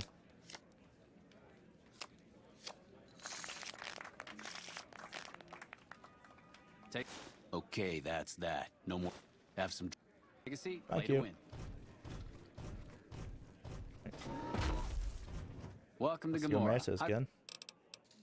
Here's your chips. Oops. You know what? Still not enough to repair everything. Alright, let's go to the White Glove Society. Let me know if the pretty lady with you. Used to take 10 rolls of nickels, 20 bucks, and play nickel slots while getting free bourbon. The house lost money with that strategy. That's the way to get them. It's just to treat them as bars, essentially. The wisest thing to do.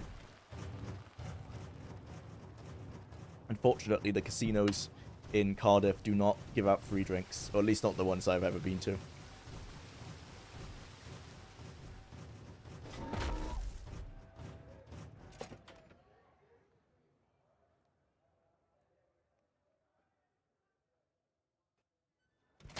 Beg your pardon, but...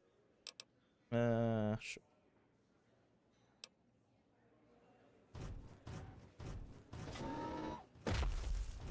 If the NCR ain't got to worry about Repair costs are unreasonably high. Oh yeah, for sure. Power armor is going to cost about 14k to Humbly repair. at your service. That's...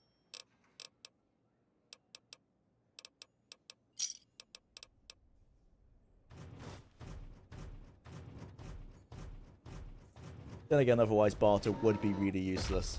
Yeah, actually, I never considered that the barter skill would actually have an effect on the repair costs. Yeah, I think the problem as well is the economy is so easily gamed by gambling. They have to like ramp everything up to fit, as well as they wanted guns to be expensive again, like in Fallout 1 and 2.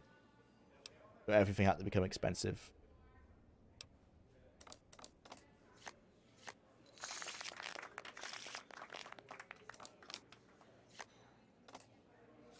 All the fun that comes with game balancing, but I think they've balanced it fairly reasonably.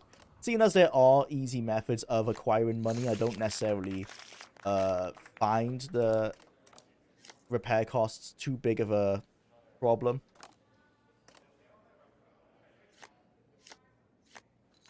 It just means you have to go gamble, or you have to go like clear out a raider camp or something just to get some guns or some chips.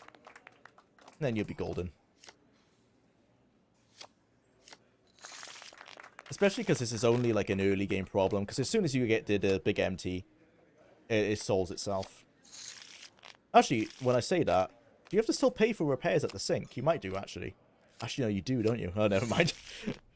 Oh, I'm not playing wise here. I'll pay some more attention.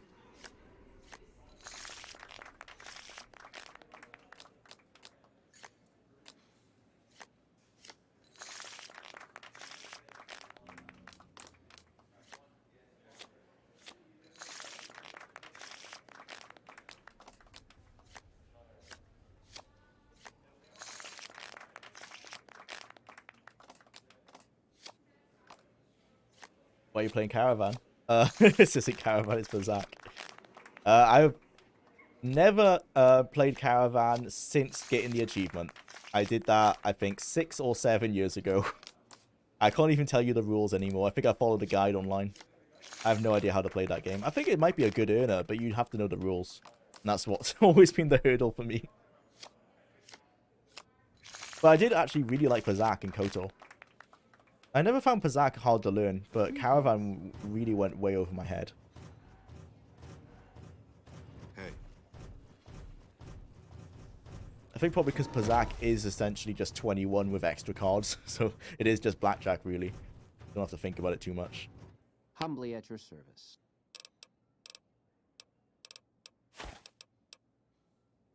Well, hopefully that's enough.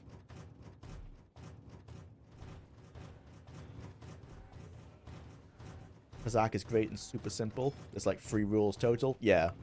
But that's probably why I never had an issue with it. But then again, I also never had much of an issue with Gwent. That is a bit more complicated. I think they just maybe, the way they taught the game was a bit better than the way they taught it in New Vegas. In New Vegas, they just gave you a pop-up and then they just threw you into the game. You can refer to the rules whenever you want, but because it's just a written block of text, it doesn't sink in very well with me for whatever reason. Space Uno. Yeah. Have you seen that tower on the strip all lit up? You can see it for miles.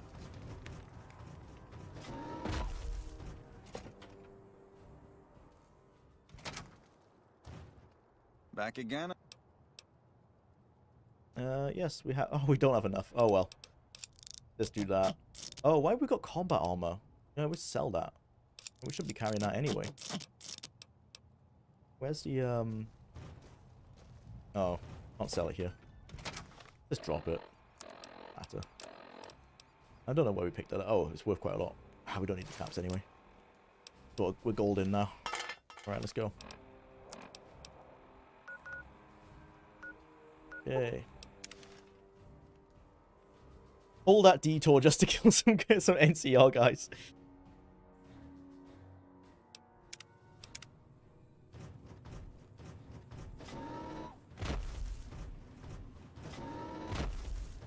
We can do it at our best because we're going to be going to Big MT straight after. Yeah, we'll be able to start Big MT this episode.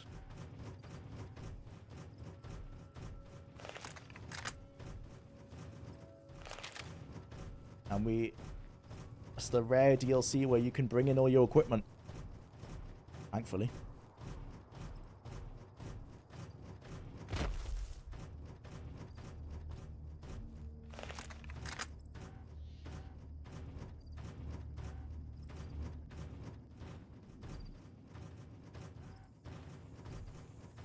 Before we start the massacre, I'm going to take a quick break. Be right back.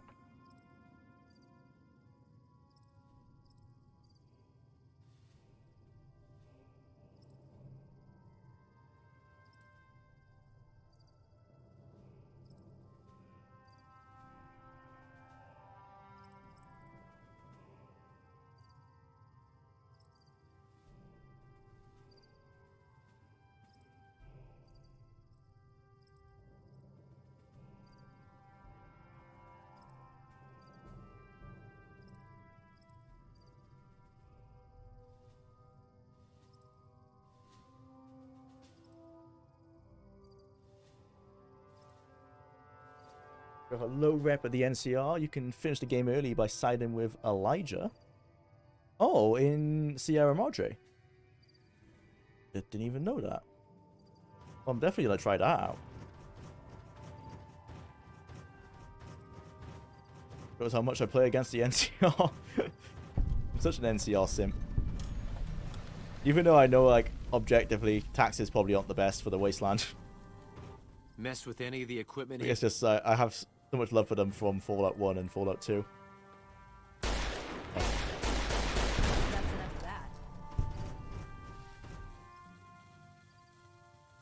He didn't even care. Wow, this must have been the one guy they didn't like.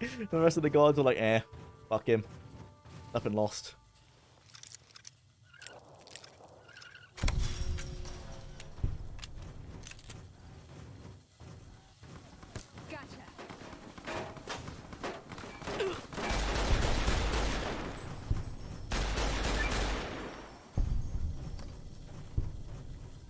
Oh, we don't even have to come inside here. Oh, my bad.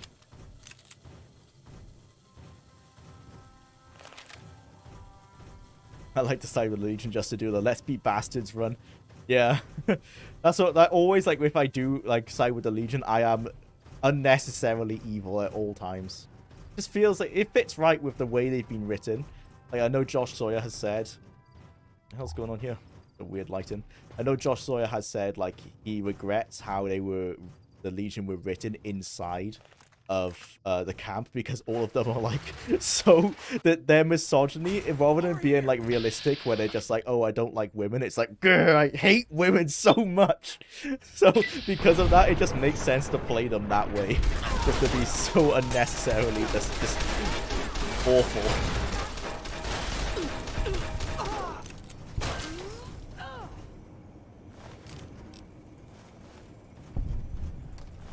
Just fits. The same way when I'm role-playing as, like, a bureaucratical, like, NCR person, I'm always, like, money comes first. Like, I'm a little bit corrupt.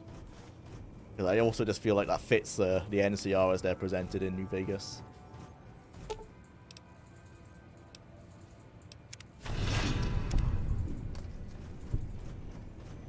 Yay, we did it.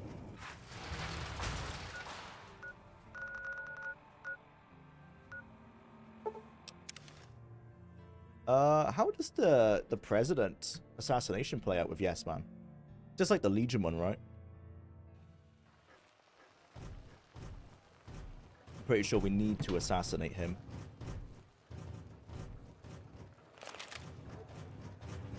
Oh, we have to save him, do we? How am I gonna save him? That's a good question. I might catch the guy red-handed as he pots the bomb on the helicopter, and then all we have to worry about is the sniper, right? Yeah, might do that. Because you can catch the guy red-handed before he pots the bomb on. And then I'll just go take out the sniper. I think that's all the problems then. Because the guy who pots the bomb on the helicopter is this, on the vertibird, I should say, is the same one in the crowd. Yeah, so I think that'll cover it. Oh, I don't want to dismiss them. You can just stay here.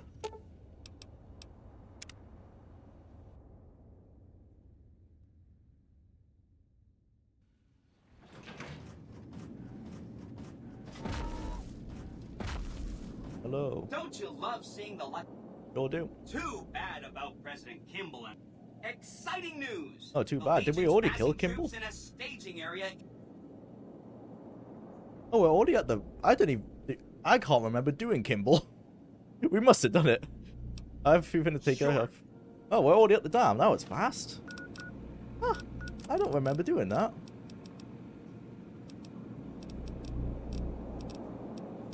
Change of management. Don't tread on the bear.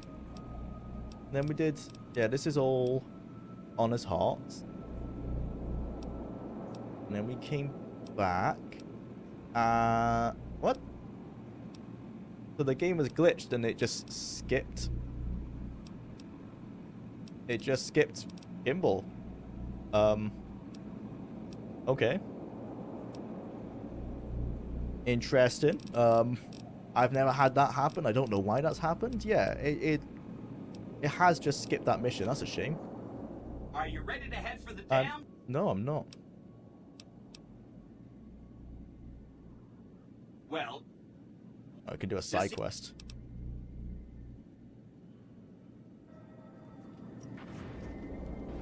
Interesting. I can do that side quest, but...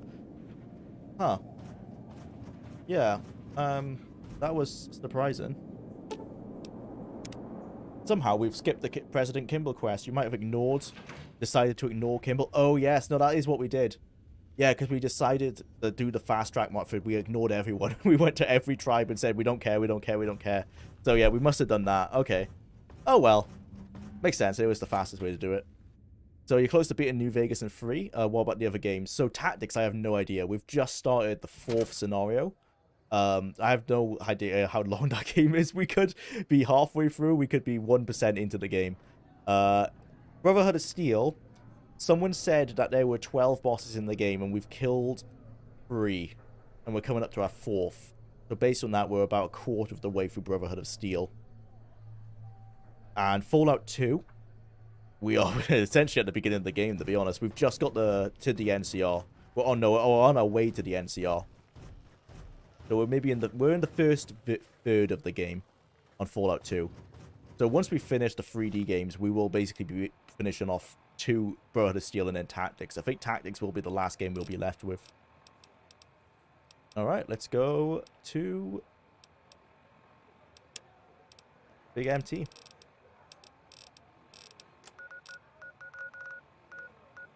We've not even been to Nipton.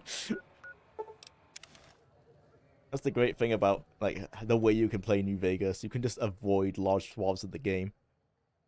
But if we go to Nipton now, is there even anyone there? Because the Legion are dead. Obviously, Volpez isn't there to say hello. I don't think I've ever gone to Nipton after destroying the Legion. Oop, well, there they are.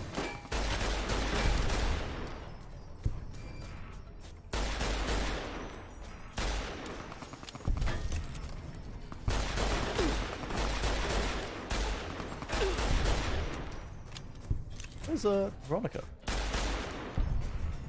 Oh, she's still in the bloody Lucky 38.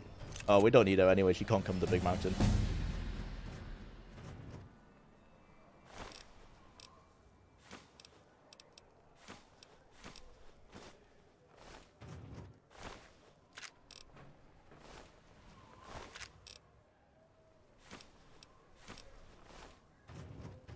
Oh, I have a mod installed to that gives like ambience to the strip. So it is like you can hear people like cheering and like talking and everything, but the problem is I think that it's still playing. I can still hear it in my ears. Like just turn the audio up a little bit as well. It's quite quiet. But I can still hear like people chattering around in the empty desert. Sometimes the issue with mods. Oh, these are the people with for the caps, right? RIP.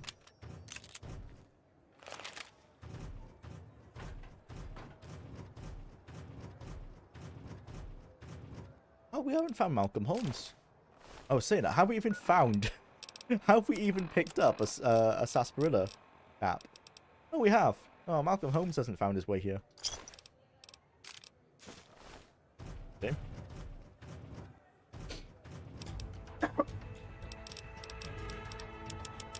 Yay, we did science. Right, let's start doing melee. Oh, unarmed. Which... Let's start doing unarmed ready for the Sierra Madre.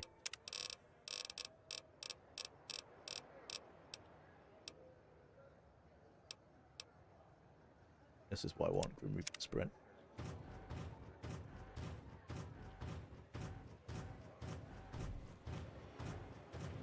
Will you make NCR your enemy for Elijah's engine? If so, the final mission will be a bit harder. Are they my... I think they are my enemy, right? Hated. Oh, I need to be... do I need to be vilified, is it? Yeah, I can do that. I'll just go and kill all the people in the NC on the strip. Do barter for repair. I don't need it. Smell that air. Woo! I won. Oh yeah, he's still here.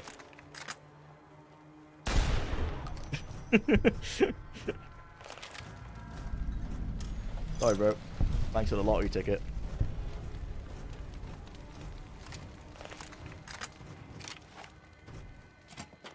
Always gotta do this one too. What's up, bro? Cute, your legs don't work. Like.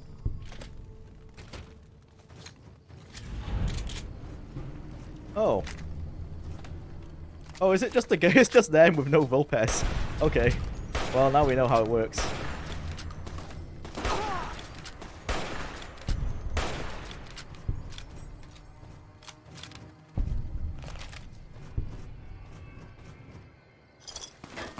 Oh. Is that Vulpes? Surely not. But we already killed him. Oh no, it's not. Gabon. Are we in here to Gabon? Just like the... someone who replaces him, maybe.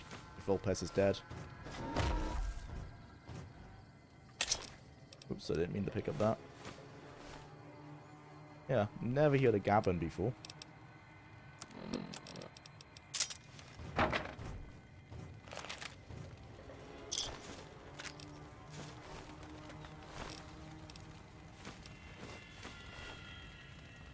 Alright. Go get 25 minutes, nice. Should be able to discover at least one of the science facilities then.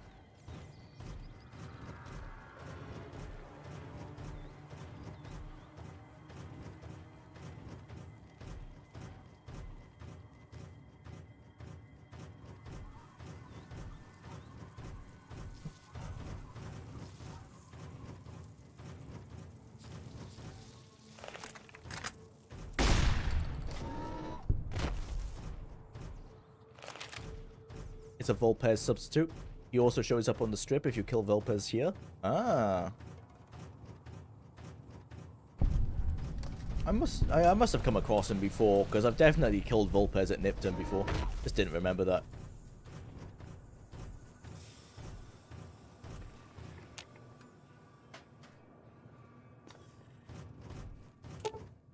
Oh, wait, what?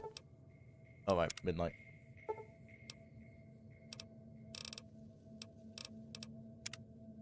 I think my math is right on that. Oh, clearly not.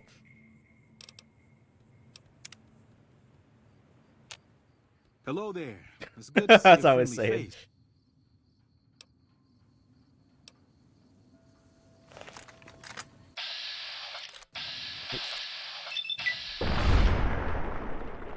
Lucky Malcolm. Thanks for the caps.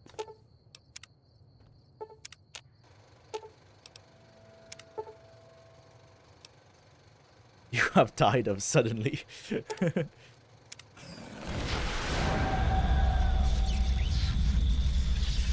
If Vulpes mysteriously dies. If it was based on Oblivion's version of Radiant AI, he probably could mysteriously die. Because dogs would probably get too hungry and end up eating them by accident. That apparently was a bug in Fallout New Vegas originally. In the years before the Great War, Big Mountain we gotta had watch been this. the home to the brightest minds of the 21st century. I never understood how killing Malcolm is a neutral action. If anything, you should gain karma. No, it should be a karma loss action for sure. Of the era.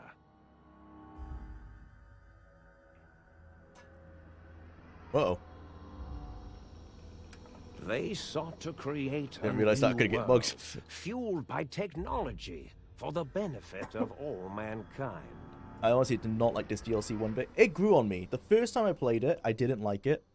But the second time and the third, fourth, I think this might be my fifth time starting it. It's definitely grown on me. I can appreciate how it's the best DLC in terms of exploration, in terms of like, well, in terms of exploration in general. I think it has better explorable areas than original New Vegas. In terms of like finding and looking around for like certain pieces of loot, you know, and discovering unique items and stuff. Was the Dome. A huge stone facility that held the labs of every science known to man. It was a think tank where no problem could not be solved, where no question could not be answered. The Great War brought a new energy to Big Mountain and its scientists. Why is this so many awkward pauses? Although sheltered from the front lines, the scientists waged their own war, fighting their battles at the atomic level.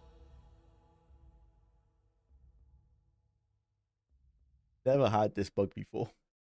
Equations and calculations marched endlessly across chalkboards and computer terminals toward one I thought solution. it was my FPS, but it's tied. Winning the 60. war.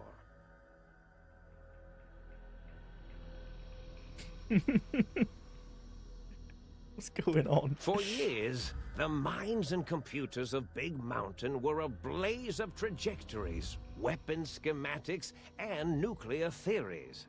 The problems began to outpace the solutions, first geometrically, then exponentially. As the war escalated, so did the questions. On the night of October 23rd, 2077, the scientists received an answer that put all their questions to rest. In the aftermath, Big Mountain's silent experiments went to sleep, their creators slowly dying in the new world that had been left behind. And the great stone in the middle of the Big Empty lay untouched, filled with countless technological wonders. Wonders that, in the end, had been answers to the wrong question.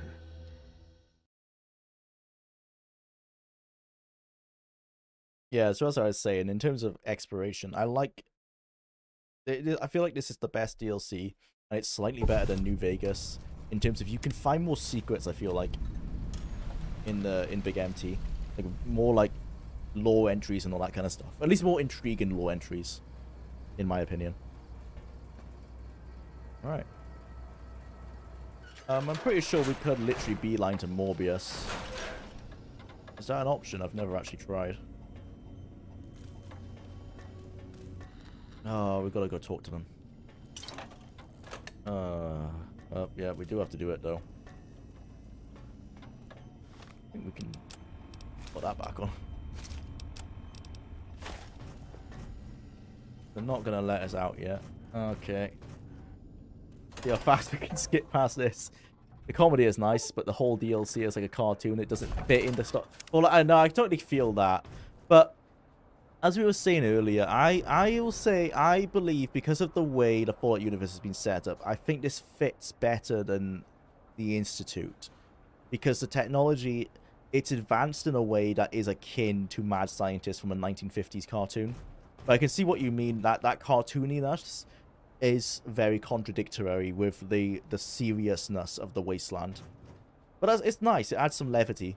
Because this is an area of the world that we know wasn't affected by the nukes, and it is just ran by these mad scientists. It's kind of nice to have a bit of the world that doesn't feel so dreary. I thought I heard...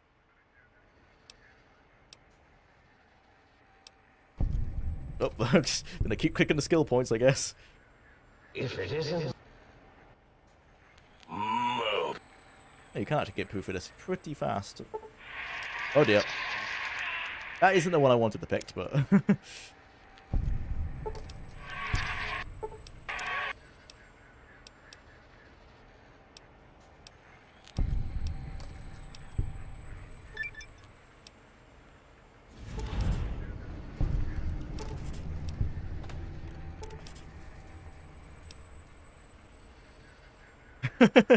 This was one of the biggest complaints that people had with this DLC is how much talking there is, because yeah. But it's nice on your first time through. As long as you're anticipating it. If you're wanting to, like, say you've only got 30 minutes to play that night and you want to go shoot some things, this could obviously be very frustrating. Alright. I'm not going to be doing the side quests.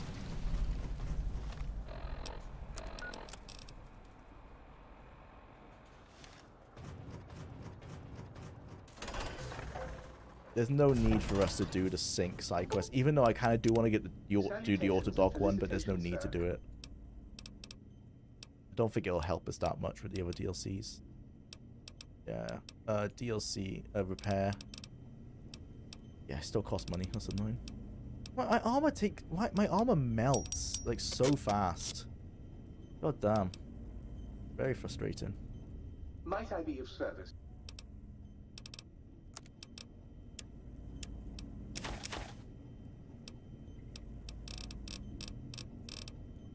Have any ammo we can sell that we don't use?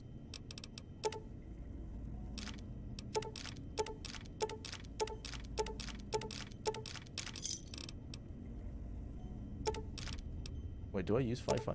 No, I don't think I use 5.56.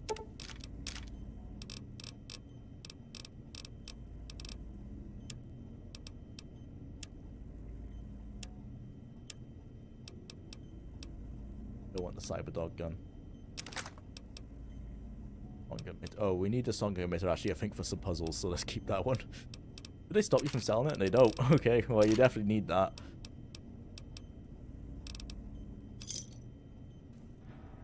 Might I be of service? Yeah, maybe we should have done bartering.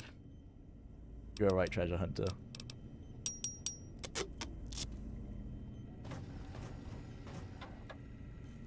Right.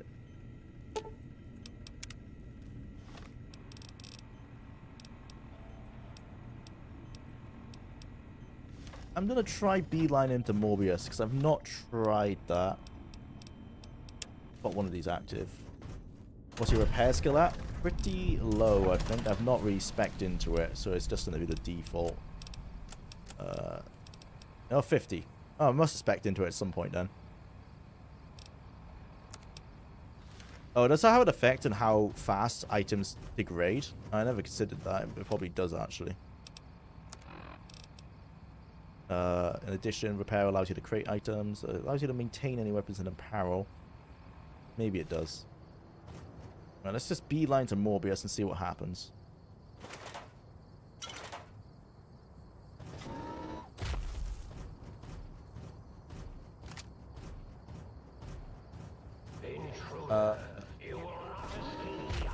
Yula, did you cure Rex? I have not. I have a brain ready to do it. But because we're pretty much speedrunning the main quests and the DLC main quests, we haven't got around to a speed offset. I don't know what that's for. That must be a mod. Morbius is up here. Set a marker. We do have a brain. Which brain do we have? Looper's brain. We have a brain for it, but no, we haven't got around to doing it. Probably won't. I think that's we're only doing the main quest, really.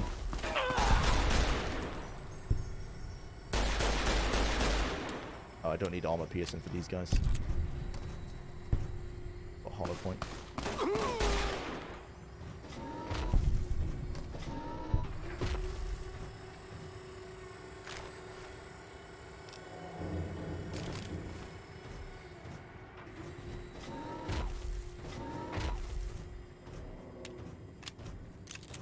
If you're playing the Energy's weapons build, it's worth playing Big MT a bit earlier, kind of like how I did with Mothership Zeta in Fallout 3, because you can get Elijah's layer, L-A-E-R, really good.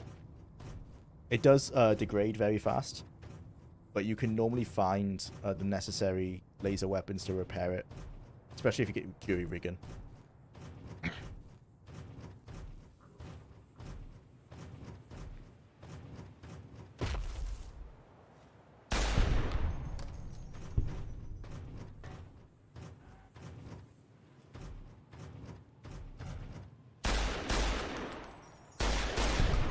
I've never seen them dodge bullets before. Oh, is that the hatchet? Hey, we found it. There you go. We found the rare item. Whoop! How dare you? Oh, another hatchet. Stop making a pile. All layer rifles are good? Yeah, they are.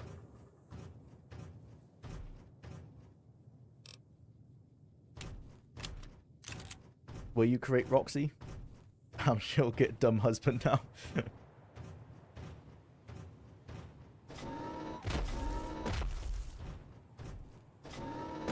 Unfortunately, probably yes, she will. Now of all times. Yep, we finally found the hatchet. Oh, sorry, Treasure Hunter, for the spam warning. I'm not sure why Nightbot has called you for that. It's probably because you've used caps.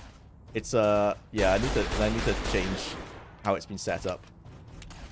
It does not like people using caps. So I just left it on default. My bad. I think if you use more than like 5 or 6 caps in a comment, they'll give you a warning.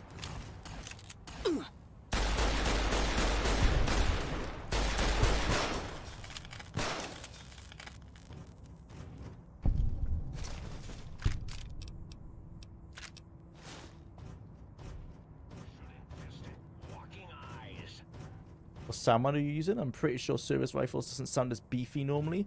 I don't think I have any sound mods installed, so it might just be something to do with one of the unofficial patches. You can check out, there's a mod list in the description. There might be one in there. I honestly can't remember. I have so many mods installed on this that I tried to uninstall before starting this playthrough. I just found that I couldn't without the game getting very pissed off. Okay, that's how they got around it. Alright, never mind. Can't do that then.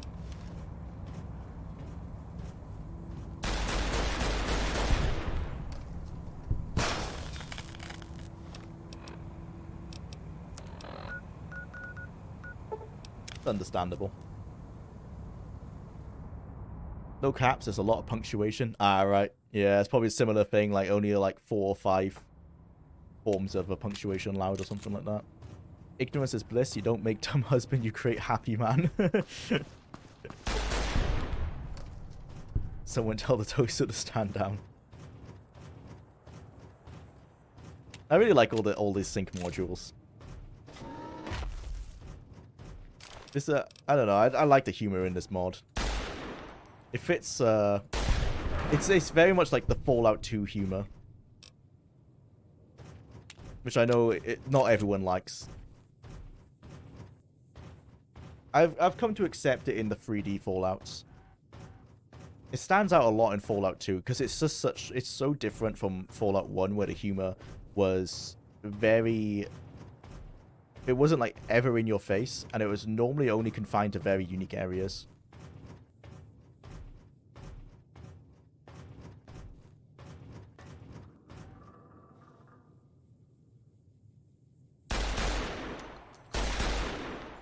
Where are you running?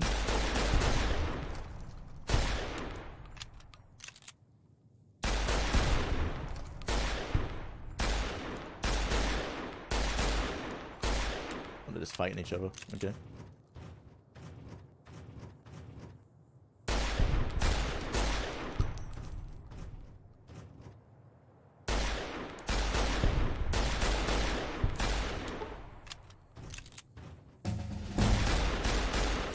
We're farming these guys because they're worth so much XP. Alright, let's get into let's do barter actually.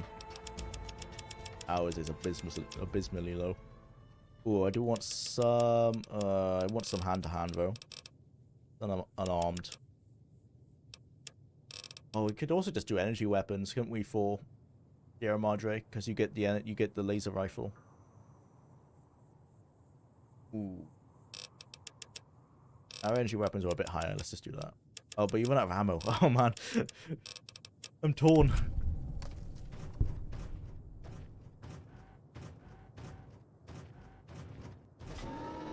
Fallout 1 and 2 had very subtle humor, and only in several places and encounters it was otherwise.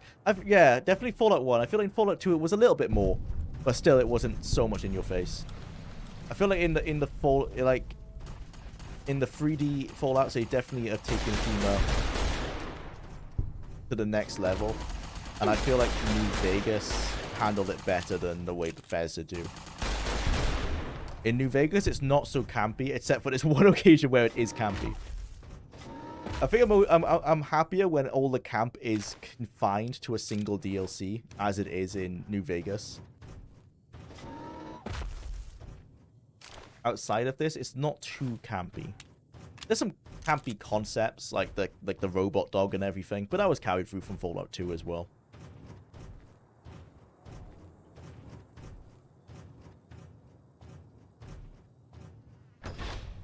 Fallout 1 humor, haha, you died of exposure, FEV, Deathclaw. Fallout 2 humor, have you ever heard the tale of brave Sir Robin? Yeah, that's pretty much the difference. Fallout 2 had a ton of references, and I can tell they're meant to be jokes. Oftentimes because it'll be like a voice line that you can choose that is completely different from all the other ones and doesn't fit the conversation.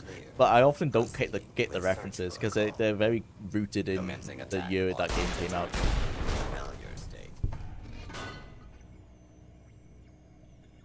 Oh. I need to find... Yeah, I thought we had to come at the top. Quest. Climb up to the satellite dish and retrieve the antenna. Okay, that is what we did. We did the two. Right, it was above us.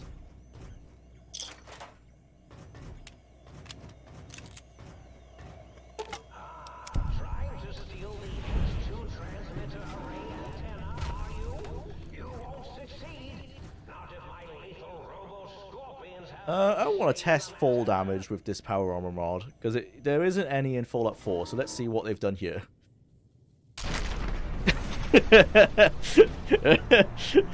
Well, it's not exactly like Fallout 4.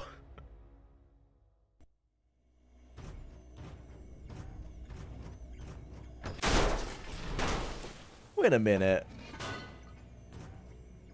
That's ingenious. I was like, why are these lasers here? It's because this asset is from Fallout 3, and I guess they didn't want to update it.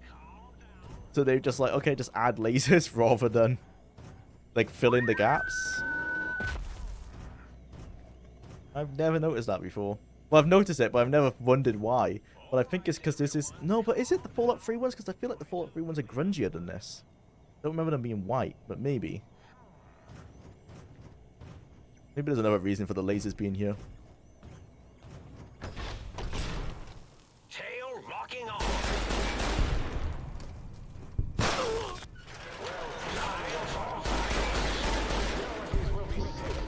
Blow up.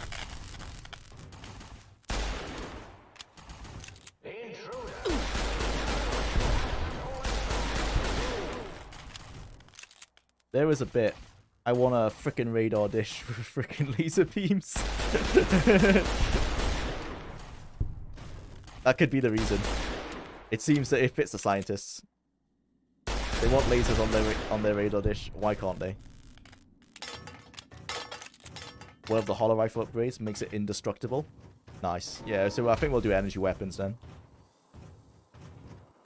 Turn on the radio. Unfortunately, we can't because it's copyrighted. Actually, this is a hard thing. And I don't actually... this isn't monetized, so that wouldn't make a difference. It's just that I don't want a strike for my channel. Because that would make a difference. Because that can make it so like it can restrict like how long your videos can be and stuff if you get too many strikes. I mean, we can turn it on.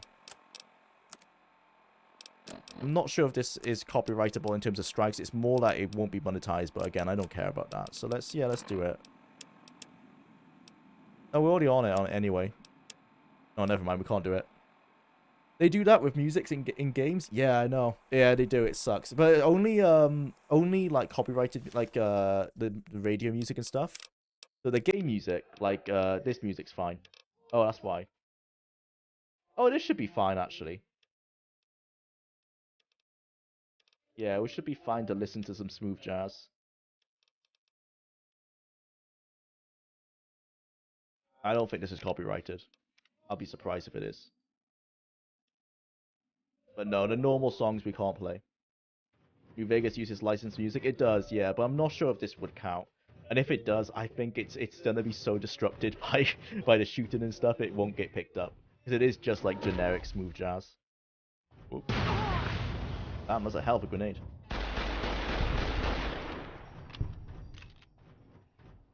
Oh, we need a shovel, don't we?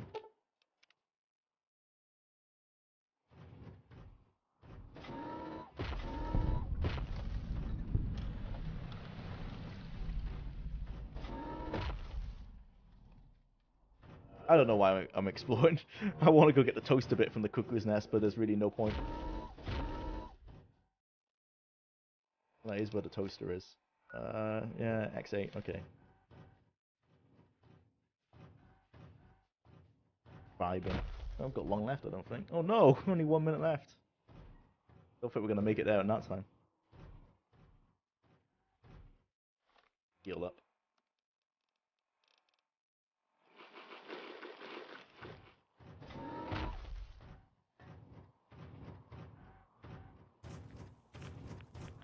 I think I mentioned this before, but I normally always play with mods that remove the color filters in this game, because people used to always like say about like the piss filter in this game, but I don't think it's too bad. I know there's a blue filter on at the moment, but even in New Vegas, I feel like the yellow filter isn't as strong as people said.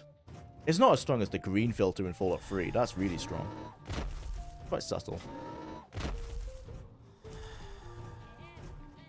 It's the song with lyrics. Ah, yes. You're right. Time to turn the radio off. Yeah, anytime that song comes up, do not turn it on, fortunately. Back to the desolate wasteland. Oh no.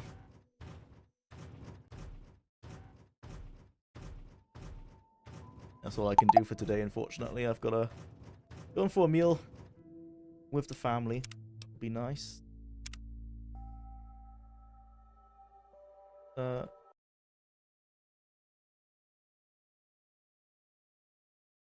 Thanks for tuning in, everyone. It was nice to see you all. Yeah. hopefully should be fine to do again next week. Oh, if you were wondering, I did say I'd tell you guys on Discord. So the reason I just couldn't do next week because I was unfortunately at a family funeral, and I didn't feel I was originally going to stream a bit later, and I decided to stay at the wake a bit longer. So yeah, that was the reason I didn't stream last week. But otherwise we should be fine to go. I'm not sick anymore, fortunately, not ill anymore. So yeah, should be able to stream next Thursday. So I'll see you all then. Thanks everyone for coming.